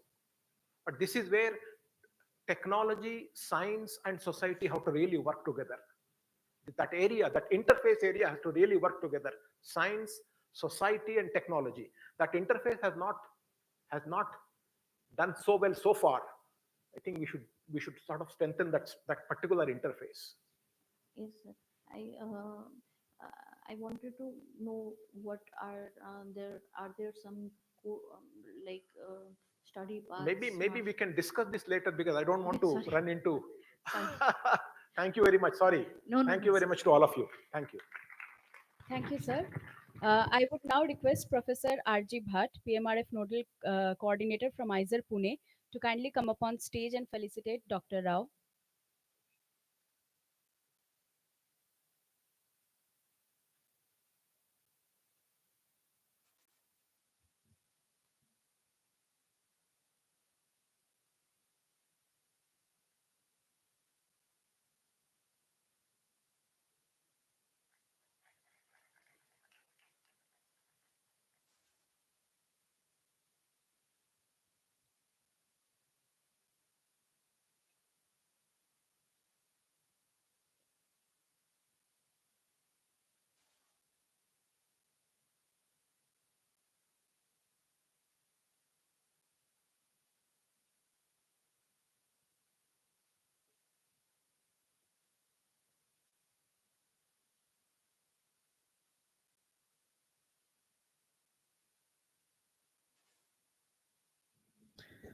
Now, let us continue with our next plenary talk. We are honored to welcome Professor C.H. Mohan Rao from the Center for Cellular and Molecular Biology, CCMB Hyderabad, to the stage. Let me introduce Professor Rao. Professor Mohan Rao is an Indian molecular biologist renowned for his contribution to the fields of biophysics and molecular biology. He has earned international recognition for his work on molecular chaperones, as well as his contribution to the field of photoacoustic spectroscopy in health and disease.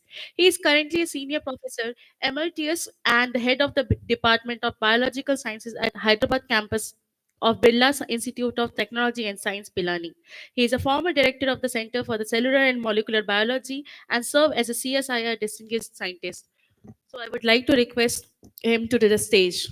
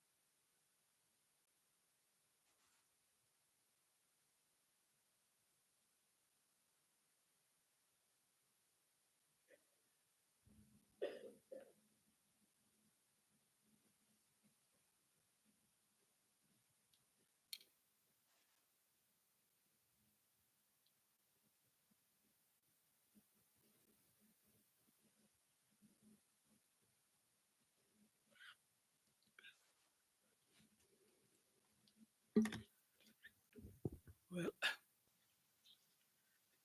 can you just do this one?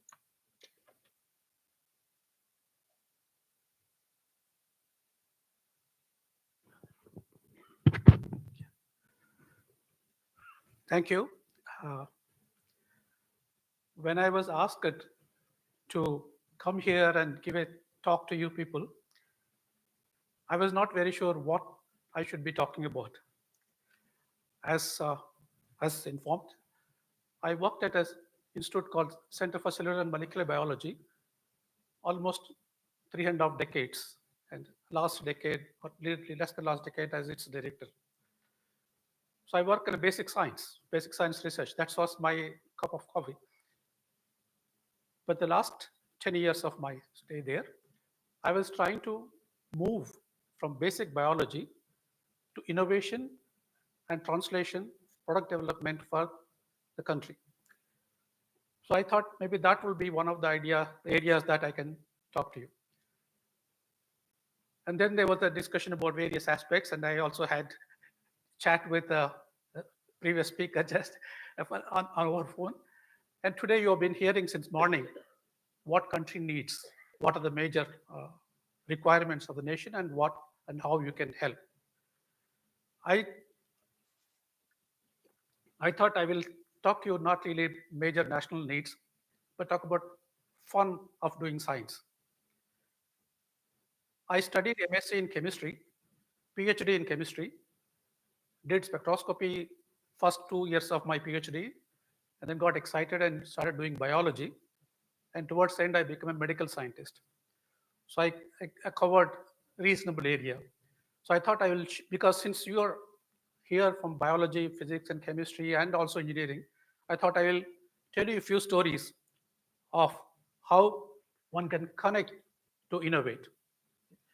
Usual approach for PhD, I believe some of you might be at the beginning stages of PhD, some of you may be already halfway through PhD. But usually at the beginning of PhD, you will talk to your supervisor and supervisor will talk to you and look for what is not done. And so to say, take 3-4 years to fill the gap. So by such filling of the gap, we'll only do some incremental research. It's not going to be very beautiful. But if you link 2 lines of thought, you will make innovations. That's what I wanted to tell you, how 2 lines of thought or 3 lines of thought process will lead you to innovations. Connect knowledge to problems or link 2 lines of ideas, then you will be able to make innovations. Some of you must have studied in your school days at least. DNA is a double helix. That discovery made the complete world change completely. Not minor, basic change has come after DNA double helix structures. That's physics work. By the way, X-ray diffraction. Use X-ray diffraction to get the scattering pattern. You do the Fourier analysis to get some data. But how that changed the world? It's a combination of X-ray diffraction data with the molecular genetics, biochemistry, and that revolutionized the world. Okay? For example, another technique is Moss-Bohr spectroscopy. There's something called Moss-Bohr spectroscopy where the nuclear transitions are studied.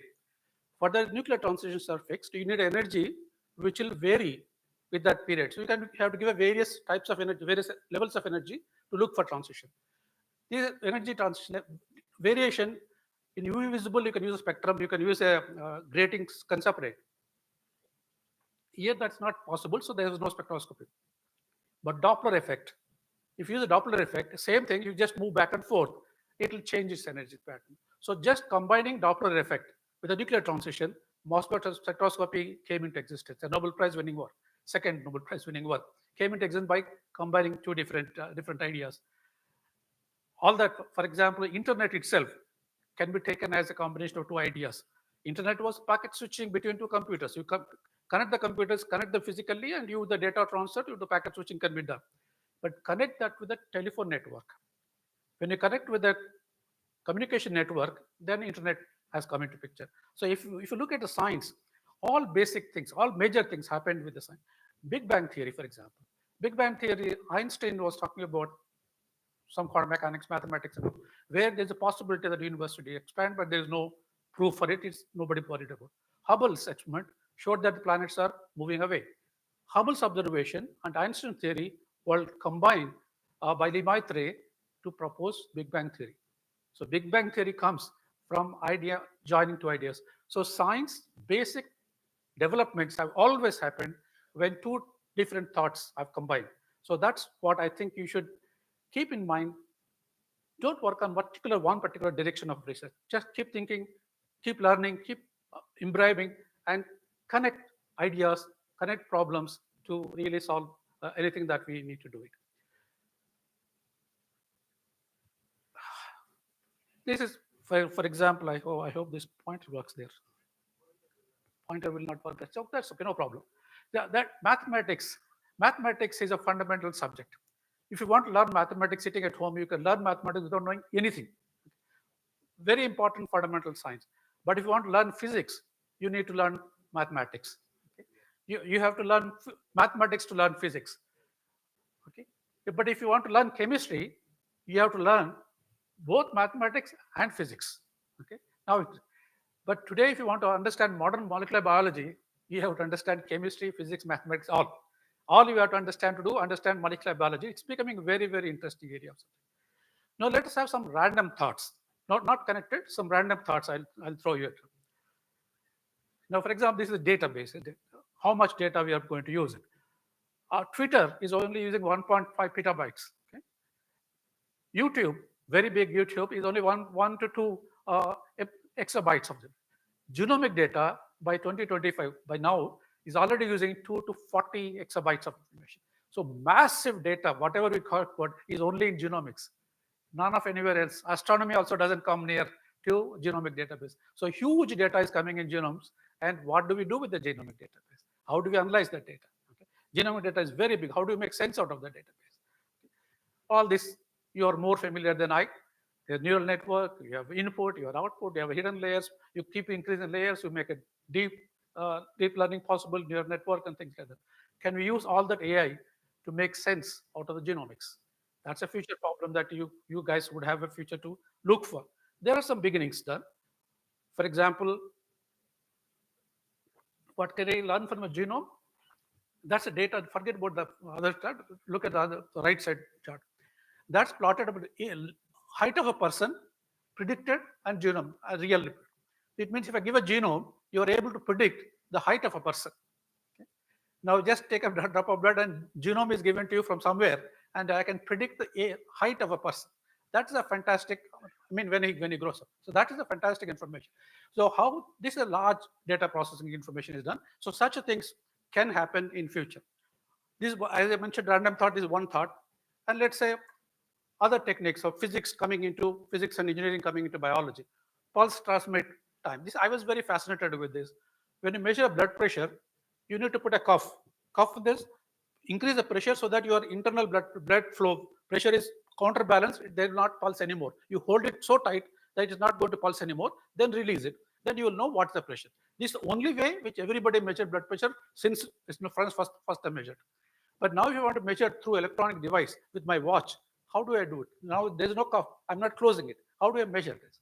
Such a beautiful idea. When heart pulses, it gives electric pulse. Electric pulse reaches very fast, but the pressure wave takes time to come. So difference between electric pulse and a pressure pulse can be utilized to estimate the pressure, estimate the blood pressure. Such a beautiful concept. And like that, physics and chemistry engineering are coming into biology to do many things. And Neuralink, of course, Neuralink is something which is great, which is recently happening, that you are familiar. In one of the cases, one of the 29-year-old boy who paralyzed completely from below the chest area, he could play chess because of the Neuralink. The Neuralink system, what is installed in his brain, he was able to move the keyboard and was able to play chess with that. Okay, you know, Stephen Hawking was unable to move, and with the cheekbone alone, he was able to do something. So truly, now modern biology is a combination of mathematics, chemistry, physics, data science, information technology, engineering, whatever you have. Everything is combined. Why? Because whatever you say, we all want to live long, live young, don't want to become old, live long and healthy. That's period. So if this is what we want to do, obviously, we will use all technology and knowledge to make our life more comfortable. So obviously, science has two facets. One is to know the unknown, and other is to make the human life more comfortable. Okay. Now,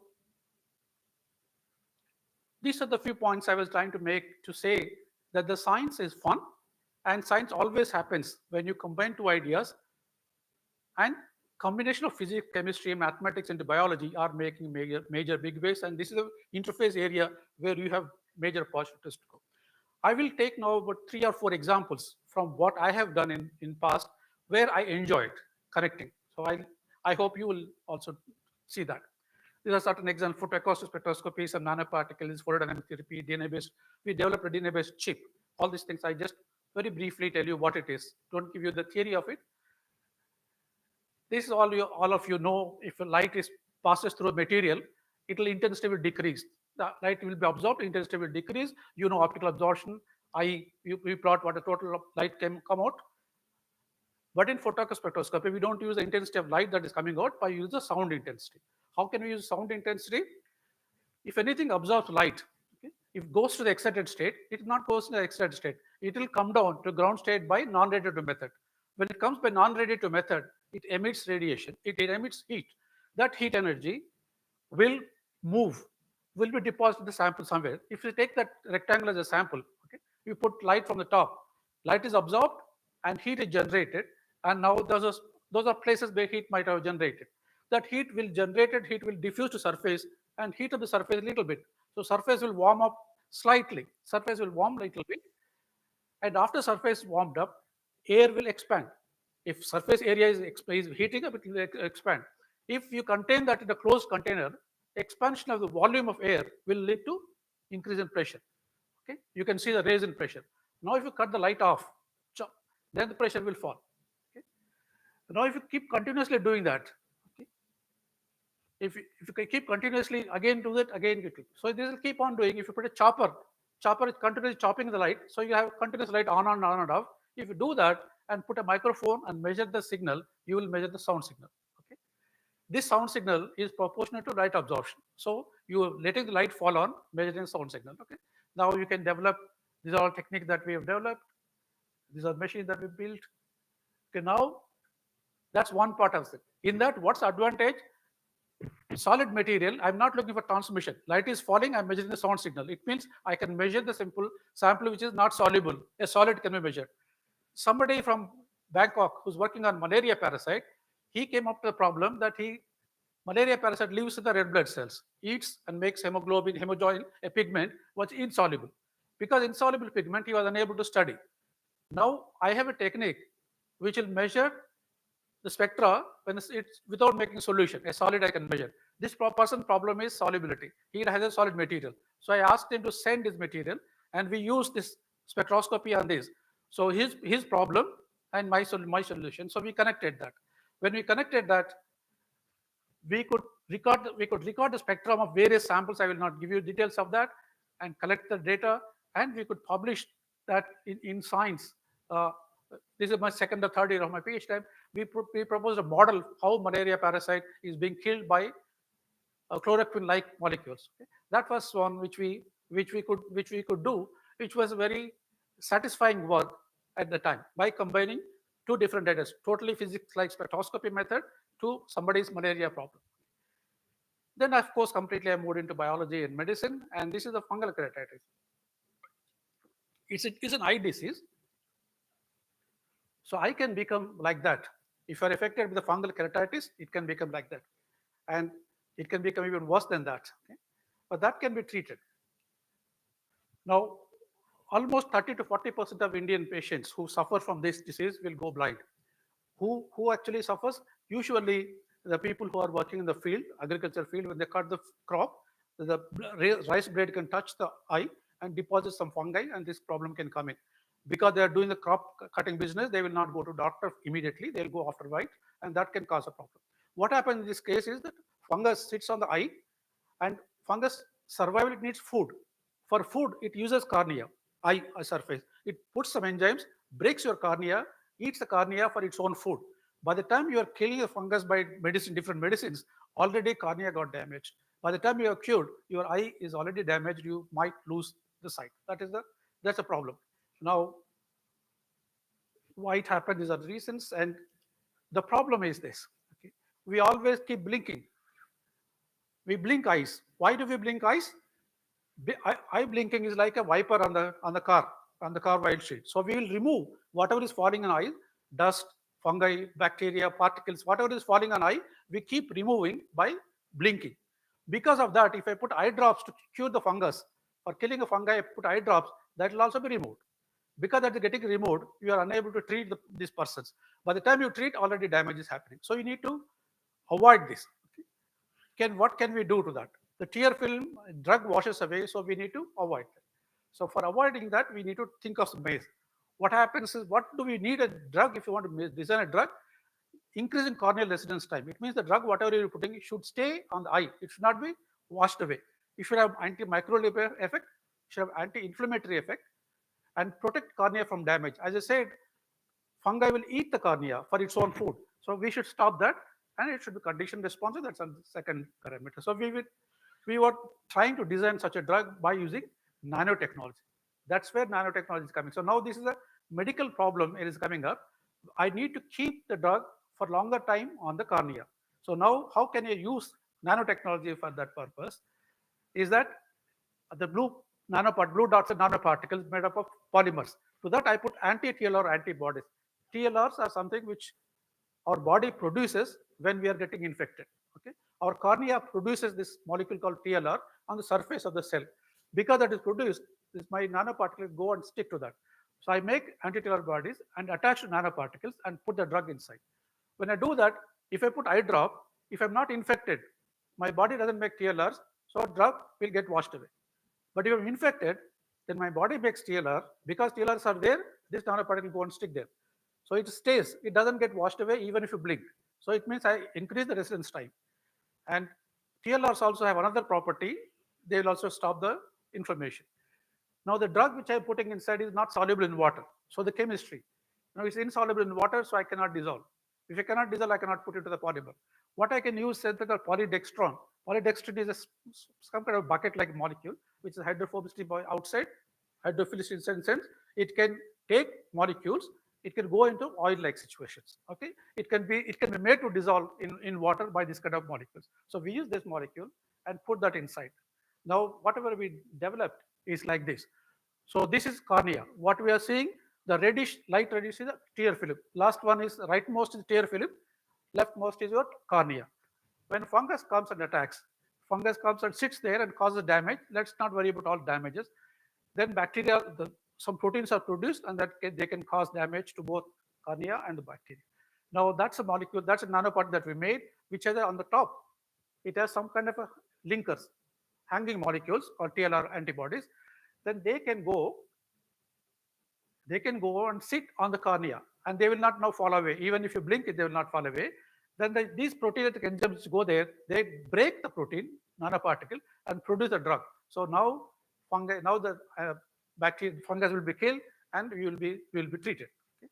That's what is possible. It's another model which we'll not take into. Now, using anti-TLR conjugation, we increase the corneal residence time. Also, anti-inflammatory. There's something called inflammation and inflammation. Inflammation also it is controlled, and this fungi is producing proteolytic enzymes to damage your cornea.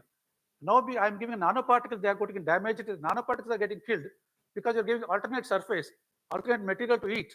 Then fungi will not kill your cornea. So your cornea is protected. Cornea is protected, drug stays longer time, and it kills fungus, and it also prevents inflammation. Okay. Now that's the final proof of the pudding, is that eventually if you don't treat it, enamel will become that day 7, you see that this will go that much. Now if you treat with this molecule that we developed, you see the day 7 is completely clear. So it can be 100% completely clear. So this is a very complex system that we could develop with the combination of chemistry, nanoparticles, and biology, and to some extent medical biology. So now this, when we did it some time ago, 2017, this was caught the attention of the world, and in the British journal, the British magazine published an article. It says scientists in India have designed a nanoparticle-based drug delivery system. That's pleased to see that every time we say Americans have developed something and UK people developed something, so once in a while to see that scientists in India developed the technique, and it says that system is more than a carrier. It uses an intricate array of cooperative effects to target site of infection and administers medication in response to severity. So that appeared in the British press. We are pleased to see that. Then another case is photodynamic therapy. This is another interesting case. As I mentioned to you, I'm a chemist, as a PhD in chemistry. So one of the faculty who was doing PhD, or the student who was doing PhD, his thesis came to me as an examiner, PhD examiner. And they developed some molecules synthetic organic chemistry molecule, they have a high triplet yield. They get excited and they go to triplet state. You must have studied molecule get excited to singlet state and then go to triplet state, then come back and all. Triplet lifetime for them is very high. In the Viva worship time, I asked them, your molecules have a high triplet lifetime. It means they can be probably used for a photodynamic therapy. Have you considered it using for that purpose? They said no, they did not know about that, and they asked me whether I would be interested in collaborating with them to see what can be done. So the chemistry guys and we collaborated and we developed this high systems. Okay. I will, where it can be utilized, this is an example of the case. This eye, everybody knows, light falls a small area. We don't use the entire retina for actually purpose of vision. We use only a small portion of a retina for a clear vision. So it forms something called area called macula. If the light falls there, that's enough for us to really observe the world. And that area gets spoiled with age, called age-dependent macular degeneration. If that happens, you'll have a vision like that, blurred in the middle. Even if you move your head, the middle portion will be always bad. So this can happen, which is a very dangerous case. And in that case, there are certain methods of drugs, but the PDT molecule that we thought of making is available in the market with different companies, different types of molecules are available. Photofrin is a company which makes one type of molecule. It costs about $3,000 for 75 milligrams, and another one costs about $2,000 for 15 milligrams. Very expensive molecules. Now, with the chemistry guys, we made all these molecules. We made all these molecules to see whether any one of them can be utilized, and lo and behold, one of the molecule very beautifully works, and that is a control system. The top, but you can see the cells, biological cells, spindle-shaped cells, that they're living, and when you use the compound and shine light, photodynamic therapy means the molecule is there, that molecule doesn't cause any damage. Only when you put light, molecule gets excited to state and then causes signal toxin and kills cells. Now in the second example, second panel there, you see the cells are rounded and they're less in number, they die. They die because the light is absorbed and they go to triplet state and then produce signal toxin and kill the cells. It's called photodynamic therapy. So this we can show that our molecule is killing the cells very nicely. Now we use that to study the cancer model. That's a small animal, small mice. You can see a small wound there. Small wound there. That is okay. I can't see. So that is the place where we injected some cancer cells. So small cancer has come. You wait for 15 days. If you wait for 15 days, that cancer grows that big. Okay. Within 15 days, the cancer grows that big, and animal will be suffering. Now the second example, we again done the same thing. We injected the cancer cells. You can see. Then we used photodynamic therapy.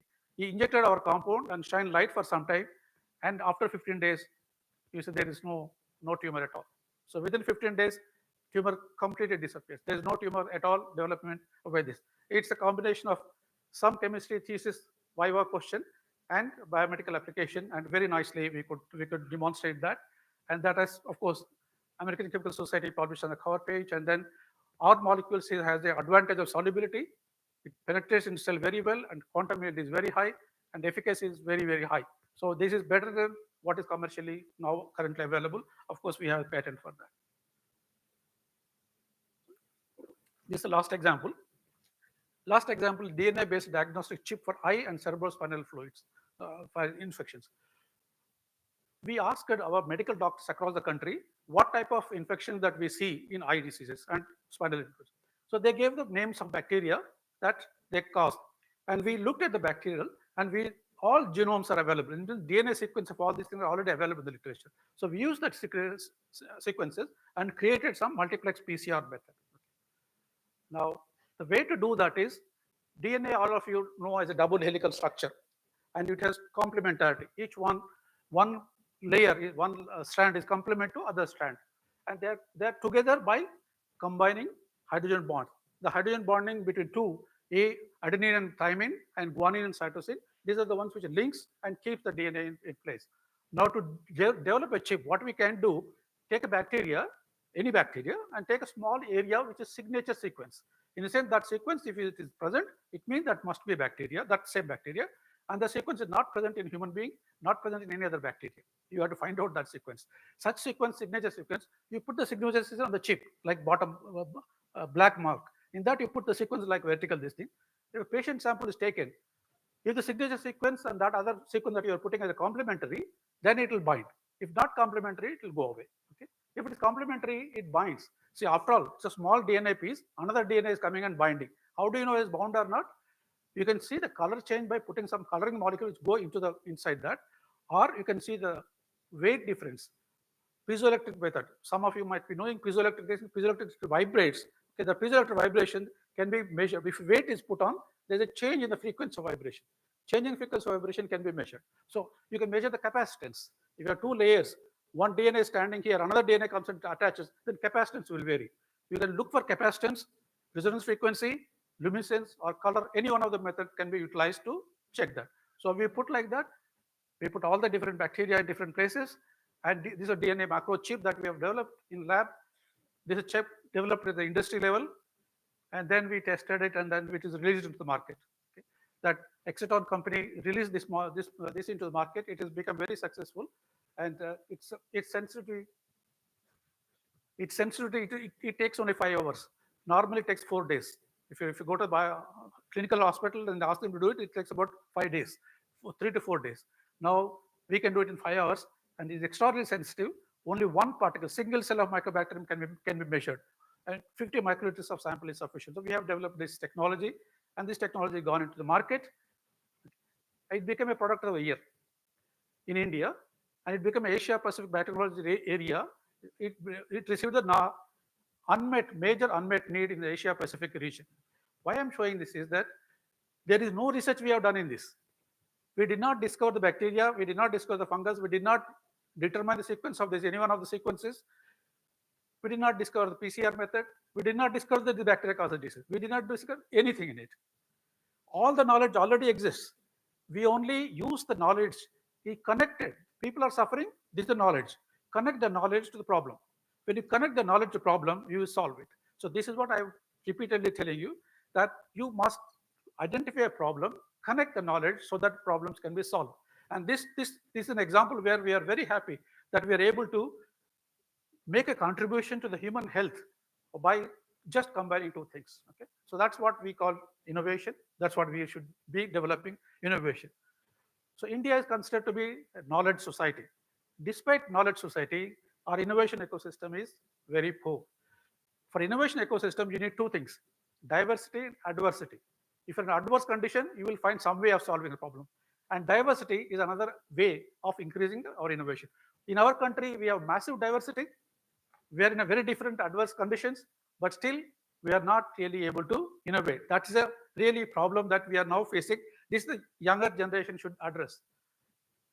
One example here is Sir J.C. Bose. Sir J.C. Bose name you must have heard. He discovered how microwaves can be communicated. You can use microwaves to transfer information. He made the microwave device, vibrator, first producer, and microwave receiver he made, and he can actually demonstrated that from one room to other room, he could send the microwave signal and explode the chemical at the other end. All that he demonstrated. Microwave communication technology was developed in India by Sir J.C. Bose. Based on the microwave principle, your cell phone works. Your cell phones are designed on microwave communication system. Why did we not discover cell phone? Whereas microwave signal communication method was discovered by Sir J.C. Bose in India long ago, but the cell phones were not discovered by Indians. Cell phones were discovered by someone else. All of you know Sir C.V. Raman. Sir C.V. Raman discovered Raman effect, only Nobel Prize. We talk about him all the time, National Science Day, things like that. And people say that he has asked a question, why is sky blue? Why is the ocean blue? And he got the answer, he got the Raman effect, and he got the Nobel Prize, everything we talk about it. So Raman effect is ours, Indians. Now, in America or in other countries, when you go down in the airport and come down, they use a small handheld device called Raman scanner, handheld Raman scanner, to put on you and to see whether you are carrying any explosives. Okay. Raman spectroscopy can be used to identify you are carrying any explosives. It can be used for anything, diamonds, pearls, everything you can identify. But in this case, explosives. They are currently using this technology, handheld Raman device, to identify if a person is carrying any explosives, if a terrorist something. Now, Raman effect is Indian. Raman discovered in Calcutta is our own effect. Terrorist problem is more in India compared to anybody else. Okay, but why did we not think of using this? We have lack capacity to link knowledge problems. We always want to generate knowledge, publish paper. What do you do with the published paper? It's useless unless it is being utilized. So my urge to is that find out what are the problems humans are facing. What can you use? What can you solve with the existing knowledge? You generate knowledge is important. As I told you, my 35 years of career, I've worked on small heat shock proteins. I never talked to anything about that as of now today. Today, I'm only talking about where are the innovations possible with combining two sets of ideas. So one thing is you must be willing to learn a different direction. If you're a computer science person, say that I'm a computer science person, I don't want to know biology, that's a bad attitude. If you know biology and computer science, you'll be able to make a breakthrough. In a similar sense, you know physics, chemistry, biology, chemistry. You link up any problem. So link the knowledge firstly and link the problem to this knowledge, and you will be able to solve something. If you do that, then you are going to make a contribution, make a discovery and innovation. If not, you'll be making incremental scientific growth. Okay. So my last slide is that quality basic science. Quality basic science is very, very important. Unless you do basic science, there is nothing new comes out. So to something new to come out, you have to do basic science with a question to be answered and all. That way you do. And then connect, innovate. You connect information to innovate and innovate for social good. That innovation what you're doing must be for socially good. Okay, that's what I will stop here. Thank you.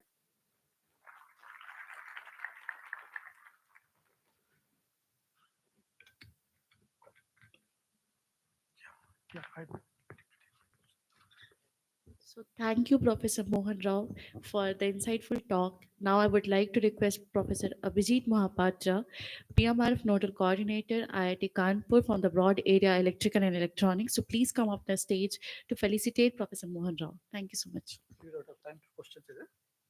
Run. And if you have any questions, the floor is open. Yeah, so we have questions. Anybody have?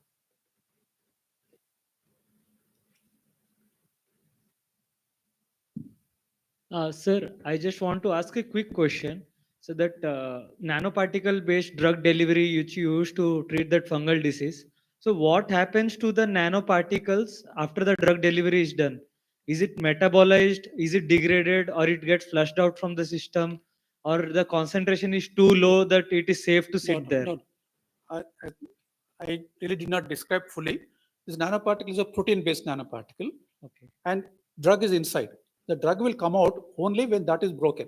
So that is broken because I will at that time when the infection is there, it produces proteolytic enzymes. Those enzymes will go and break the nanoparticle. Only nanoparticle is broken, then the drug will come and attack this thing. So nanoparticles are broken over already on the eye. So they're destroyed, they're digested. So is it similar to the nanourea? No.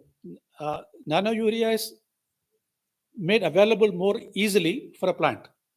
But this one is actually combination of large number of molecules to come together to encapsulate a drug. Drug is inside the package. This is for packaging purpose. That is for a easy entry purpose. There's slight difference. Thank you, sir. Yeah.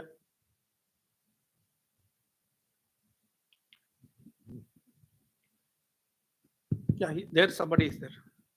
Yeah, please go sir, ahead. what is the typical size of nanometer used for this? What's drug? that? Typical size of nanoparticles used. Oh, yeah, that can differ from the context to context, but in this context, about 150 nanometers. 100 to 50. So what is these are the organic or inorganic nanoparticles? used? This is organic or inorganic nanoparticles? no. These are polymer nanoparticles. Polymer nanoparticles, actually protein-based nanoparticles.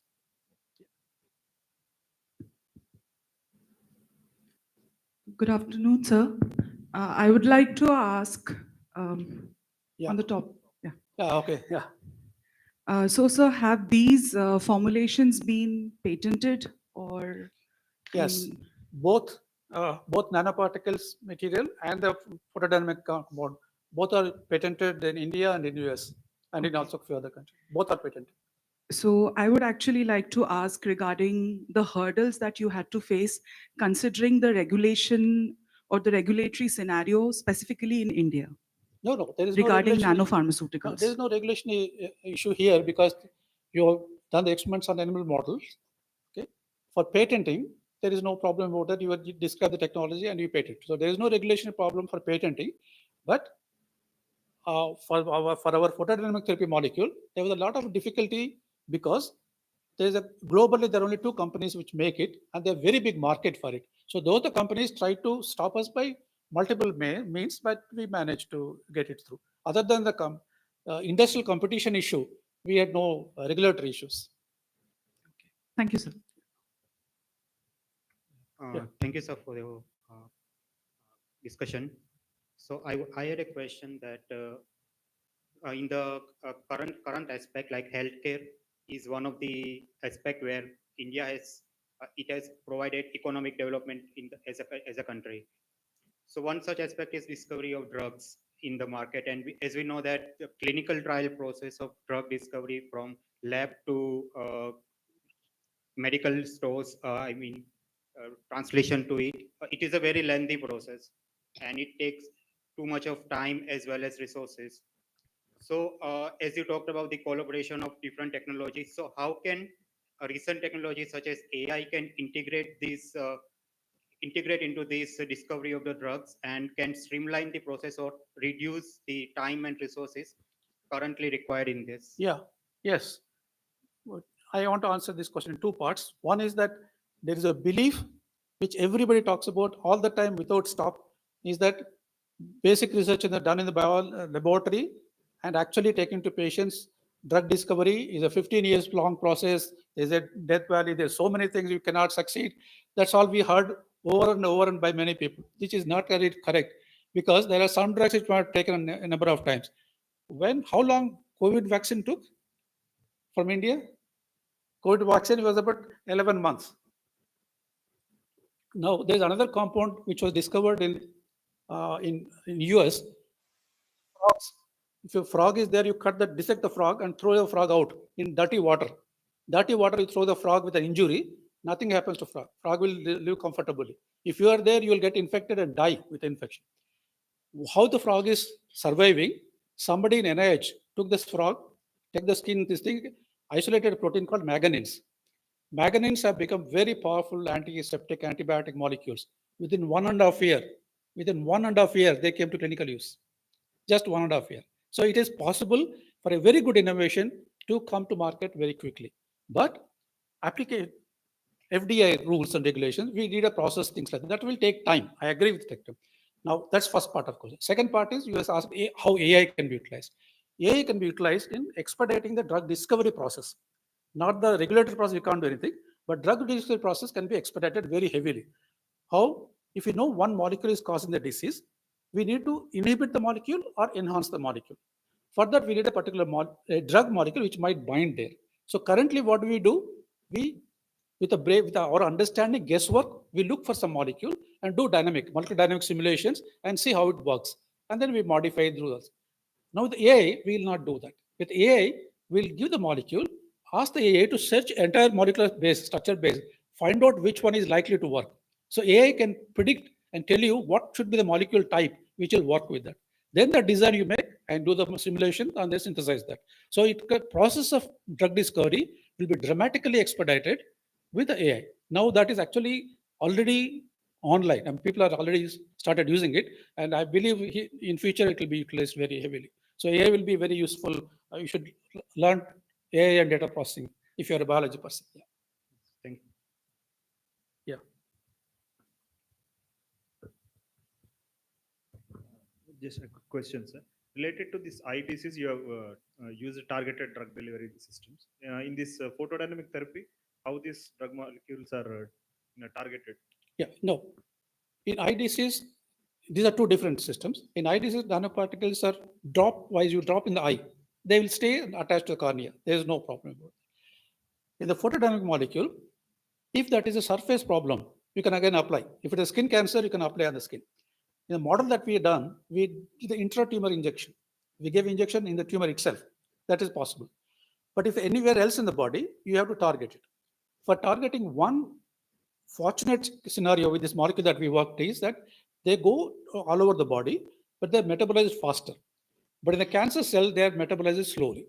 So if you give a 1 hour window, it goes away from the body, but in the cancer cells, it stays. Then you shine light, then you'll be able to treat that. So this is a blessing in disguise. It came to us. We did not plan for any such thing like that. But now there are some people are working on directed methods that you can attach an antibody or attach some other molecule which will take you to the cancer cells. For example, folic acid. Folic acid can be utilized to take that. Something is possible, but in our case, we did not plan any targeting. One more question. Yeah. If these photodynamic molecules, the cancer is on the surface of the skin or near to body surface, Yes. we can shine light. What about the cancers? Like Yeah. I know. They say I was asked this question many times. Yes, on the surface it can be very easy, but inside organs it's not really useful. But we can use by endoscopic method. So you send the light endoscopically. The molecule anyway goes all over the body. You have to shine light. Whenever the light is there, then only molecule will work. So you shine light endoscopically. You put a tube inside, endoscopically deliver light where you want. So that is possible. We have written a proposal regarding this PDT. Yes. So, Yeah, good. So this PDT is now working out well, and it's very expensive molecules if you import it. So any Indian replacement will be very good. Sir, sir, I have a question, sir. Yeah. Sir, here. Can you just stand up? Oh yeah. Okay. Yeah. Sir, you like showcase the results on MDMB231 cancer cell lines. So for macular degeneration disease, is there a specific in vitro model? Like what cells can be used No. apart from a like animal model?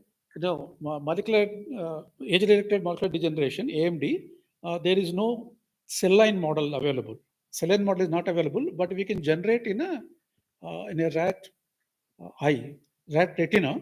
We can damage rat retina and cause AMD-like situation. Okay. Another thing is in AMD-like situation we can do in eggs. Angiogenesis. AMD also involves angiogenesis. So angiogenesis models are available. Anti-angiogenesis model can be utilized to tackle AMD also. So drug which works for AMD will also work for anti-angiogenesis. So anti-angiogenesis drugs model are available in the chick egg. Chick egg can be utilized for model that purpose. Otherwise, mice or rat we can generate in the retina. But cell line models are, to the best of my knowledge, they are not available.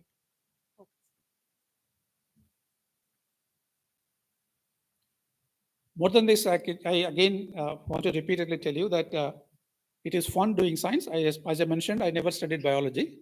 I studied physics and chemistry. And when we built the machine, photocopter spectrometer in University of Hyderabad 3 decades ago, we had to connect to the computer. So I learned GPIB, General Purpose Interface Bus. Okay? I learned GPIB control and wrote a program to control the system. It was fun soldering, writing programs, and at the same time looking at the cancer. Science is fun, and your enjoyment, your pleasure will lead to benefit to the human society. So that's the best part of doing science.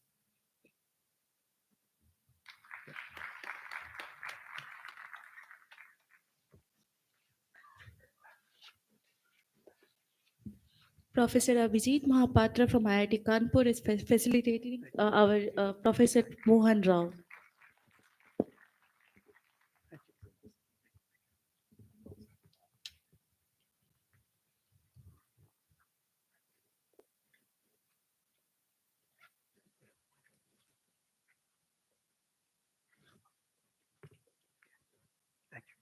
So now it's time for a break and a chance to explore the poster exhibitions. Feel free to interact with the presenters and enjoy the exhibits.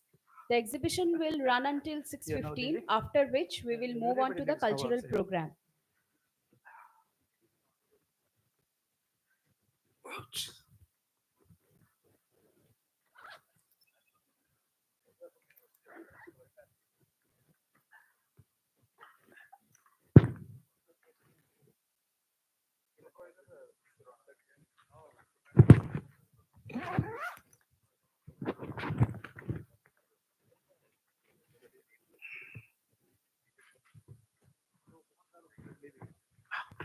See you there. Yeah. I'm also leaving now. Yes, immediately. Yeah. Oh, okay.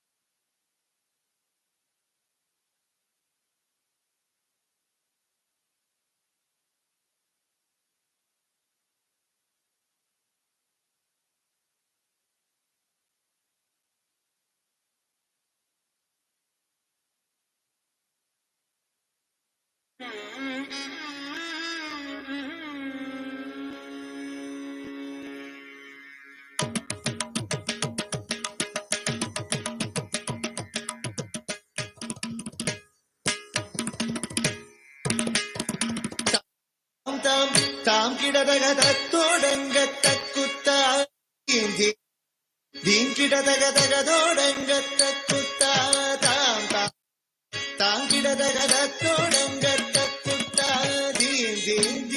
Theme கிடதகதகதோடங்க தக்குத்தா தாம் தாம்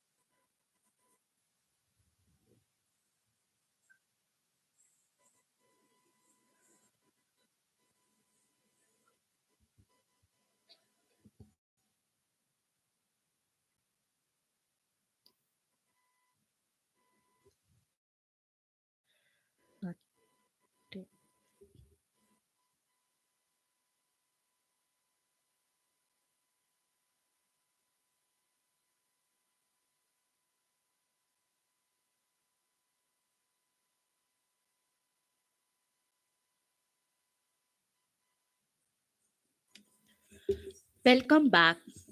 What an amazing collection of research we have witnessed today. It is truly incredible to see the breadth of groundbreaking work our PMRF scholars are doing. We hope you all had the opportunity to explore the posters and engage with the presenters.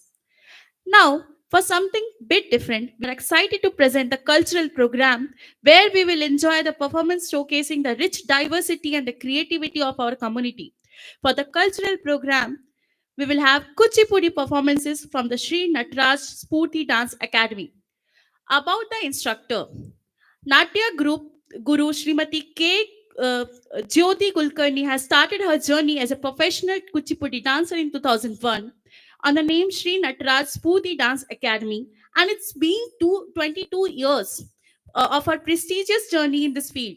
Ma'am has taught nearly 400 students per academic year and nearly 10,000 and more students till now, and turned them into professional Kuchipudi dancers. She has been awarded with many awards, that prestigious awards that includes Genius Book of World Awards, Kala Saraswati, Dr. KPJ APJ Abdul Kalam Excellence Award, and many others. So I would like to invite instructor to the stage to introduce the group.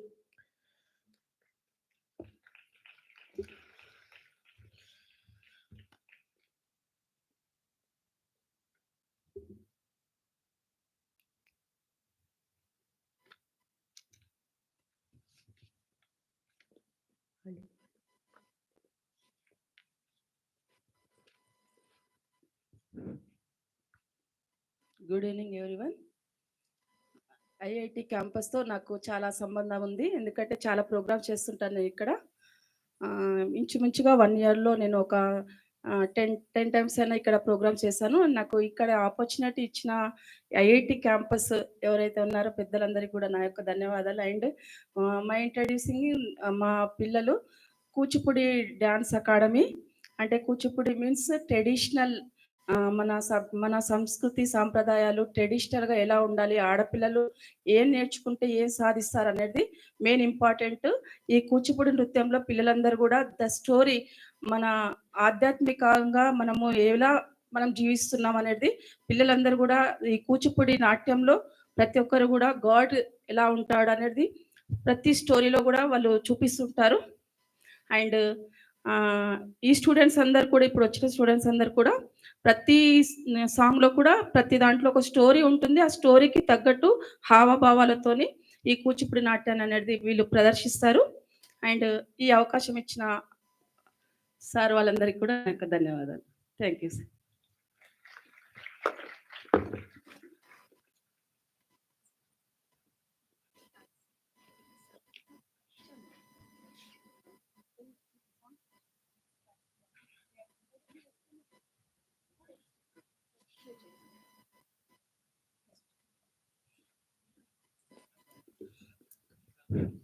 Students, first one మన song Vinayaka వర్ణం means వినాయకుడు means Ganapati.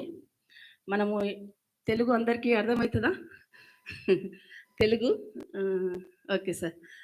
Telugu వినాయకుడు means మనకు ఏదైనా ప్రతిదీ కూడా మనం occasion జరుపుకుంటే మనం వినాయకుని స్మరించుకొని అకేషన్ సక్సెస్ఫుల్గా కావాలనేసి ఈ డ్యాన్స్ మేము ఎప్పుడు కూడా వినాయకుని సాంగ్తో ప్రారంభిస్తాము. దీంట్లో వినాయక వర్ణం మీన్స్ వినాయకుడు ఎలా ఉంటాడు, వినాయకుడు అంటే తను ఏ విధంగా అంటే మామూలుగా వినాయకుడు అంటే మా అందరి గాడ్లా కాకుండా తన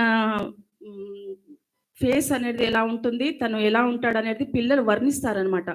దాంట్లో ఇంట్రడ్యూస్ చేస్తారు. ఇప్పుడు వినాయక వర్ణం వెల్కమ్ సాంగ్ చేస్తారు. పిల్లలందరూ కూడా స్టేజ్ మీదకి రండి.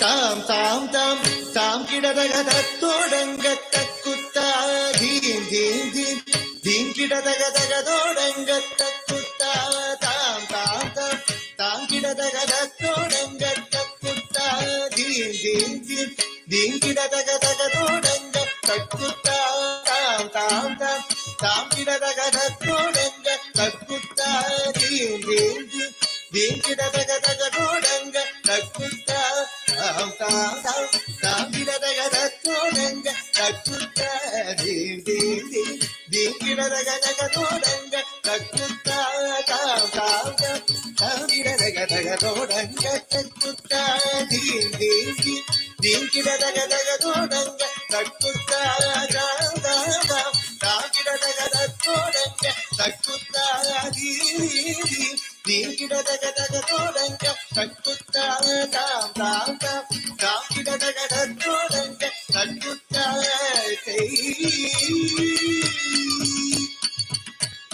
தத்தோடகத தாம் தாம் தாம் தீம் தீம் தீம் தகதோடங்க தக்குத்தா தத்தோடகத தாம் தாம் தாம் தீம் தீம் தீம் தகதோடங்க தக்குத்தா திக்கிட்டை திக்கிட்டத்தகதிகிதோ ஹஸ்தங்க திகுதகதிகிதோ ஹஸ்தங்க திகுதோ ஹஸ்தங்க ஹஸ்தங்க திக்கிட்டை திக்கிட்டத்தகதிகிதோ ஹஸ்தங்க திகிதகதிகிதோ ஹஸ்தங்க திகுதோ ஹஸ்தங்க ஹஸ்தங்க புத்தக்கிட்ட கிண்ணத்தோங்க கத்தோடகதாம் தாம் தெய் தோதி குத்தக்க தோதோடகதாம் தாம் தோம் தாம் தாம் தீ கிடதக தத்தோடங்க தக்குத்தா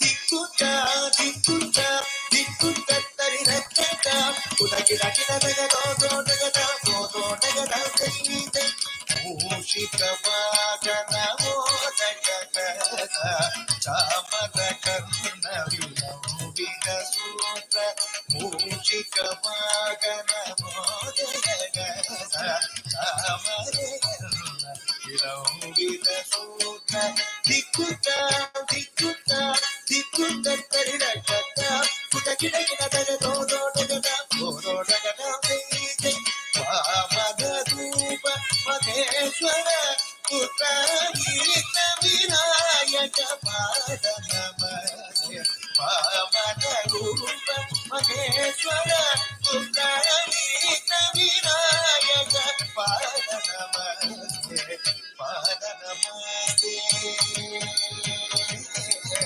ಪಾದ ನಮಸ್ತೆ ನಮಸ್ತೆ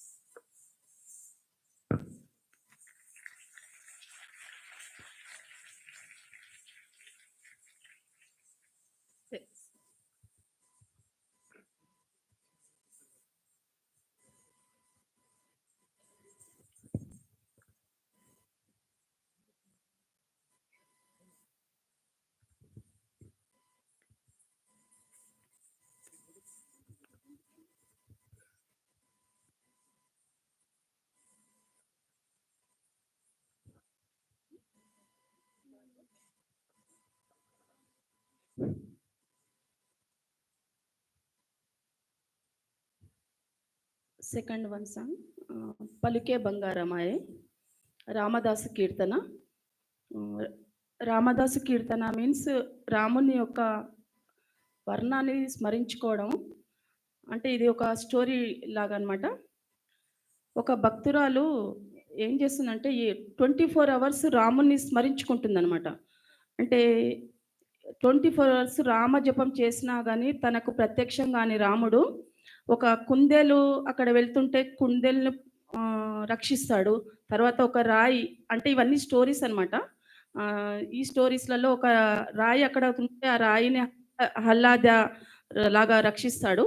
అంటే వాళ్ళందరినీ కరుణిస్తావు కానీ నేను ఇంత భక్తురాల్ని 24 అవర్స్ కూడా రామ రామ రామ అని అంటున్నాను, అయినా నన్ను ఎందుకు కరుణించవు అనేసి ఒక భక్తురాలు ఆవేదన. అండ్ అందులో హావభావాలు 9 ఎక్స్ప్రెషన్స్, నవరసాలు పిల్లలతో మనము దేవుణ్ణి ఎలా స్మరించుకొని వాళ్ళని ఆ రాముని ఎలా ప్రత్యక్షం చేసుకుంటుందో ఒక భక్తురాలు ఈ రూపకం ద్వారా పిల్లలు చూపిస్తారు. Thank you.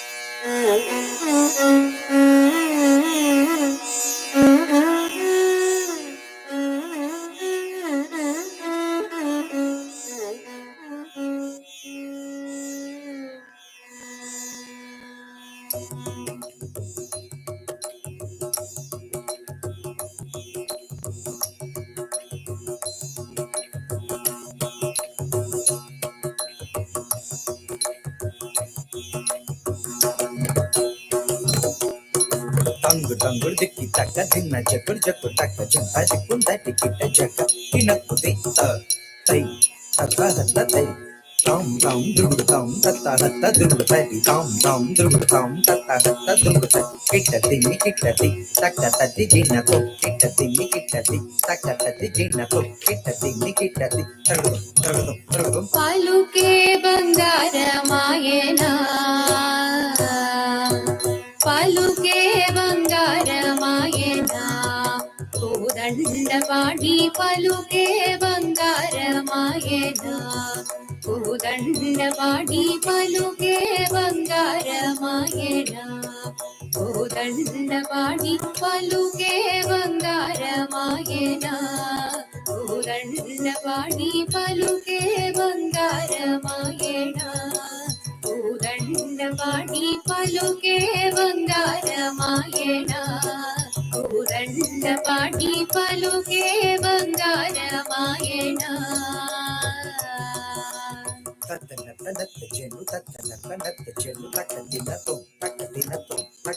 పలుకే బంగారమాయ పిలచిన పలుకవేమి పలుకే బంగారమాయ పిలచిన పలుకవేమి కలలోని నామస్మరణ మరువా ఆహా కలలోని నామస్మరణ మరువా చక్కని తండ్రి కలలోని నామస్మరణ మరువా చక్కని తండ్రి పలుకే బంగారమాయ పిలచిన పలుకవేమి కలలోని నామస్మరణ మరువా చక్కని తండ్రి పలుకే బంగారమాయనా కోదండపాడి పలుకే బంగారమాయనా కోదండపాడి పలుకే బంగారమాయనా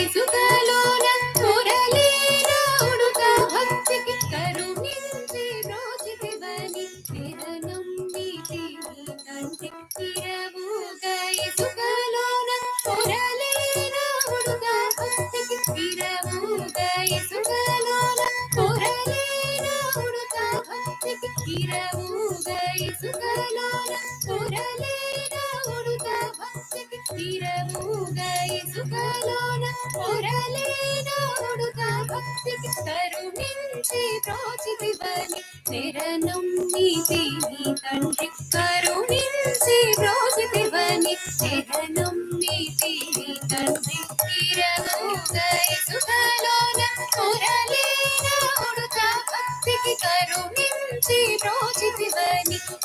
నమ్మితి నీ తండ్రి పలుకే బంగారమాయనా కోదండవాడి పలుకే బంగారమాయనా కోదండవాడి పలుకే బంగారమాయనా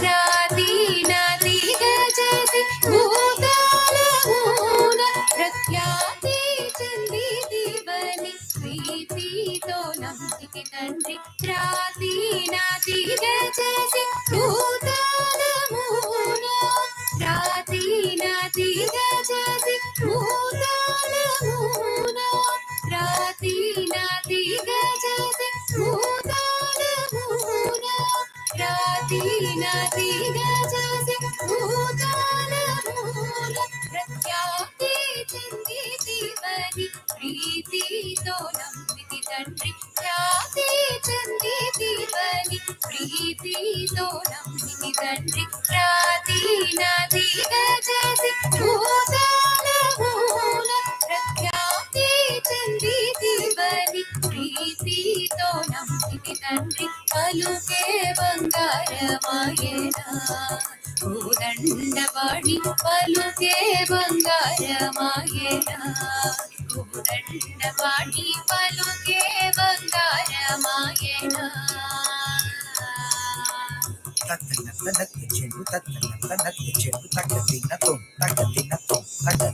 ఎంత వేడినా గాని తుంటైన దయరాదు ఎంత వేడినా గాని తుంటైన దయరాదు పంతము చేయనే నెంతటి వాడను తండ్రి పంతము చేయనే నెంతటి వాడను తండ్రి ఎంత వేడినా గాని తుంటైన దయరాదు పంతము చేయనే నెంతటి వాడను తండ్రి పలుకే బంగారమాయనా కోదండవాడి పలుకే బంగారమాయనా కోదండవాడి పలుకే బంగారమాయనా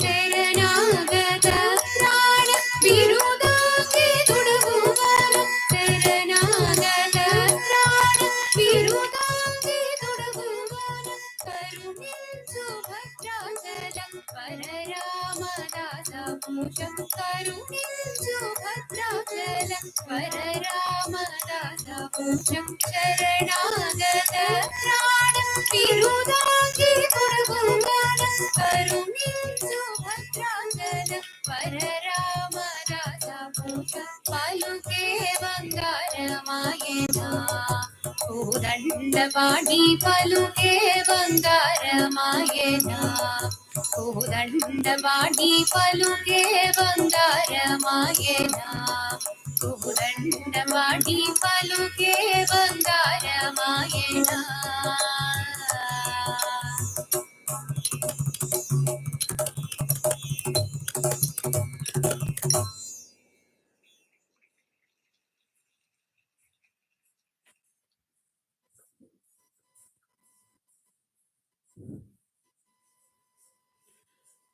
పిల్లలందరూ కూడా రాముని యొక్క కీర్తన రాముని యొక్క బ్లెస్సింగ్స్ ఎలా ఉంటాయని చూపించారు. అండ్ తర్వాత మన కలియుగంలో ఈనాటి వెంకటేశ్వర స్వామి యొక్క అన్నమాచార్య కీర్తన రామదాసు అనే భక్తుడు ఈ అన్నమాచార్య కీర్తనలు వేల కొలది అన్నమాచార్య కీర్తనలు రచించాడు. అందులో భాగంగా పిల్లలందరూ కూడా ఇప్పుడు అన్నమాచార్య కీర్తన చేస్తారు. ఇందులో జగడపు చనవుల జాజర, ఇది మంగతాయారు వెంకటేశ్వర స్వామి గురించి వెంకటేశ్వరుని రప్పించుకోవడానికి తన భర్తను ఏ విధంగా ప్రాధేయపడ్డది, అందులో ఉన్న వర్ణన అనేది ఏమైందో అనేది ఈ భాగంలో పిల్లలు చూపిస్తారు. Thank you.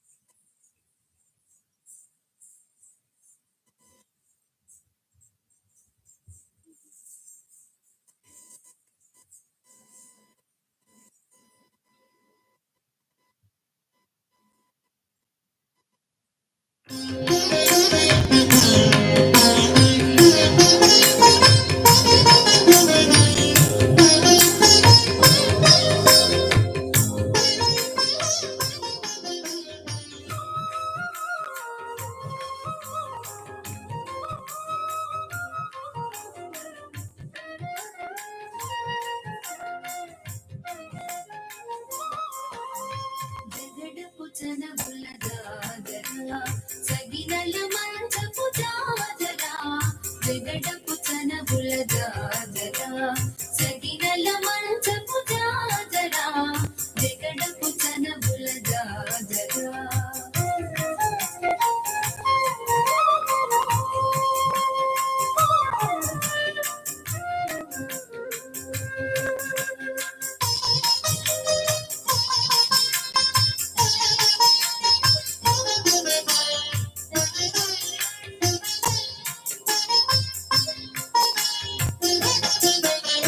ముల్లలు తురుముల ముడిచిన బరువున ముల్లపు సరసపు మురిపెమున ముల్లలు తురుముల ముడిచిన బరువున ముల్లపు సరసపు మురిపెమున చల్లన పొడి జారక పతిపై చల్లీరతివలు గాజరా చల్లన పొడి జారక పతిపై చల్లీరతివలు గాజరా జగడపు చనబుల గాజరా సగినల మంచపు జాజరా జగడపు చనబుల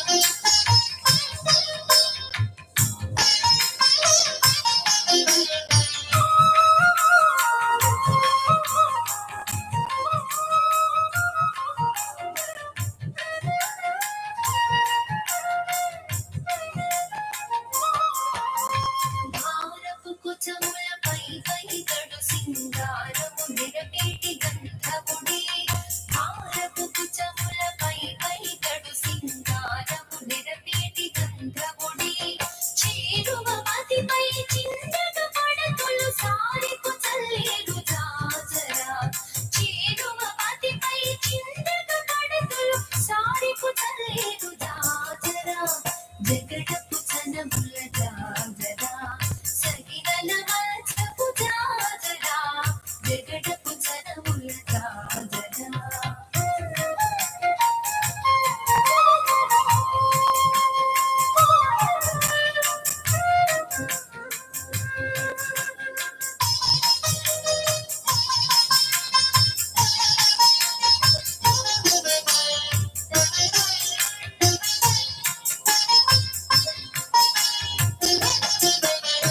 లింకపు కూటమి పెనగేటి చెమటల పంకపు పూతల పరిమళము లింకపు కూటమి పెనగేటి చెమటల పంకపు పూతల పరిమళము వెంకటపతిపై వెలుగులు తెచ్చేరు సంకుమదంబుల జాజరా వెంకటపతిపై వెలుగులు తెచ్చేరు సంకుమదంబుల జాజరా జగడపు చనబుల జాజరా సగినల మంచపు జాజరా జగడపు చనబుల జాజరా సగినల మంచపు జాజరా జగడపు చనబుల జాజరా సగినల మంచపు జాజరా జగడపు చనబుల జాజరా సగినల మంచపు జాజరా జగడపు చనబుల జాజరా జగడపు చనబుల జాజరా జగడపు చనబుల జాజరా జగడపు చనబుల జాజరా జాజరా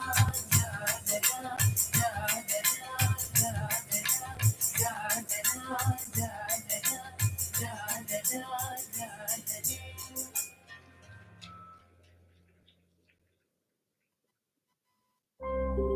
నైస్ పర్ఫార్మెన్స్.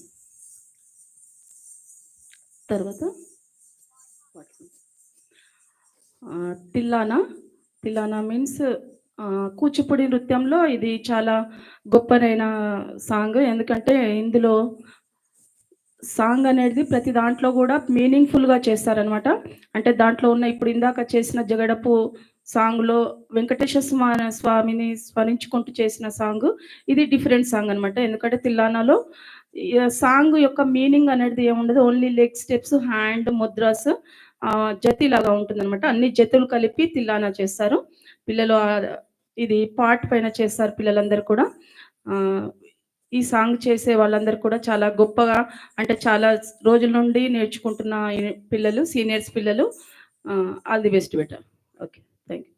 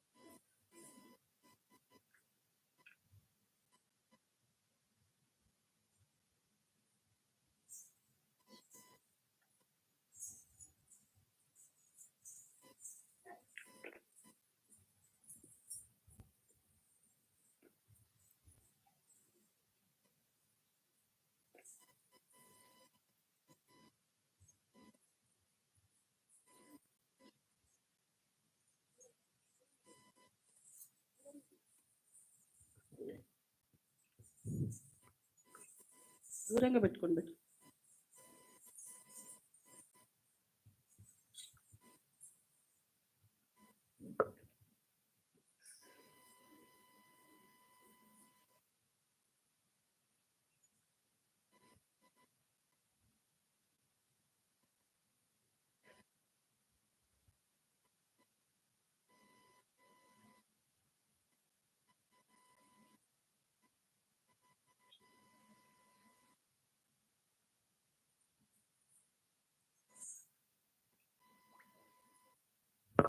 స్టార్ట్ చేయండి.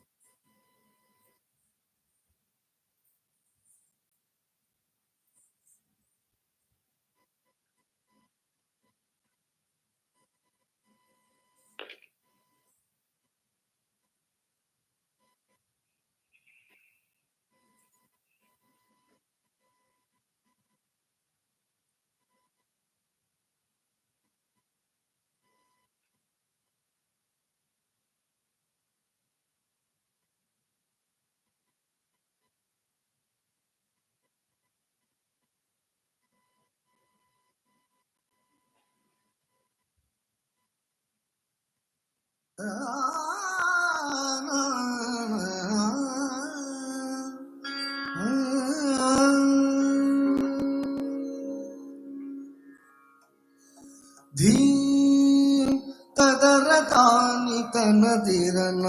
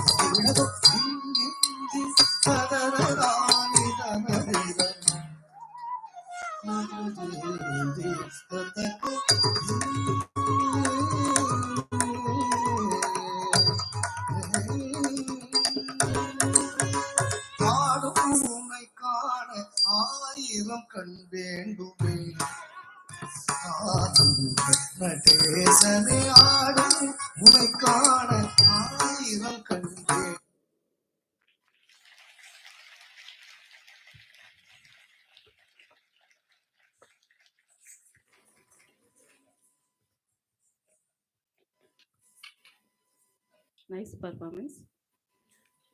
ఒకసారి అందరు కూడా పిల్లలకి థ్యాంక్ యూ. నెక్స్ట్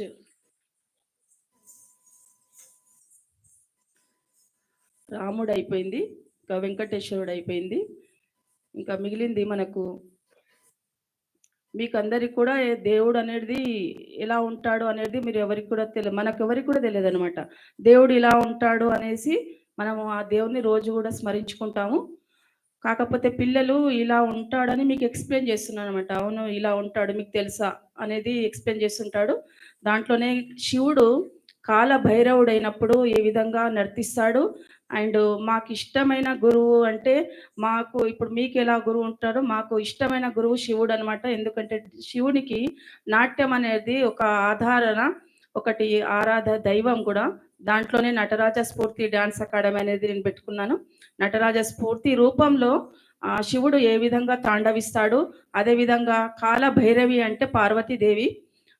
పార్వతీదేవికి ఎంతో అందరికీ అన్ని విధాలుగా సహాయపడుతూ ఎంతో విధంగా చేసే పార్వతీదేవికి ఎందుకు కోపం వస్తుంది, ఆ భైరవి రూపంలో ఎందుకు తను ఉంటుంది అనేది పిల్లలు ఈ రూపకంలో చూపిస్తారు.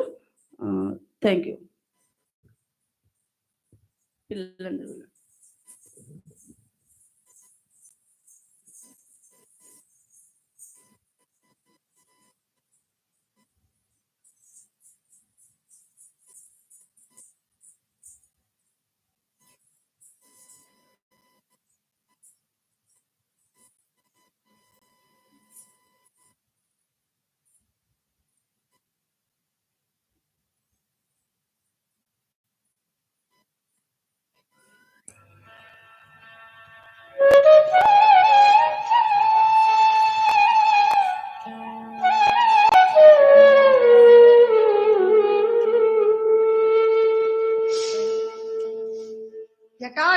जलप्रवाह पावितस्थले जटाटवीगलज्वलप्रवाह पावितस्थले दलेवलं व्यलम्बितां भुजङ्गतुङ्गमालिकां दलेवलं व्यलम्बितां भुजङ्गतुङ्गमालिका डमड्डमड्डमड्डमड् निनादवड्डमद्वयम् ढमड्ढमड्ढमड्ढमड् निनादवड्ढमद्वयम्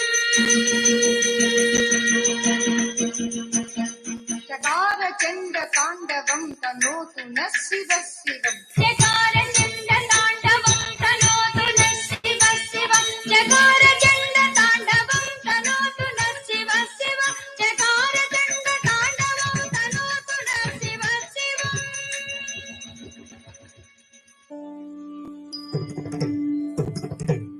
देवराज सेव्यमान पावनाङ्घ्रि पङ्कजम् व्यालयज्ञसूत्रमिन्दुशेखरम् कृपाकरम् नारदादि योगि वृन्दवन्दितम् दिगम्बरम् काशिकापुराधिनाथ कालभैरवम् भजे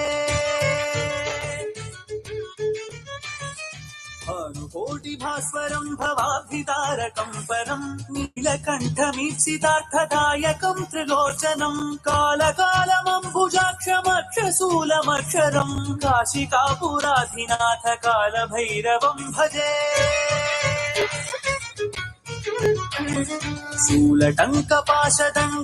शूलटङ्कपाशदण्डपाणिमादिकारणम् श्यामकायमादिदेवमक्षरम् निरामयम् जीवविक्रमम् प्रभुम् विचित्रताण्डवप्रियम् काशिकापुराधिनाथ कालभैरवम् भजे कालभैरवम् भजे कालभैरवम् भजे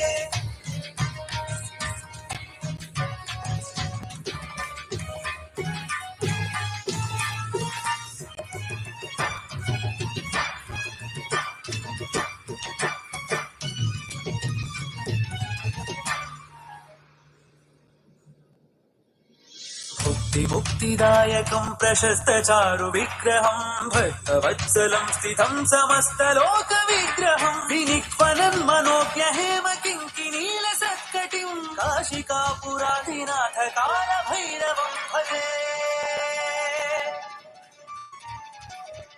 धर्मसेतुपालकम् त्वधर्ममार्गनाशकम् कर्मपाशमोचकम् सुशर्मदायकम् विभुम् स्वर्णवर्णशेषपाशशोभिताङ्गमण्डलम् काशिकापुराधिनाथ कालभैरवम् भजे रत्नपादुका प्रभाभिरामपादयुग्मकम् नित्यमद्वितीयमिष्टदैवतम् निरञ्जनम् मृत्युदर्पनाशनम् करालकम् च मोक्षणम् काशिकापुराधिनाथ कालभैरवम् भजे कालभैरवम् भजे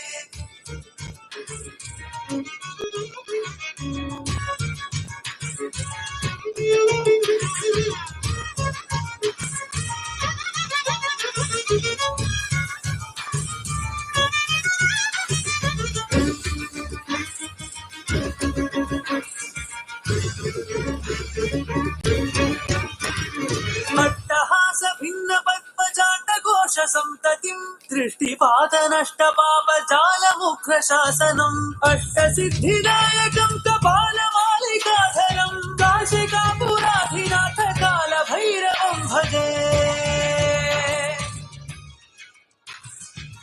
भूतसङ्घनायकम् विशालकीर्तिदायकम् काशीवासलोकपुण्यपापशोधकम् विभुम् नीतिमार्गकोविदम् पुरातनम् जगत्पतिम् काशिकापुराधिनाथ कालभैरवम् भजे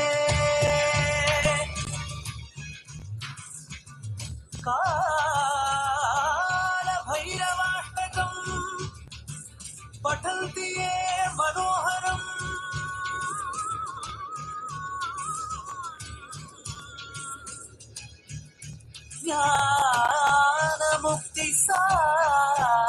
ज्ञानमुक्तिसाधनम् विचित्रपुण्यवर्धनम्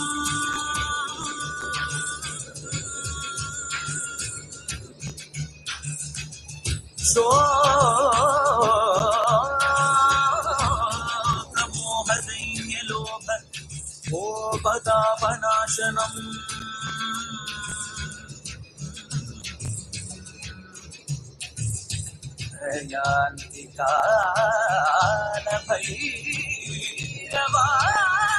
भैरवान्तिसन्निधिं नराध्रुवम्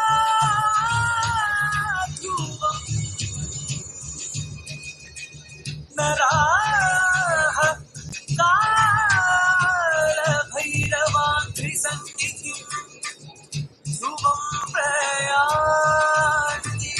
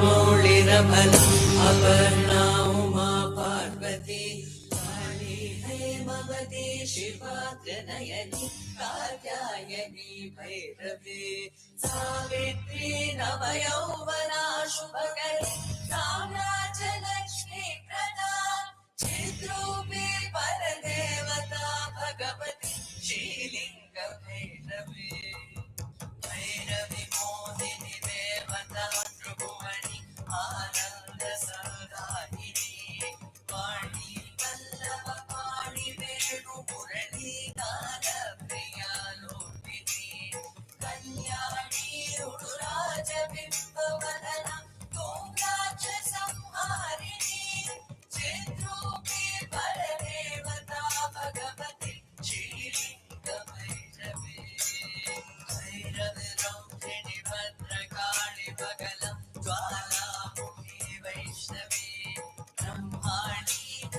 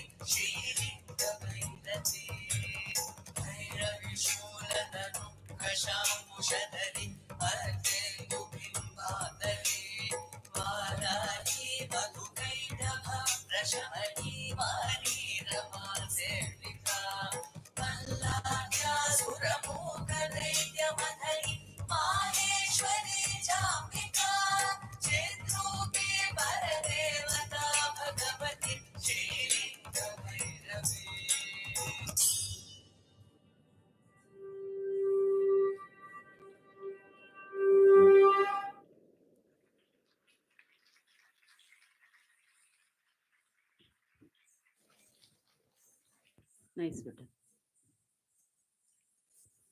అండ్ నెక్స్ట్ అర్ధనారీశ్వరం మీన్స్ శివుడు పార్వతి వేరు కాదు. అంటే గాడ్ని తీసుకుంటే శివుడు పార్వతి అంటారు. మన ఈ కలియుగంలో భార్య ఇద్దరు కూడా తనలో సగంగా ఈ జీవితాన్ని కూడా చక్కగా ఇద్దరు ఈక్వల్గా మన ఏదైతే జీవితం ఉందో దాన్ని ఈక్వల్గా చూసుకోవాలి, ఈక్వల్గా తన నడవడికను ప్రేమించాలి. అదేవిధంగా ఈ గాడ్ని ఇప్పుడు శివుడు అని అంటున్న శివుడు ఎంత ఎన్ని మనకు ఎన్ని ఉన్నా కానీ శివుడు తన భార్యను తన అర్ధనారీశ్వరంగా అంటే నాలో సగంగా ఈ యుగాన్ని కలియుగాన్ని కూడా రక్షిస్తుందనేసి పార్వతీమాతని తన సగంలో తీసుకుంటాడు. ఆ ఘట్టాన్ని పిల్లలు చూపిస్తారు. Thank you.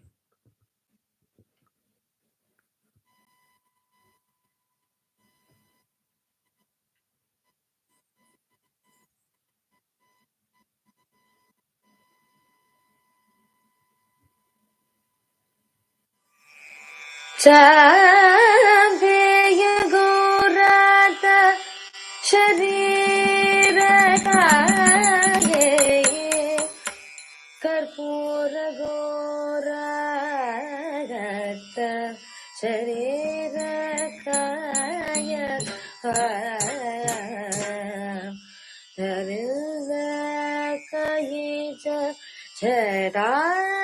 जराधराय नमः शिवाय नमः शिवाय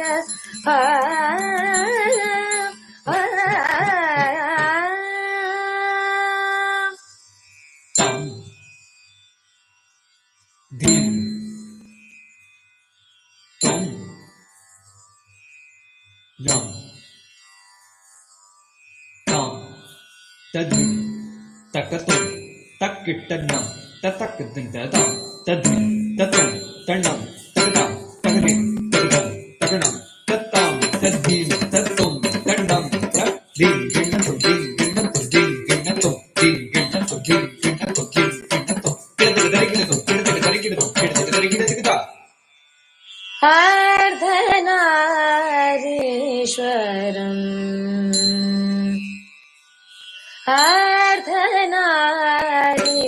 अर्धनारीश्वरम् आराधयामि सततम् अर्धनारीश्वरम् आराधयामि सततम् अर्धनारीश्वरम्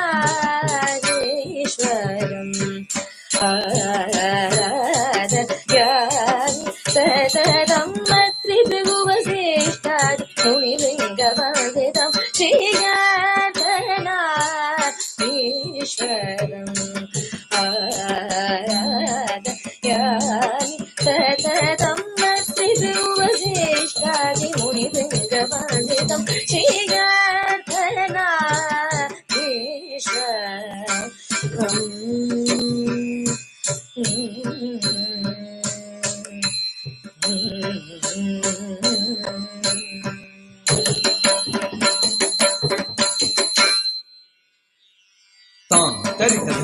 Tam tarita dhana tam tarita dhana tattajum kirdigida kirdigida kirdigida kirdigida kirdigida tam kirdigida kirdigida tattajum kirdigida tadigida tam tattajum kirdigida kirdigida kirdigida tattajum kirdigida tadi tatum tadam tatam tadigida tam tata tadigida tam tam tadigida tam kirdigida jum kirdigida tadigida tam tadigida jum kirdigida tadigida tam di tadigida tam tadigida tam jum tadigida tam jum tadigida tam tatam tadigida tam tarita dhana tam tam tarita dhana tata tarita dhana tarita dhana tajulu tajili takirdigirdigirdim tajum tajum tajum kirdigirdigirdim tajum tajum tajum adap takirdigirdigirdim tajum tajum tajum Namah Shivaya.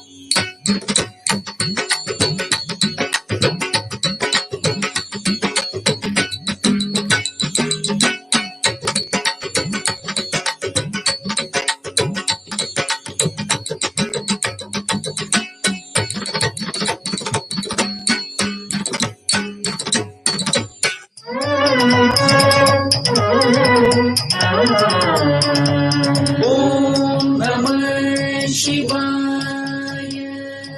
Om Namah Shivaya.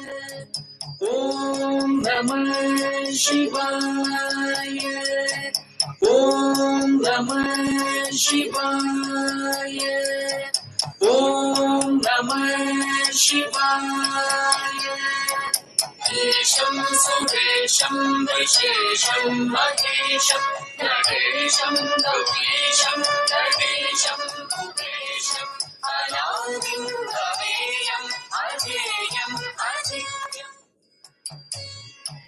Boom boom, rain boom rain, katak katak katak katak katak katak katak boom boom, rain boom rain, katak katak katak katak katak katak katak katak boom boom boom. Nirgana kane go boom boom boom. Nirgana kane go boom boom boom. Nirgana kane go boom boom boom. Nirgana kane go boom boom boom. Nirgana kane go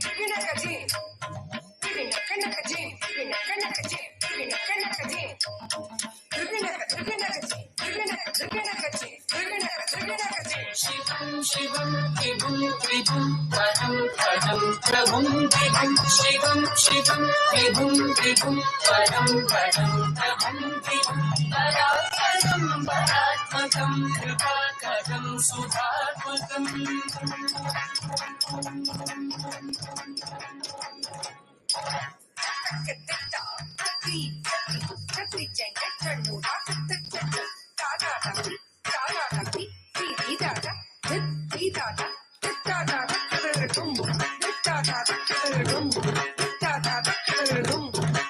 Haraయ च ज्वरहराय च पुरहराय च रुद्राय च भद्राय च इन्द्राय च नित्याय च निर्निद्राय च नमः शङ्कराय च महेश्वराय च नमः शिवाय च शिवधराय च भवधराय च नमः शिवाय च शिवधराय च भवधराय च. Om Namah Shivaya.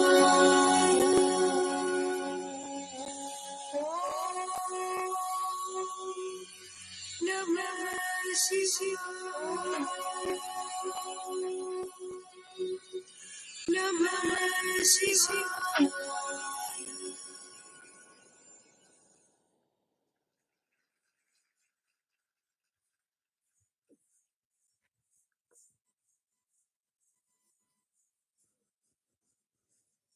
అందరికీ అర్థమైంది అనుకుంటాను. చిన్నారులు ఎంత చక్కగా చేశారంటే నిజంగానే పార్వతీ పరమేశ్వరుడు ఇక్కడికి వచ్చారా అనేసి. ఈ సాంగ్ అన్ని కూడా చేయడానికి వాళ్ళకి పేరెంట్స్ అండ్ పిల్లలకు కూడా ఎంతో డెడికేషన్ కావాలి. అండ్ వాళ్ళ రిథము, వాళ్ళ బాడీ అనేది సీక్వెల్‌గా సాంగ్‌ని బట్టి ఎంత చక్కగా చేశారు. పిల్లలందరికీ కూడా నాకు God bless you. Thank you. And last one Navadurga అందరి పిల్లలు.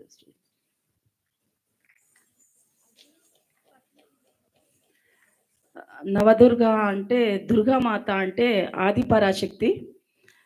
ఈ కలియుగాన్ని దుష్ట శిక్షణ, శిష్ట రక్షణ గావించడానికి అమ్మవారు ఆత్మికంగా ఉన్న అమ్మవారు ఏ విధంగా తన రూపాన్ని ప్రదర్శిస్తుందో ఈ నవదుర్గ దాంట్లో నవ అంటే 9 అవతారాలలో దేవత అనేది ఈ పిల్లలు చూపిస్తారు. ఒక్కొక్క అవతారంలో ఏ విధంగా ఉంటుందనేది. 9 అవతారాల్లో ఉన్న అమ్మవారిని నవదుర్గ అని అంటారు. దీంట్లో భాగంగా పిల్లలు కాళికామాత అవతారంలో పార్వతీదేవి ఎలాగా ఉంటుందో ఇంట్రడ్యూస్ చేస్తారు.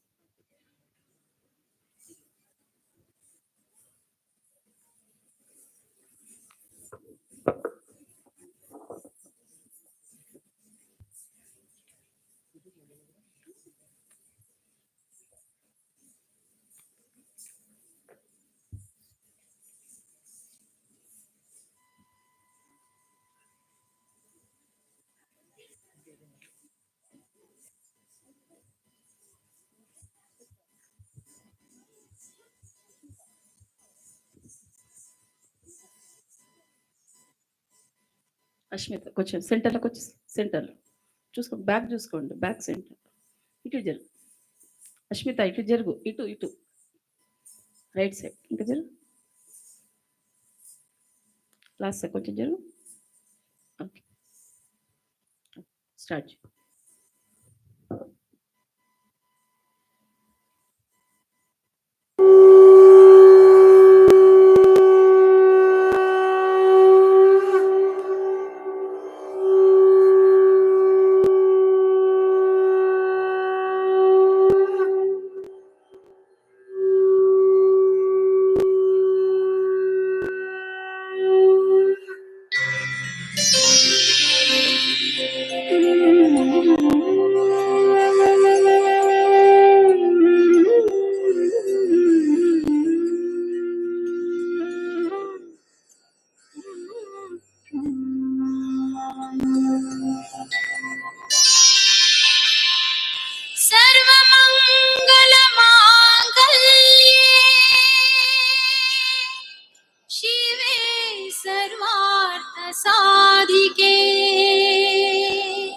शरणे त्र्यंबके गौरी नारायणी नमोस्तुते।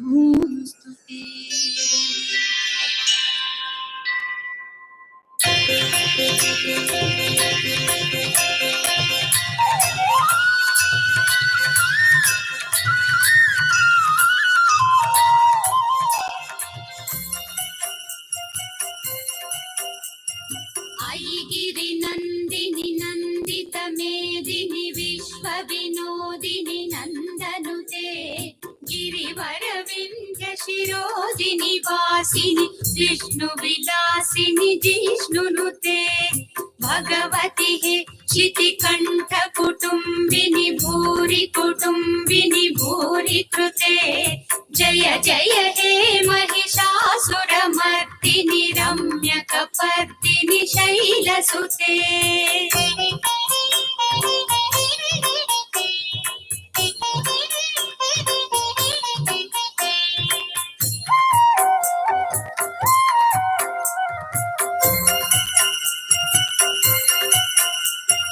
सुरवरवर्षिणि दुर्धरदर्शिनि दुर्मुखमर्षिणि हर्षरते त्रिभुवनपोषिणि शङ्करतोषिणि इल्विषमोषिणि घोषरते धनुजनिरोषिणि दितिसुतरोषिणि दुर्मदशोषिणि सिन्धुसुते जय जय हे महिषासुरमर्दिनि रम्यकपर्दिनि शैलसुते।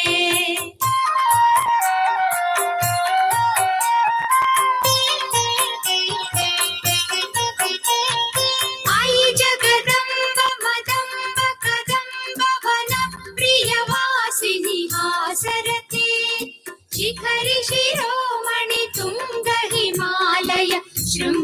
परिजालय मध्यगते मधु मधुरी मधुकैटभञ्जिनि कैटभञ्जिनि रासरते जय जय हे महिषासुरमर्दिनि रम्यकपर्दिनि शैलसुते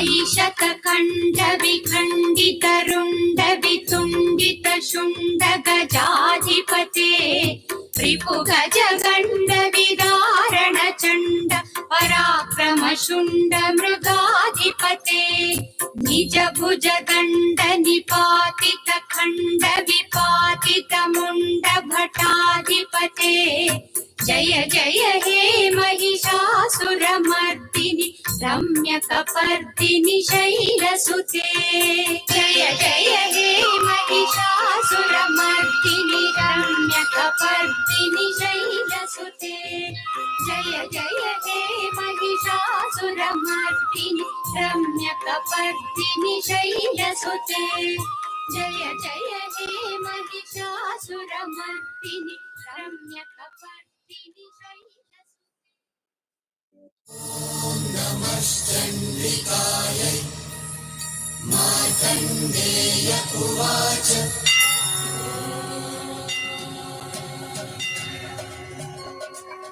प्रथमं शैलपुत्रेति द्वितीयं ब्रह्मचारिणी तृतीयं चन्द्रघण्टेति कुष्माण्डेति चतुर्थकं पञ्चमं स्कन्दमातेति षष्ठं कात्यायनी तथा सप्तमं कालरात्रीति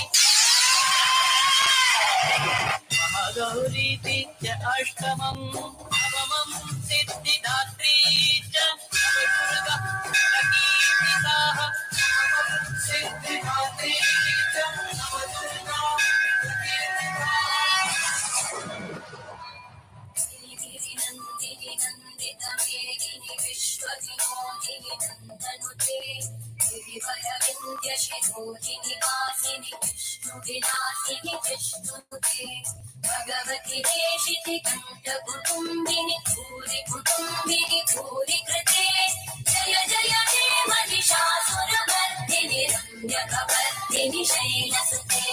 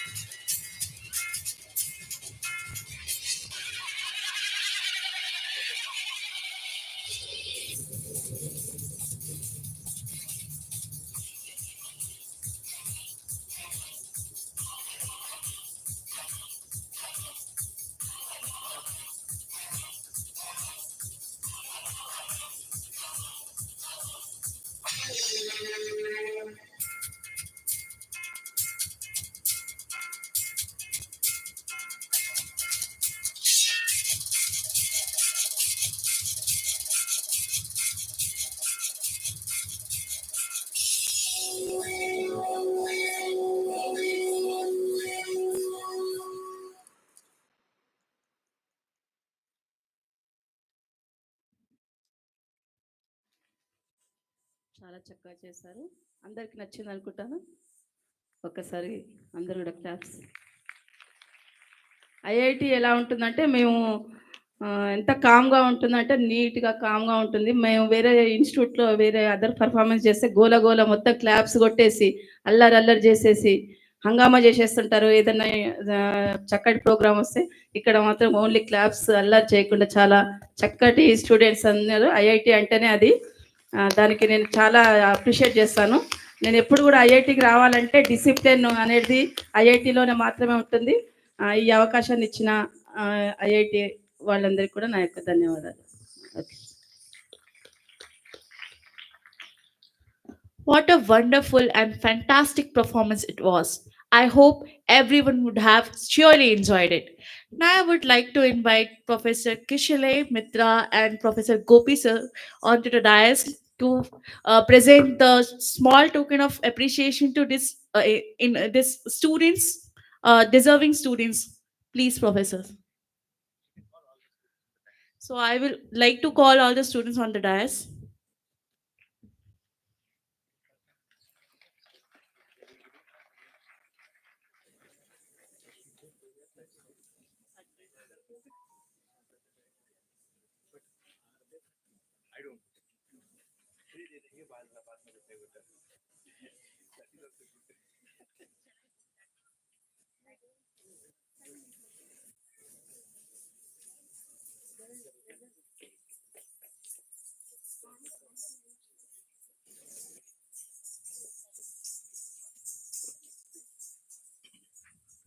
Thank you very much, madam. So we enjoyed the performance a lot, and every child was performing very well. And once again, thank you very much for accepting our invitation and then performing here.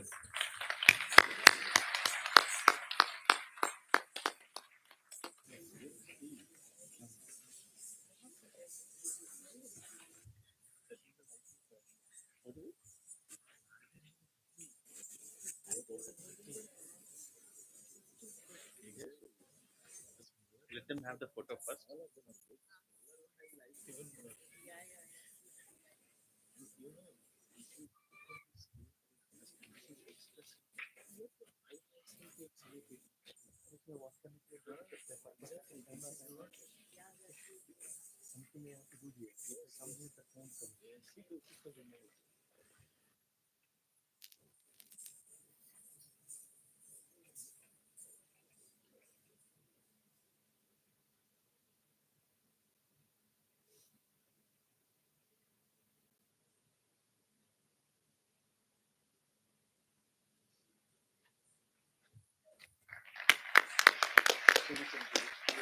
Sir, I will take from first to finish it. Yes.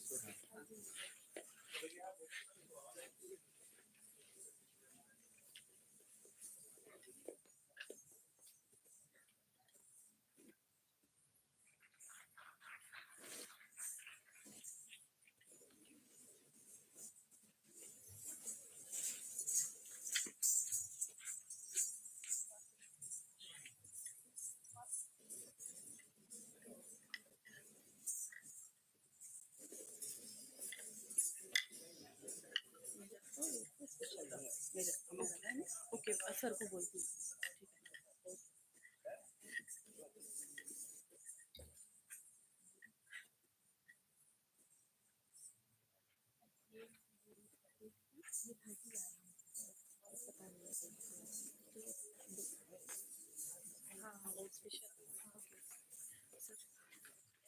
Yeah.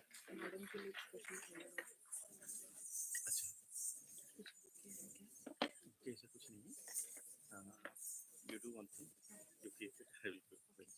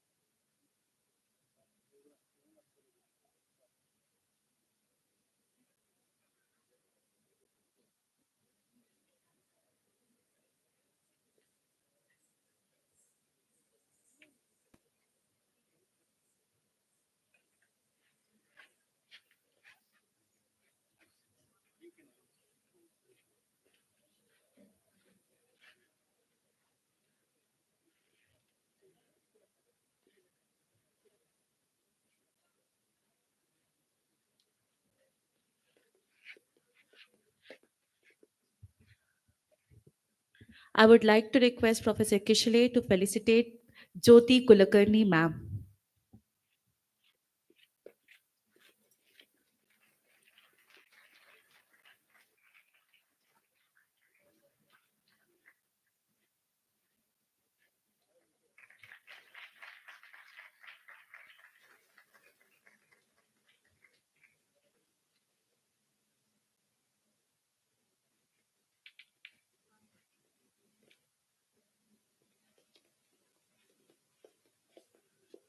So we will be having gala dinner in an international guest house. So all are requested to take dinner there. Thank you so much.